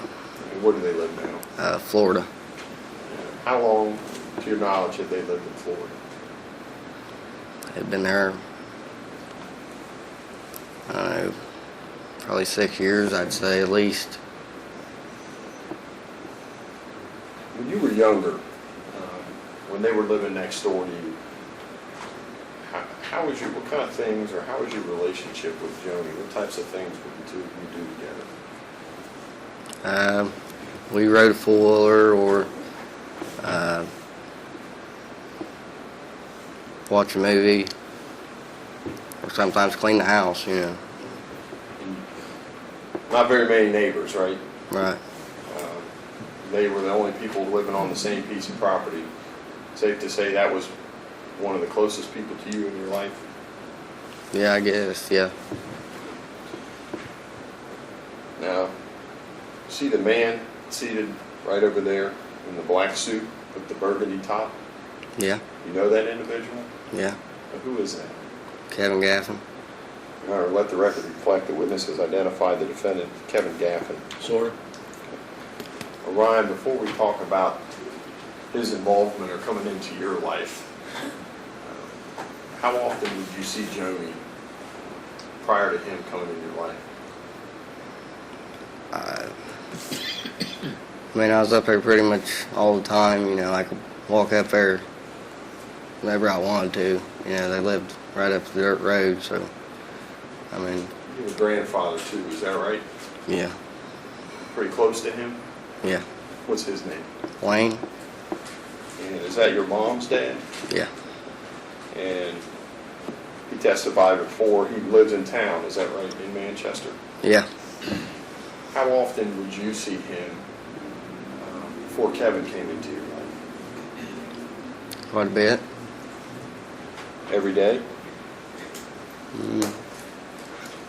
Probably not every day, but, you know, most of the time, yeah. When did you first meet the defendant, if you remember? I don't remember the exact time I first met him. How old were you? It was in 2006, so I've been 5.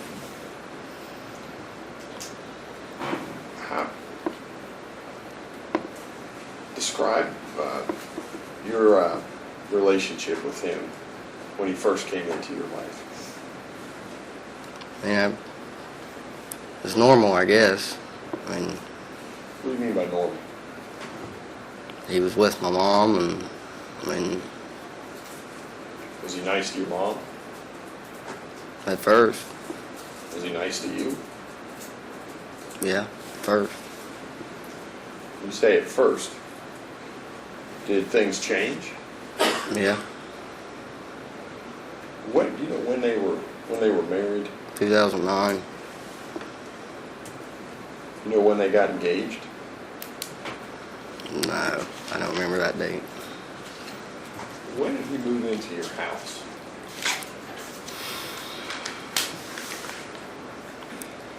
I'm almost certain it was toward the beginning of 2006. You said things were okay or fine, good. Did they change when he moved in the house? Yeah, How did they change?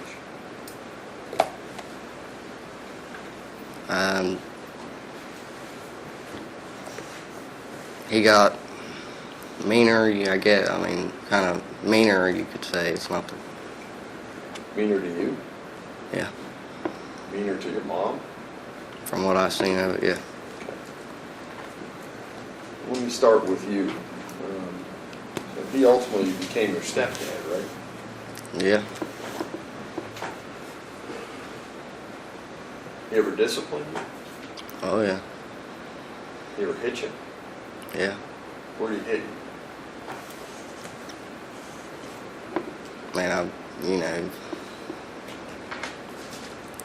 I can't say punched me, but I mean, you know, grab a hold of me or you know, grab me by the throat or something like that. I mean, he never punched me, but So when he moved in, he said that's about 2007? Is that? no, it was 2000. It was 2006 is when he moved in. Were you 6 at the time? 5, 6, somewhere in there. You said things started changing when he moved in. Now, what types of things would he do to discipline you? Grounded, whooped. I mean, stand in the corner, stuff like that. Now, what types of things would you be disciplined for?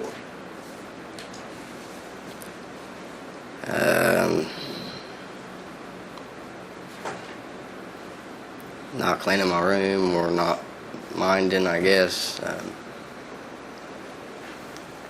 Or something he didn't like. Say that again. Something he didn't like that I did, or Was there anything about you that he didn't like? I'm sure there was a lot of them, but I mean, Is there any things that he told you about that he didn't like about you? that I was a mommy's boy. I did stuff that girls do. Like, What kinds of things, and this is when you're 6, 7 years old, 8 years old? yeah. What kind of things did he say were things that girls do? Play with stuffed animals or kitchen set, or, that kind of stuff, you know, stuffed animals and, So could he call you names if you were playing with stuffed animals? yeah, What kind of names did he call you? queer, puss boy, I mean, faggot, mommy's boy, mommy's baby, And that's when you were playing with stuffed animals. stuffed animals or, yeah. How often would you say, when he was in your house, that you recalled those types of names? The whole time he was there, pretty much. I mean, Say that again? pretty much the whole time he was there. I mean, not when he first moved in, but Every day? no, not every day. Just if whatever, you know, if ever I would go to Papa's or Mama's and play with the stuffed animal or whatever, it was always, that was always queer, and boys didn't do that. Did you ever get disciplined for playing with stuffed animals? hmm Did you ever get whooped for playing with stuffed animals? Yeah. Did you ever get hit with a belt for playing with stuffed animals? Yeah, I mean, I have. And, You know what you were hit with a belt for, if you remember? pretty much just to whatever I had done wrong, that or whatever.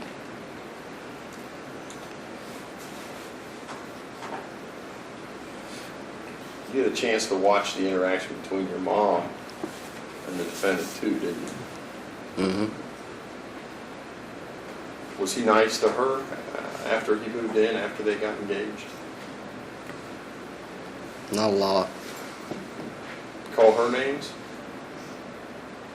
Yeah, he has. You know, when you were there? I've heard him. What did you hear him call your mom?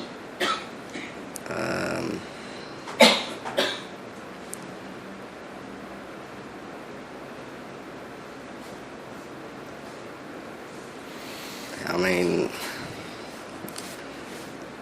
more or less, if they was in a fight or whatever, a bitch or, you know, whatever, those kind of names you could say. Were you scared of him? Yeah. You scared of him today? Oh yeah. Ryan, you know what the children's home out here is? Yeah. What is the children's home? Place where kids go and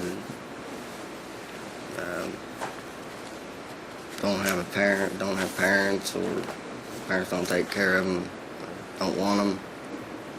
Is it a good place? I guess. Did he ever take you there? hmm How many times?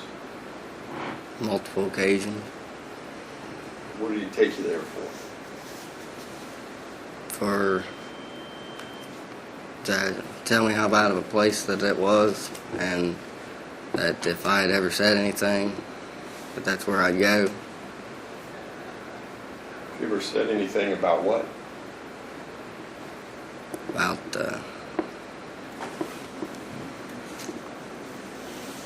what happened. Now, Ryan, you had just kind of talked about your cousin Joni, that you guys spent a lot of time together. Did that change when he moved into your house? Yeah. How and why did that change? I don't really, I mean, I know why, because, I mean, but it just, it got to a point I wasn't allowed up there. I wasn't allowed to go up there. Who told you you weren't allowed to go up there? Kevin. Why? Because that's after that Mamaw and them had called Children's Services, and Were you allowed to have friends over? I didn't hear you. Were you allowed to have friends over? Sometimes. Were you allowed to see your grandpa? On some points, I wouldn't see him for 2 or 3 years.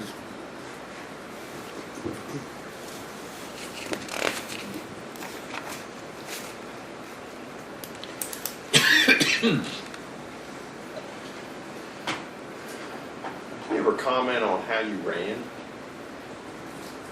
Pardon? Did you ever play sports growing up? I mean, you're still growing up, but when you were little? Yeah, I played baseball and played soccer one time, basketball. Did the defendant ever comment on how you played sports? Not that I recall. I mean, there's slurs or, you know, I wasn't. Were there slurs about you? I mean, it's sometimes that I wasn't good at it or something like that, but I mean, as far as nothing else other than that, no.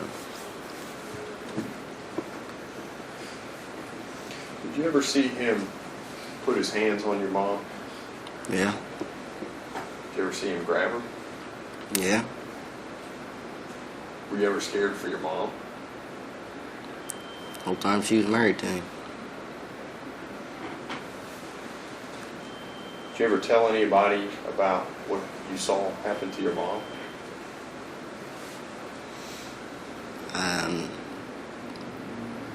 Other than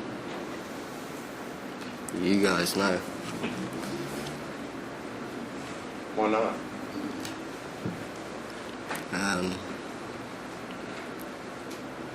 Because I didn't know if I was to say anything, that what would happen to me. Did you ever say something would happen to you? Yeah. What did he say would happen to you? Objection.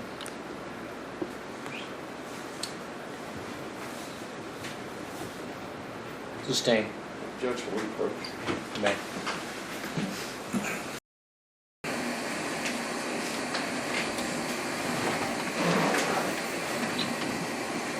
Can I ask for what the basis is? Hearsay. He's the defendant. Well, that's part of the omission, but my concern is that what's the purpose of why are you offering it? One, what's the relevance? Okay, all of this psychological makeup of why this child for 7 years kept quiet all comes into play. The things that he saw, the abuse that he was put through himself, and the abuse that he saw his mother put through. We've already had some expert testimony that talked about the impact on a child and how that would impact the reason why they would not disclose. All right, well, make sure you get it tighter and get it narrowed in. Okay. All right. I'm going to permit further inquiry with the question being rephrased. Ryan, were there times that you were threatened if you told anyone about what was going on in that house? Yeah. Who told you those things? Kevin. What did he say to you? That I would go to the children's home, which was a bad place, and that he would kill my papa and my mama, my mom. I wouldn't have nobody left. That's where I'd go, because my dad didn't care about me and he didn't want me, so I'd go to children's home.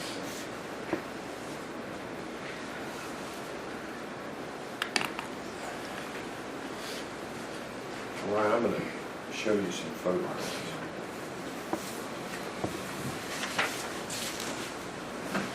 I'm going to put them up on these overheads over here.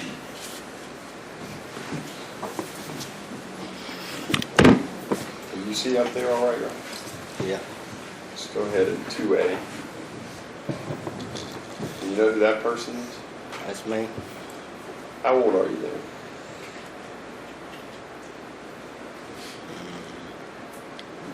I don't know, probably 7 or 8.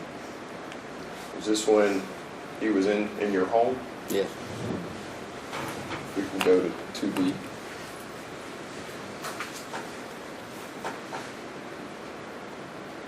You know that place? Yeah. Is that your house? Yeah. Okay. and go to the barn.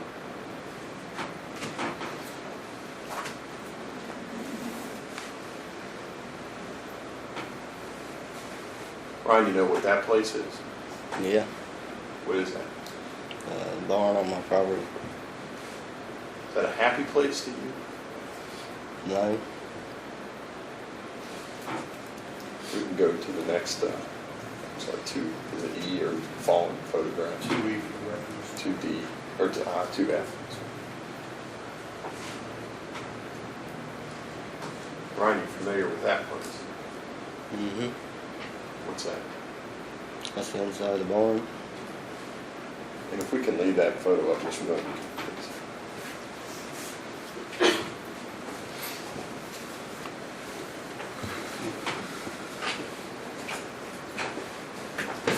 Now, Ryan, in 2008, you were living at home with your mom and the defendant, is that right? Yeah. Turning to May of that year, is there something that happened to you? Yeah. Something that happened to you at the hands of the defendant? Yeah. Now, Ryan, I want you to tell the jury what happened that day.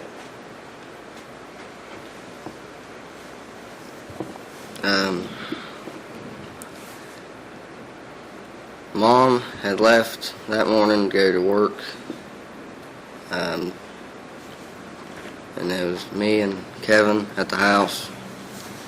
And we sat at the house for a little time that day, and he had got up and put clothes on, and he said, let's take a walk and go over to the barn. He had stripped out derby cars, or ones that had never been touched yet, over there. You can look at this photo of this barn up here. Where are you talking about? Where the cars are, on this side of the barn, the weeded area over here. So he had car parts up there? He had whole cars at one point or another, until my grandmother told him to get them out. Did you go up there often with him? No. How many times would you say you went up to the barn with him? Just me and him, probably twice, maybe 3 times, including the... Including this day? Yeah.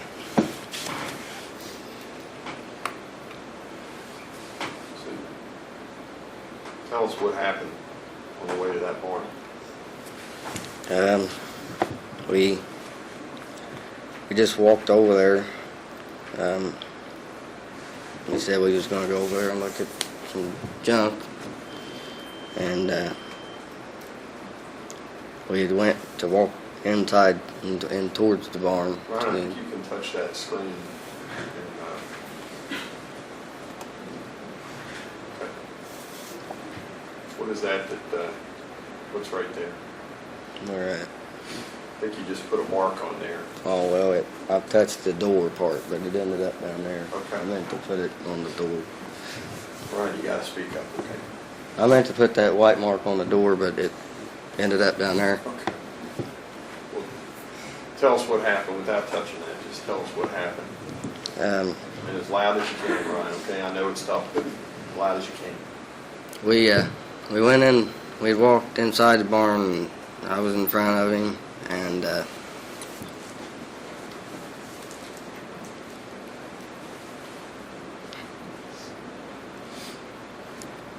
he'd shut me to the ground. Inside the barn? Yeah. Inside the barn. What happened when you were on the ground?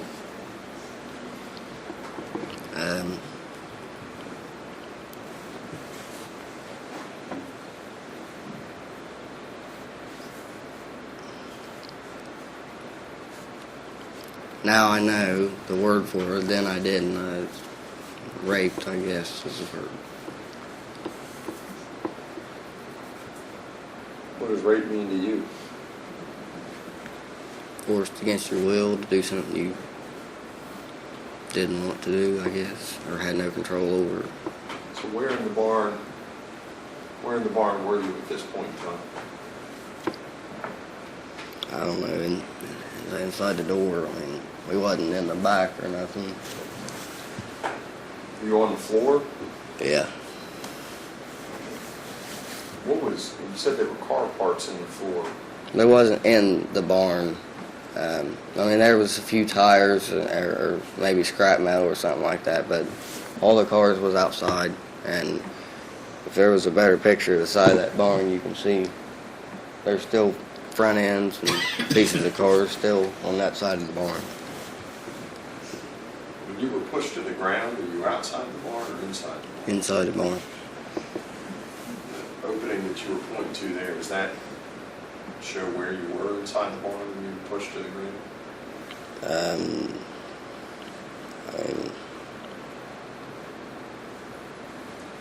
in that area, you could say. I mean, it was inside the door of the barn. I mean, yeah. Now, Ryan, were these in that barn? Yeah. Can I approach the witness? You may.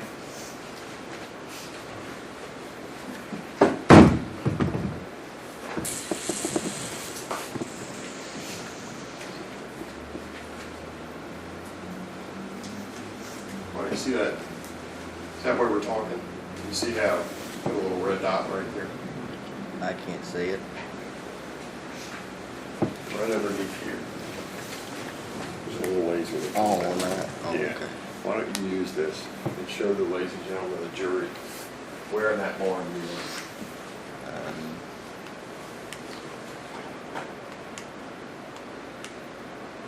Like, You gotta just hold it down. huh? You gotta hold it down. Like, That's okay, just put it down. So Ryan, what happened when you were on the ground in that barn? I was,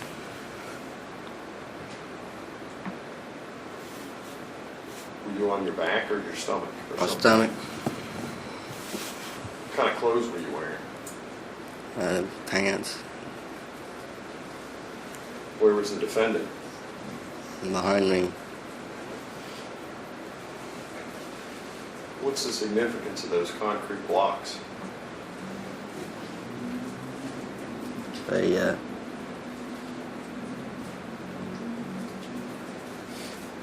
They had to do with, they was used How were they used? on my hands. Can you show the jurors how they were used? More or less with the, like my wrist part underneath this part of the block right here. Were they put on both of your hands? Yeah. What happened after that? Well, that was in the middle of it.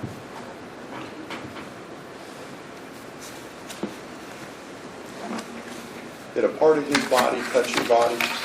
Yeah. All right, I'm going to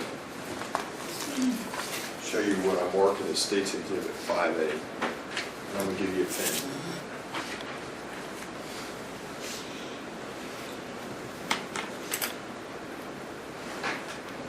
What part of his body touched your body? You want me to circle it? You can say it. The penis and the butt. Can you circle what part of your body on that diagram was touched?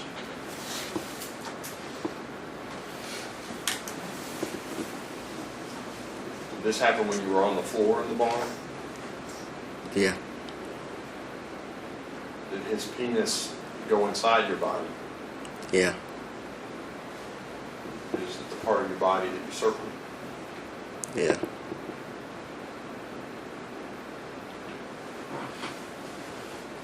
What did you do?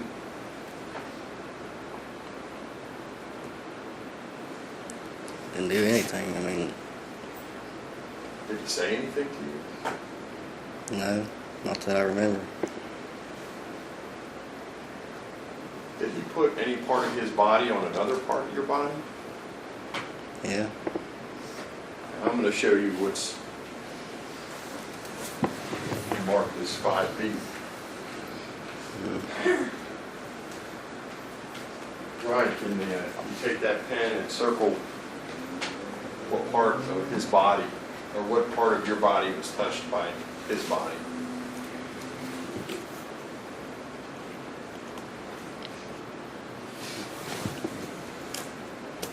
What part of his body was that? What part? Of his body? The penis. And I must have misunderstood. let me see your diagram. I misunderstood your question. Well, you circled your mouth. Mm-hmm. If I told you this was you and you circled your mouth, what part of his body touched your mouth? Penis. Did he say anything to you then? Not that I remember. How do you know it was done? He was done, I guess. What did you do?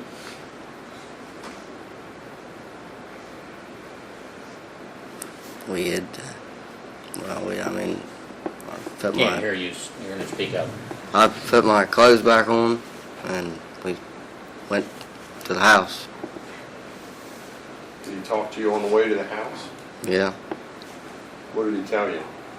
That if I ever told anybody that what had just happened, that I'd go to the children's home, and he'd kill my mom, my mama, papa, and I wouldn't have nobody left, because my dad didn't care and he didn't want nothing to do with me. So I'd go to the children's home, which was a bad place to go. Was any part of your body hurting? Yeah. What part? The butt.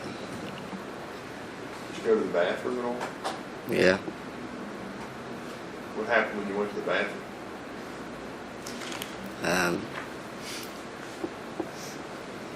I didn't make it to the restroom in time.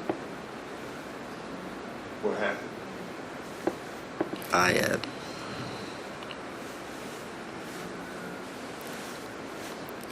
I used the bathroom in my pants, I guess.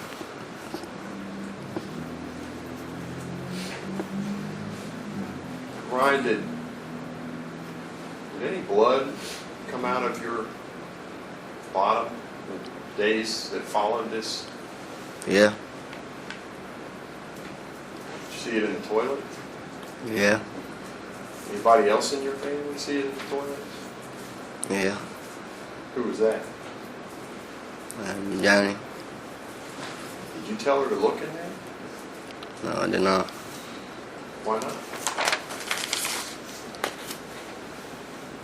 I just didn't. I mean, When she saw blood in the toilet, did you tell her what had happened to you? no. Why not? I was scared. Did you tell Joey anything about what happened? No. I told her that nothing had happened.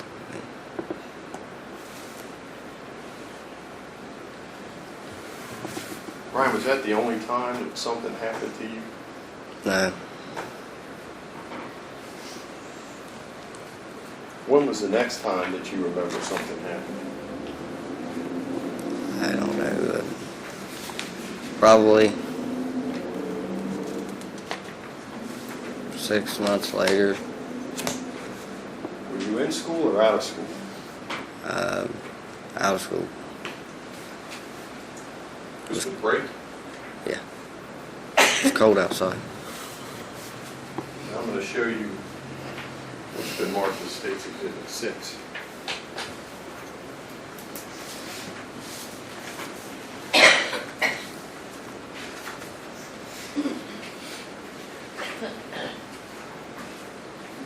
Ryan, I'm going to also ask that you take a look at this photograph behind you, or you can see online.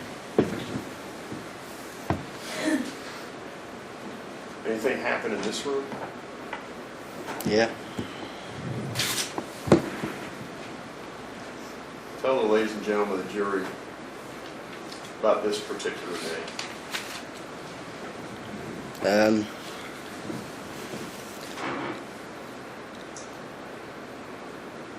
Mom had left to go somewhere. Her and my Mama Brenda had left. And Kevin was sitting on, there was a different couch in here then, and he was sitting on this side of it, because it was a different couch in the same place, and he was sitting on the farthest end of the couch. So was anybody else at home? No. What happened? I was in the other living room at the time. There's another living room when you go through the kitchen. And when everybody left or whatever, I went in here and sat down at the farthest end over here, probably close to where that chair is. There's another, and I'd sat down.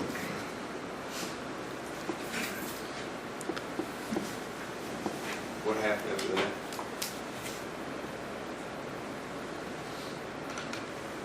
And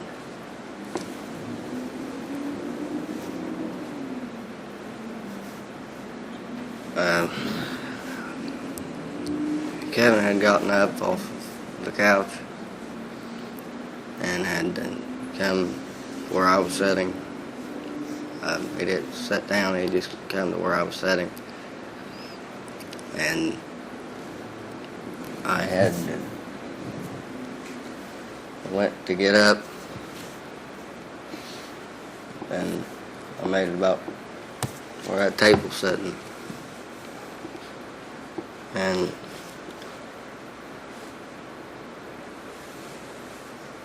he had me on the ground. And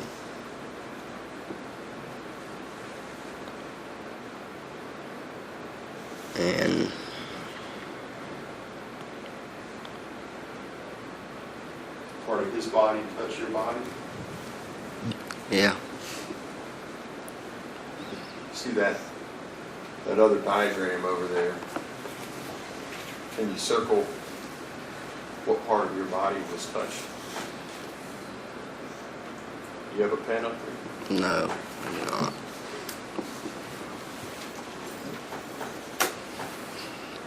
What part of his body touched that part?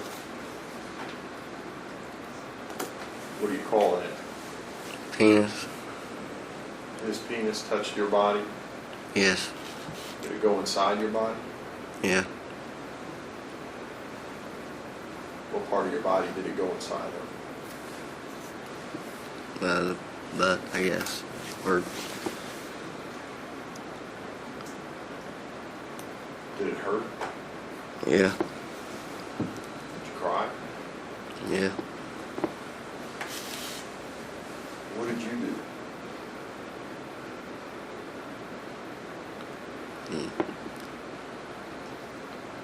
Nothing. I mean, there was Did you fight him? not much I could do. I mean, How did you know it was over? he got up. Did he say anything to you? No, he did not. Not at that time. Not as soon as he got up. No. But Keep your voice up, I'm having trouble hearing you. Did he say something to you at another time? Yeah. What did he say? The same thing that he said after the first time, that he would go kill my mom, my papa, and my mom, and I'd go to the children's home. Now, Ryan, I want to kind of talk about the time between these two incidents. So you remember Joni seeing blood in the toilet. You remember that? Yeah. Did you ever ride four-wheelers with her after that? The day she seen it, yeah. Did she ask you about anything when she saw? Yeah. What did you tell her? I told her that nothing had happened. Did you tell her anybody hurt you? No, I did not. Did anybody get involved at all? Did anybody come talk to you about that? Bruce England.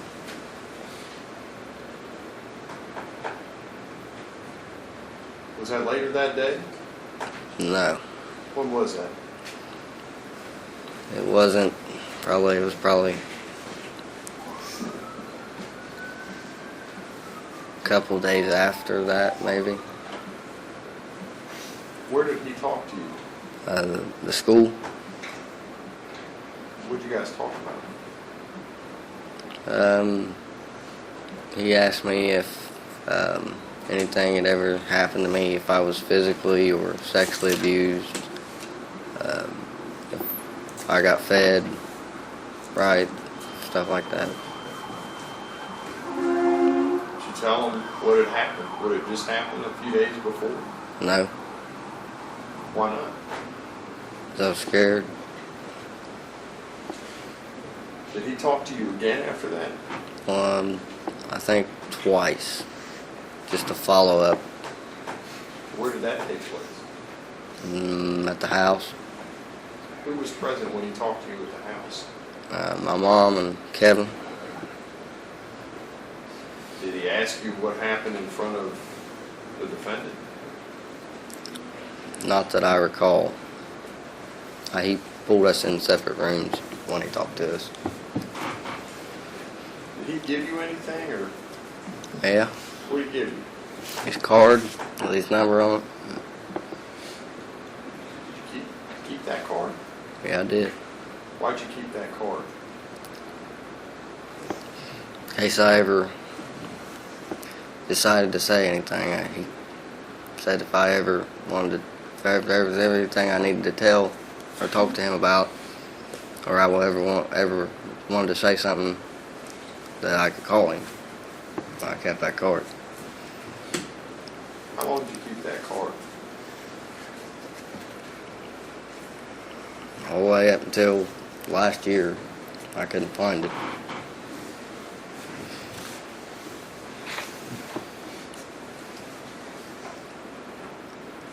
Did the defendant ever say anything to you while you were in the bathroom? Yeah. What?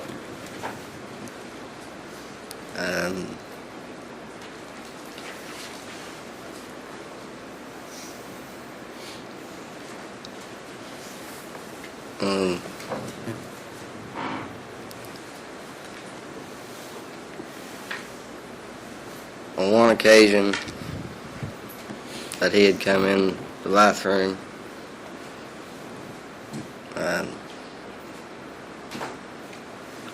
he told me that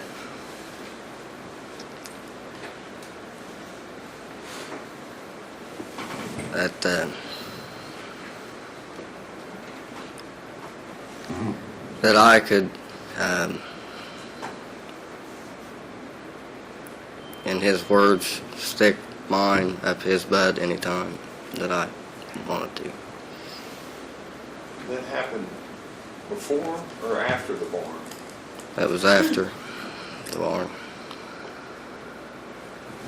He ever showed you anything? Yeah. I know you got, pull your hand away. Yeah. What?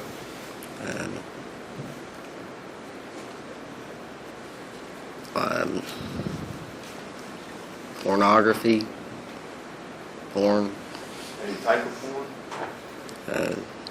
gay porn, What did he show you that on? my iPod. Your iPod, his iPod? his Mine. iPod? That's mine. What happened to that iPod? I've still got it somewhere. When did he show you that?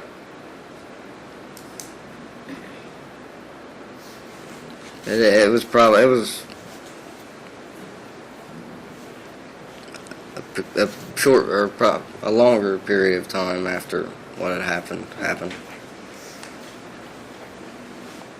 Now, Ryan, do you remember watching television that day? What happened in the living room?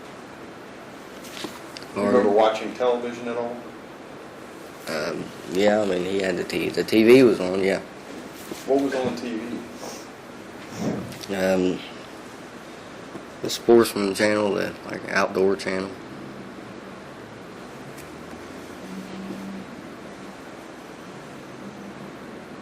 Do you remember hearing any sounds?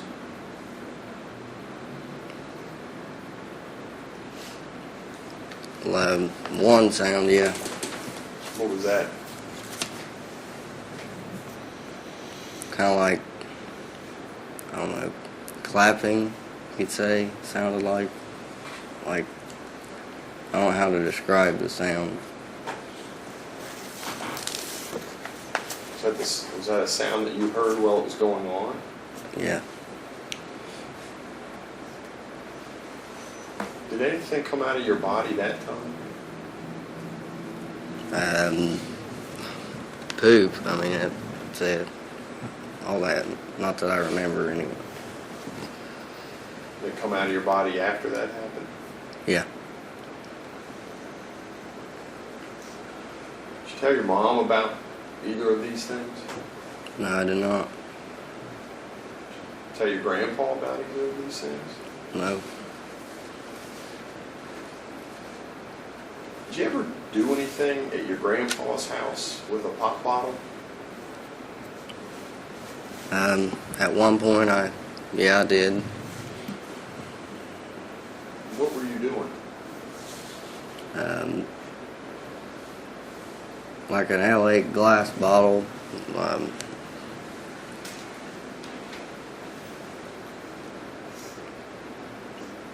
Just like moving my mouth up and down, I guess is the word, like that. Ryan, why were you doing that?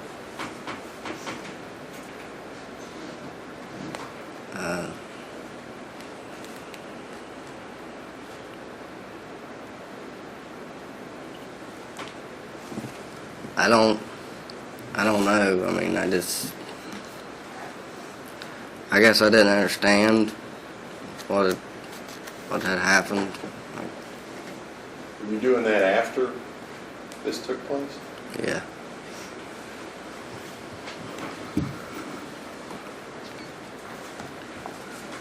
Now, when did the defendant leave your house? 2012, I believe. What happened that precipitated or caused him to leave? I mean, him and Mom was already on the verge of splitting up anyway. They was fighting a lot, and he had sold her car to buy a vehicle and that kind of stuff. But the day that she made him leave was on Thanksgiving Day. She was driving. He had traded her car off, and she was driving his Suburban. And he wanted me to clean that truck out and get all of her stuff out of it. Because he was going to leave at some point, but he probably wouldn't have left that day if not for this incident. And I cleaned it all out and swept it out, and there was a piece of mail in the visor in a plastic container. Like a little plastic container you kept food in or whatever that you'd take to work. And I'd come in, I said I was done cleaning it out or whatever, and he said, well, I'm gonna go check it out here in a minute and make sure it's clean. So he had went outside, and of course he yelled, and he had that letter and the plastic container in his hand. He said, does this got my name on it? And I said, no. And he said, then why is it in my truck? And I said, I don't know, I just left it in there. I didn't think it was that big a deal. And he had picked me up by my throat, and he hit me in the head with that plastic container, and then he carried me through the house by my throat, and then that's when Mom made him leave. So did you tell her what he had done to you before, after he left the house? Like hit me in the head with the plastic container? What had happened in the barn in the living room? No. Why not?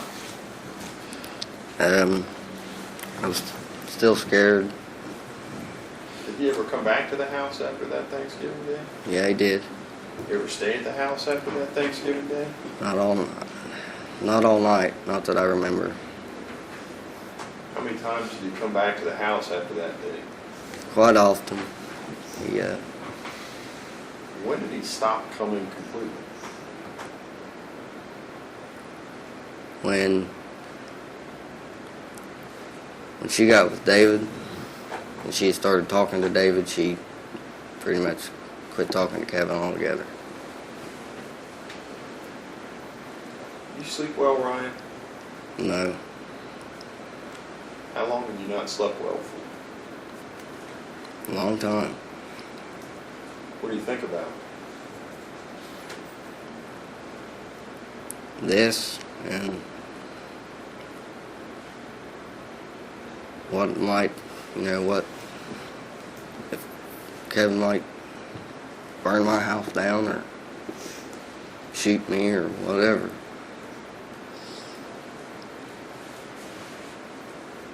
Get angry?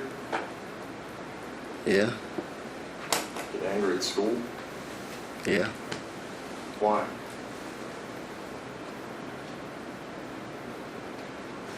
I couldn't take of not saying anything to nobody. Ryan, did you ever want to hurt yourself?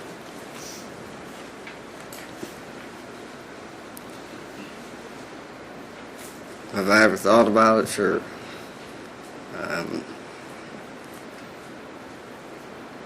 As far as having a gun in my hand and coming close to doing it, no. But, I mean, there was a couple times that I wouldn't have cared if somebody had shot me or... Why didn't you want to be here anymore? This. You want to be here today?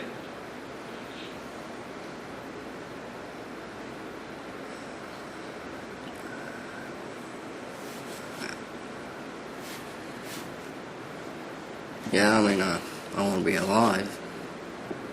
You want to be in this courtroom today? Not necessarily.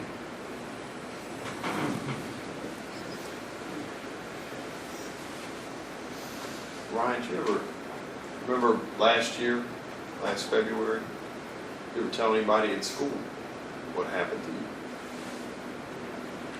you? That's something that happened or details? You tell me.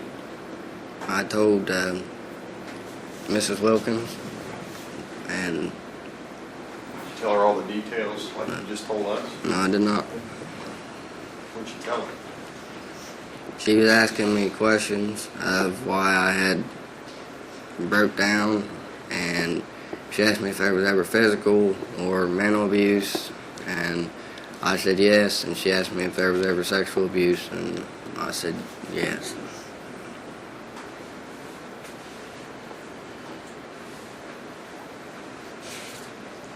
Did you talk to anybody else after that?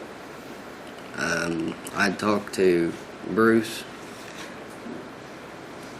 not long after that, because I know now she immediately, she called Bruce and informed Bruce, and then, well, my mom had come and got me from school, because she called my mom and told her to come and get me. Did you go to Children's Hospital? I did. Did you talk to anybody down there? Yeah. Was that easy for you to do? No. Did you have to go get examined by a doctor? Yeah. Did you have to take all your clothes off? Yeah. Did they look at every part of your body? Yeah. Did they take blood from you? Yeah.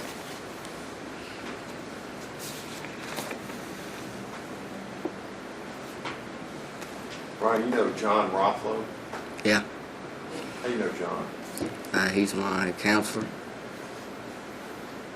You remember when you first saw John? Yeah. Was he easy to talk to about this? And Originally? I mean, nobody's easy to talk to about it, but I mean, I could sit down and talk to him about it eventually, yeah. Seen him a lot of times? Yeah. Talk about this? Yeah. Has it helped? Yeah. Somewhat.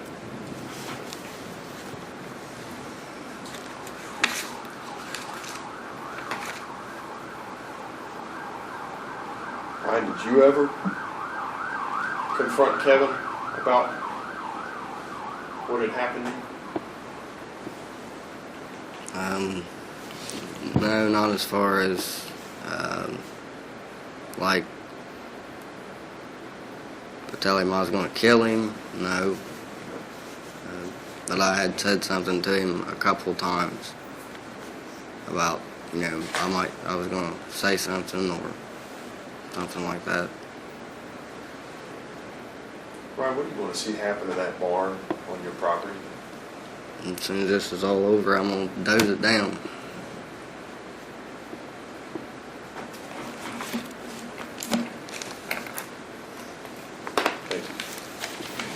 Ross?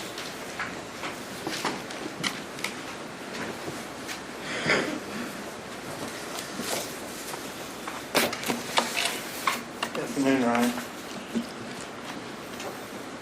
So if I understand your testimony today, on 2 different occasions in 2008, Kevin Gaffin touched you in inappropriate places? Yes. Is that correct? Yes. And on the first occasion, he used the concrete block or one like it on your right to hold you down? On both hands, yes. Both hands, so there was one on each hand? Yes. Was the block the way it's positioned now, Yeah. standing straight up? Yeah. So you had one hand out, another hand out, Yeah. and a block on each hand? Yes. And that was in 2008, so you were much smaller at that time, correct? Yes. As far as length of your arms and so forth? Yes. Where was your head position? I know you said you were flat on the ground on your stomach. Where was your head during that time? I was like laying on the side of my face, I guess. Like. So either like this, face to the ground, Yes. or the other way? I don't remember what way. I just had my head on the ground. Was your face first on the ground, or side of your face on the Side ground? of my face on the ground. So the side of your face was on the ground. Yeah. And where were the blocks positioned in relation to your hands? In front of me. Like in front. said Like you were on on, your wrist? like on, like that part of my wrist right there. Okay, may I approach? You may. I want to make sure I'm certain that we understand each other. So, this block here was on your wrist, Mm-hmm. and your wrist was, It wasn't like all the way up my arm. I mean, like probably most of that part was in underneath the block. Probably that far. all the way up here on your arm? Yeah. Was under the block? Yes. So,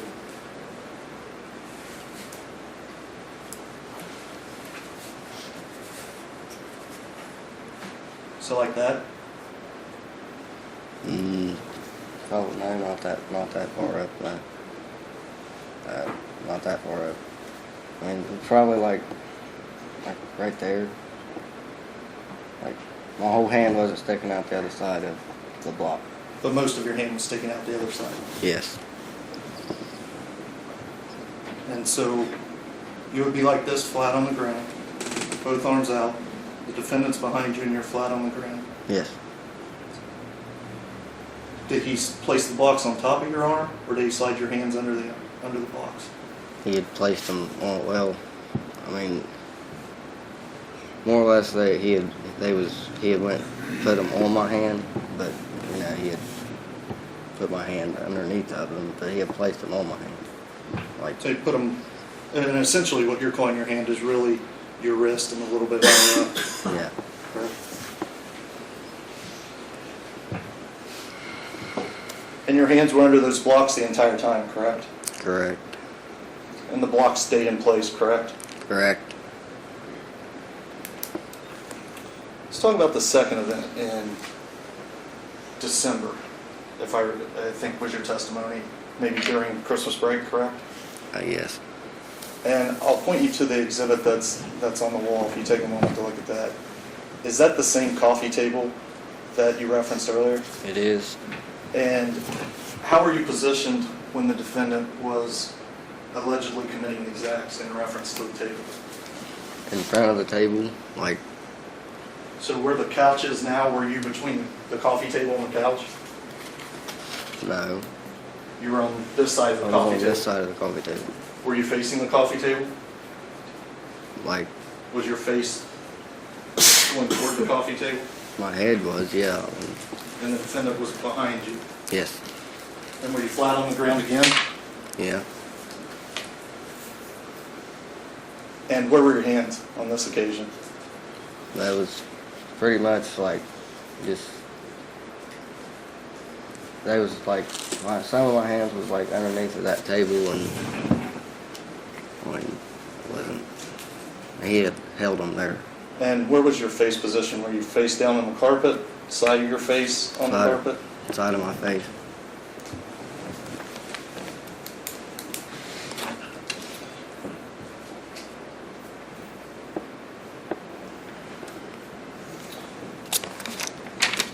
Do you recall doing an interview at the Marison Center at Children's Hospital?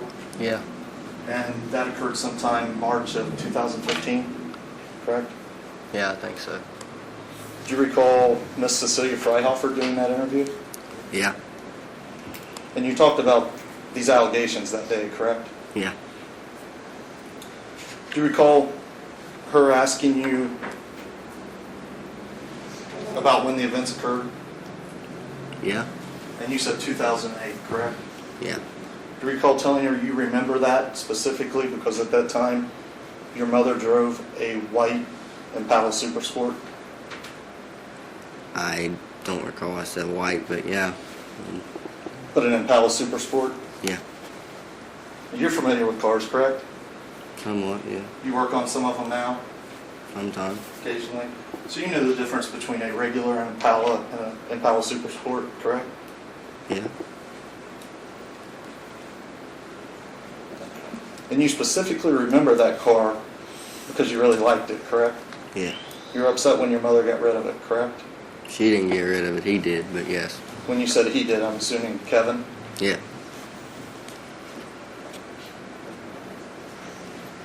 And if I understood you correctly, you recall that your mother married Kevin sometime in 2009, correct? Yeah.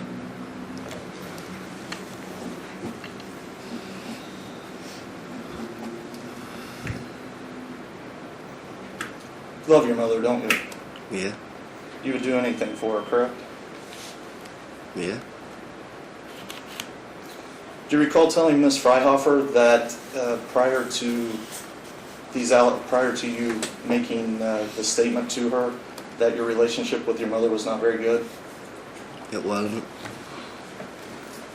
Distant, not spending a lot of time together, is that correct? Yeah. Would you say since you've disclosed these, what occurred with these allegations that you become closer? Yeah, you could say that. Getting along much better? Well, I mean, yeah, I mean, You said you don't have a very good relationship with your father, correct? yeah, But you do remember a time when you did have a relationship with him before the divorce, correct? yeah, when they were still married, yeah. And he left your house about the ages of 4 or 5, when you were 4 or 5, correct? He left in, I believe it was 2004. So I'd probably been 3 or 4 years old when he left.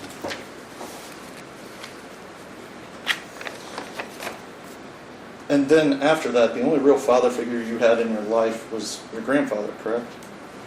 Yeah, and You had a really good relationship with your grandfather. yeah, Spent a lot of time with him. yeah, Would you stay there when your mother was working? yeah.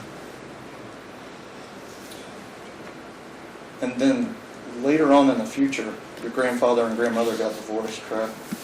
Yeah, And that put a rift in the family, correct?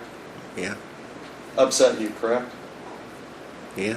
And for a while, you didn't get to see your grandfather, correct? No.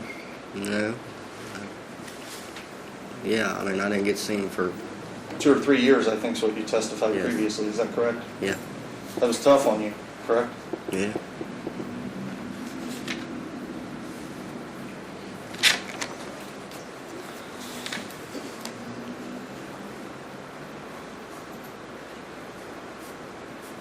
Were you close to your grandmother? Yeah, we were close. We're close. She moved to Florida, correct? Yeah.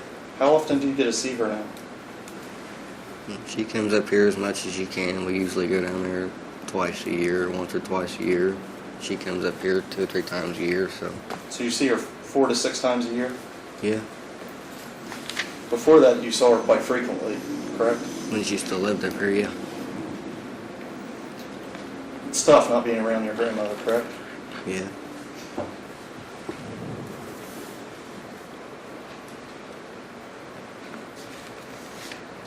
It's tough on your mother when your grandmother left, correct? Yeah. They were close. Yeah. And I mean, whenever she was allowed to talk to him.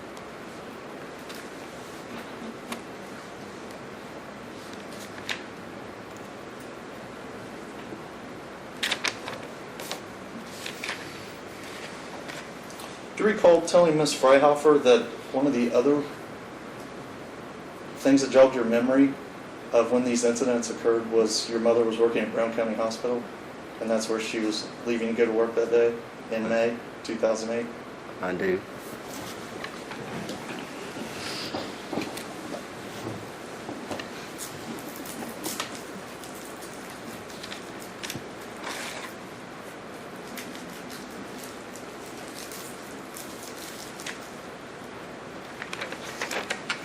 As a matter of fact, she had a friend that used to cut your hair that she worked with at Brown County Hospital, correct? Yeah. What was her name? Christy. And after your mother quit working at Brown County Hospital, did you continue to get your hair cut by Christy? A couple times, yeah. You remember that well, correct? Yeah.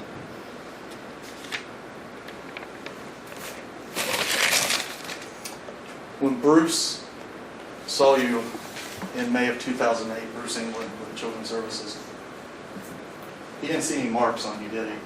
No marks on your face? Not that I know of. You didn't have any marks on your face at that time, correct? Not that I remember, no. No marks up and down your arms, correct? Not that I remember.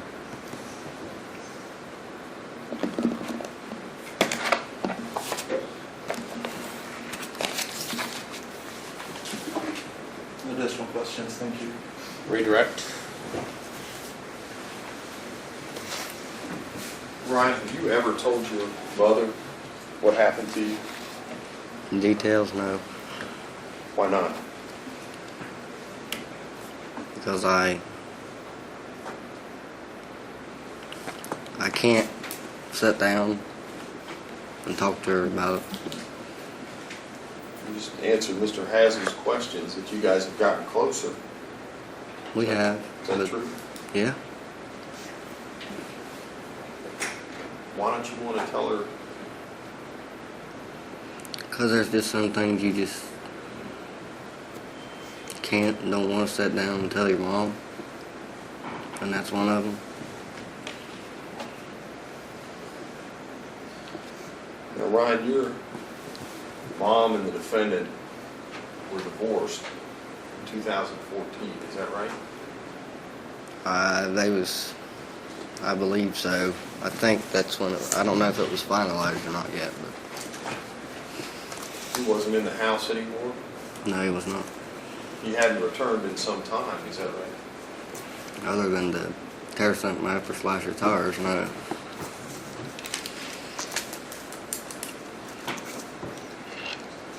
Even after the divorce was finalized, did you tell anybody immediately? No. Why not? And I was still somewhat scared, and I mean, Kevin, he still drove by there. He still, did things to irritate or tear something up or something like that. Are you still scared? Yeah. Now, in 2008, Ryan, when Bruce saw you, did he physically examine you? No, he did not. Did he take your clothes off? No. Did he take photographs at all? No. Did you ever tell him that you were bleeding out of your rear? No. Why didn't you tell him that? I just didn't.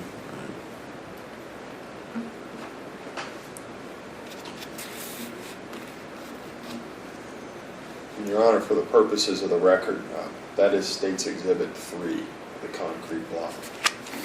Thank you. Thank you, Ryan. All right, you may step down. Next witness.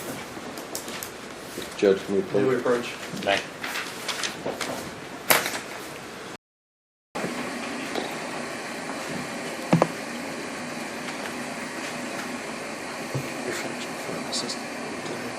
Yeah. It's free, huh? There, no. She'll be here at 30. Mr. Rowley, This guy's going to talk about what you said to him. in school, the interactions he had with me in school. Oh, interactions, not about Mr. statements. Credibility of Ryan. Okay, you mentioned earlier about a statement that you No. made to him. No, this is general. Okay. This is general. That's another witness. Oh. And I didn't go there. I know you didn't go there, so it's yeah. not him then. Yeah. Okay. Didn't need All right, to. we're going to take this witness out of order. Here's the one question I have. There's been no attempt at his truthfulness as of this point in time. He wasn't inquired about any of these incidents.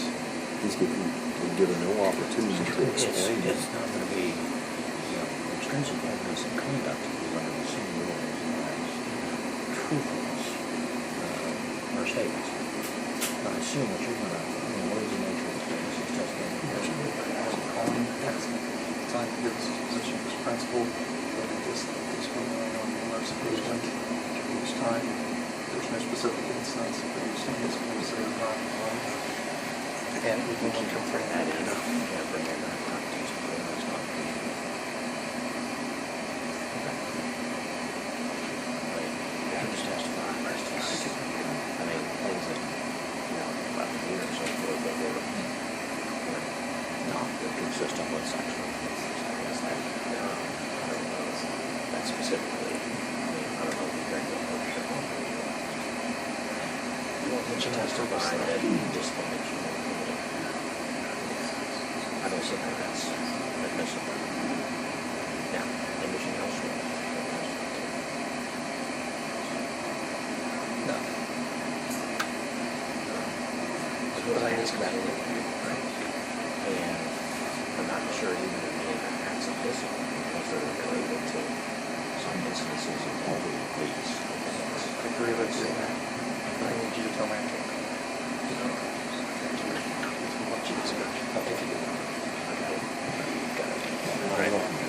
Judge, unfortunately, we have the children's specialist coming tomorrow morning just because it's scheduled with the doctor. Okay, now, let me ask you, well, actually, I'll go ahead and send her in, I'll discuss this with her, so, on the record. But, yeah, I'll send those information, so, okay, thanks, sir. Can we? Wait. Matt. Took the other white noise, hold on. Just for the record, I'm assuming this is picking up. I wanted to call Brian and explain to the court why the court doesn't believe that the testimony is Brian was going to testify about him being told it was at a date different than what he's testifying to. No, Brian was going to be called to say he used to be his principal, that he would get in trouble, he would be confronted, he would lie, and he would stick to the lie. Okay. That's specific on instances of conduct, it's not necessarily. Right. Okay, thank you. All right, okay.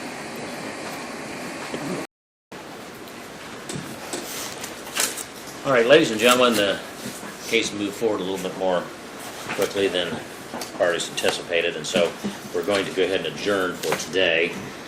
Tomorrow, we anticipate, as I understand it, 2 additional witnesses from the state, and then it'll be up to the defense to proceed if they present evidence. And so it's looking to me like the evidence will be completed sometime tomorrow, and then we'll be moving into instructions and closing arguments. I can't say at this point whether you'll get the case tomorrow afternoon or if it'll be the first thing Friday morning, but it could be tomorrow afternoon. In the event it is, and there are deliberations begin, as far as how long they go, there's no time limit, there's no schedule. I let juries deliberate as long as they wish or as short as they wish, particularly if it's been a full day already. And so, I'm just giving you the heads up that it may be that you would be deliberating tomorrow past 5 or 6 o'clock, depending upon where the case is. If not, it'll be Friday morning. Now, during the overnight recess, remember the instructions of the court. Do not discuss this matter with anyone, including among yourselves, although you probably won't see each other this evening. Don't permit anyone to discuss it with you. Don't read anything about this in any manner, in any type of media, whether it be in a print newspaper, on the internet, in social media. Do not comment about it in any way to anyone, including in social media. Do not research or investigate any of the topics you've heard testified to in this case at any time. And do not have any contact with any of the parties, witnesses, or spectators that have been involved or been present for this case. And we will start the testimony tomorrow promptly at 8:30.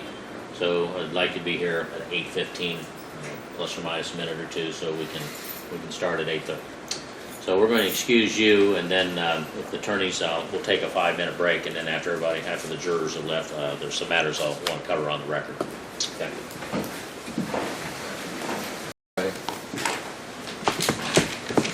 And defense president of this counsel, I want to discuss. Connor, just a second. I'm sorry.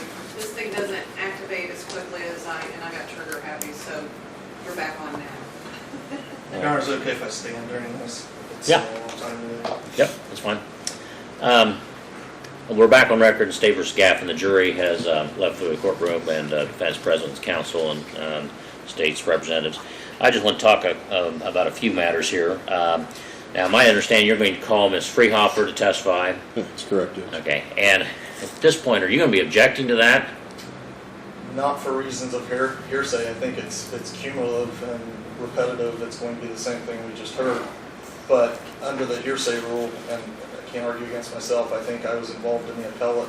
Well, you brought out some things that you like about that interview, so I didn't know if that changed your approach or not since you referred to that. I haven't heard the tape, obviously.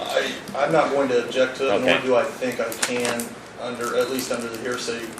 I think the hearsay rule is pretty clear. Yeah, and the case law in the 4th District is pretty clear, and I've helped make some of that. I wrote the brief for the opinion all morning. All right.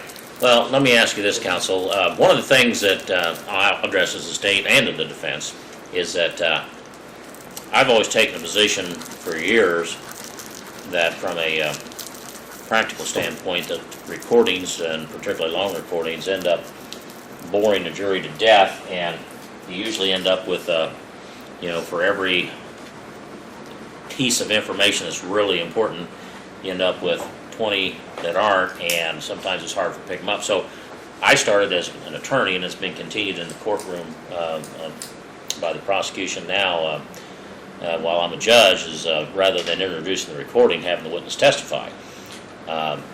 I think that they can do that without bringing in the tape, the whole recording. And it's my understanding, you said that's about an hour or hour plus.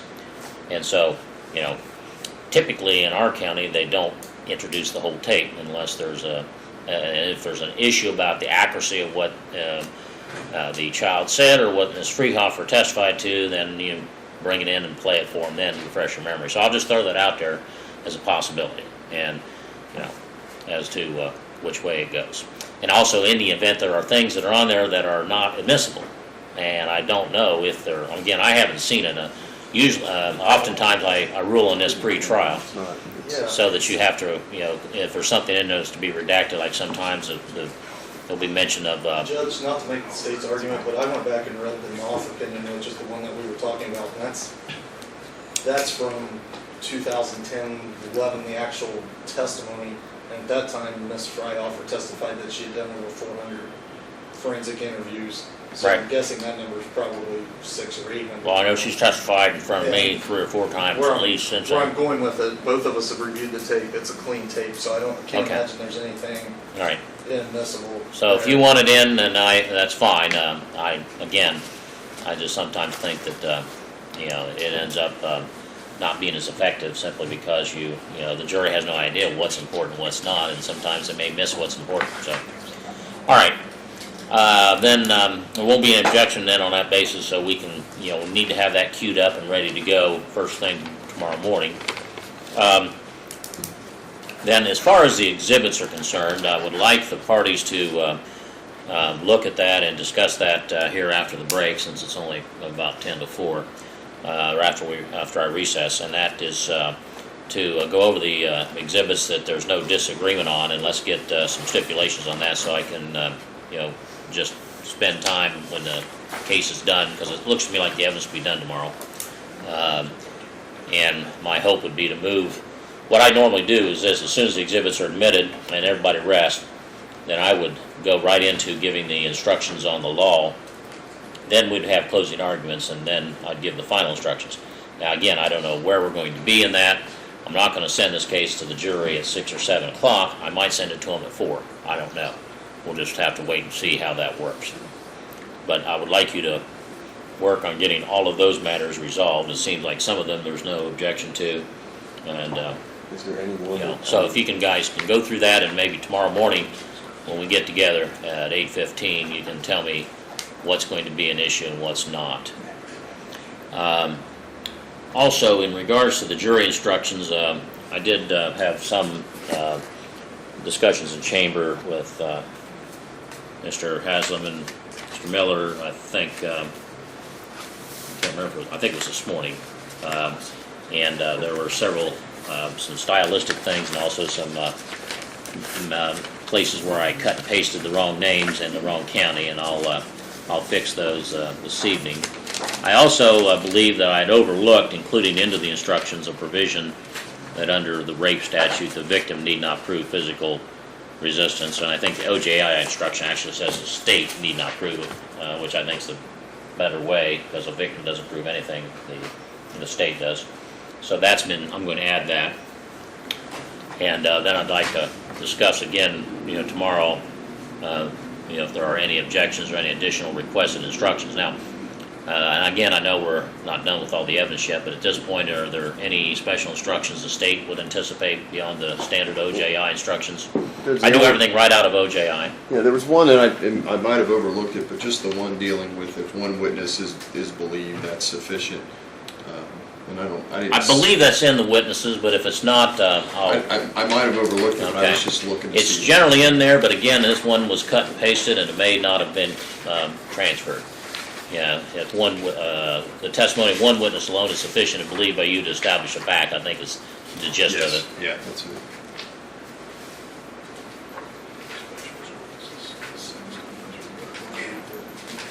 Now, Mr. Haslam, at this point, do you think there'll be any request for any additional instructions?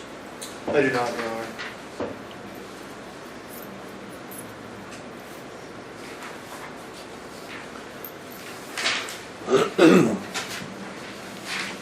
Does anybody anticipate request on any lesser includeds, if there are any?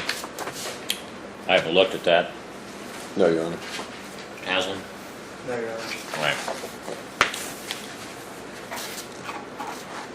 Now, in regards to your witness, how many witnesses do you expect you're going to call tomorrow, Mr. Haslam?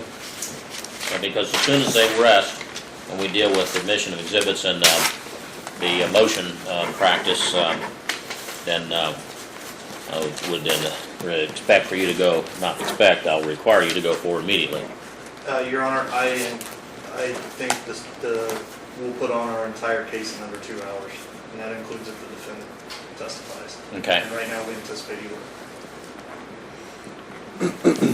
All right.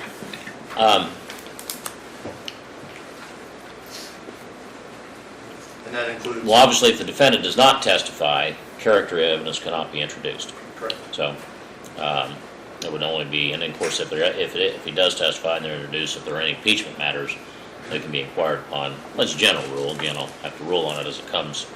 So, and, along the lines of our discussion about evidence that, impeachment evidence or to contradict the testimony of any witness, including the victim, and, particularly on any inconsistent statements, that would be, as a general rule, you cannot inquire upon those unless the victim was afforded the opportunity to ask about it, and the procedure in 613B was followed. And at this point, you did that with Freehofer. That'd be the only one specifically that appears to me. So again, I don't know, how many you might expect, or what your client might have expected, but usually I deal with that pretty often. And as a general rule, extrinsic evidence regarding credibility alone is not admissible for that purpose alone. So, just to put that out there. Thank you, Your Honor. All right, any other matters then, gentlemen, you wish to discuss, either on the record or afterwards? I'll be available for a few minutes if you need to discuss anything in chambers. Not from the state, Your Honor. Not from the defendant, Your Honor. All right, then, if you gentlemen be here no later than 8:15, and I'll be available at that time to discuss those matters. So. Sorry, there was one thing, and it's just All right. it's a minor kind of record keeping. Now, we did indicate states 15 and 16, which are not to go back to the jury now. Generally, in our county, the practice is that they will keep a separate folder that identifies the exhibits that were not introduced either. Yes, we do. I mean, that's my standard practice. Okay, so I will submit these to the court and keep them separate. Yeah, just give them to the court reporter, and she'll separate those and mark, put those in a folder that are marked not admitted.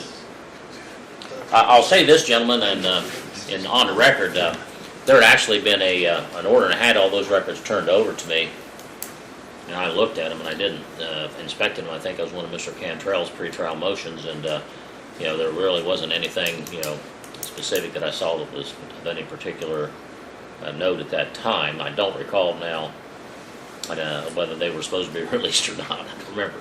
No, your order was only if evidence indicated that there was something important in there. Well, favorable or inconsistent, and I think they put it out there, so I think you got into that to the extent you needed to. He testified extensively about it. So, in terms of the report, like of Dr. Connor, and Mr. Rothlow, is the state going to proffer those reports? Yes, sir. Is there going to be an objection, do you anticipate? I'm sorry, could you repeat that? The reports of Dr. Connor and Dr. Rothlow, you're going to object to those reports coming in? I don't believe I have a basis for objection, Your Honor. Okay.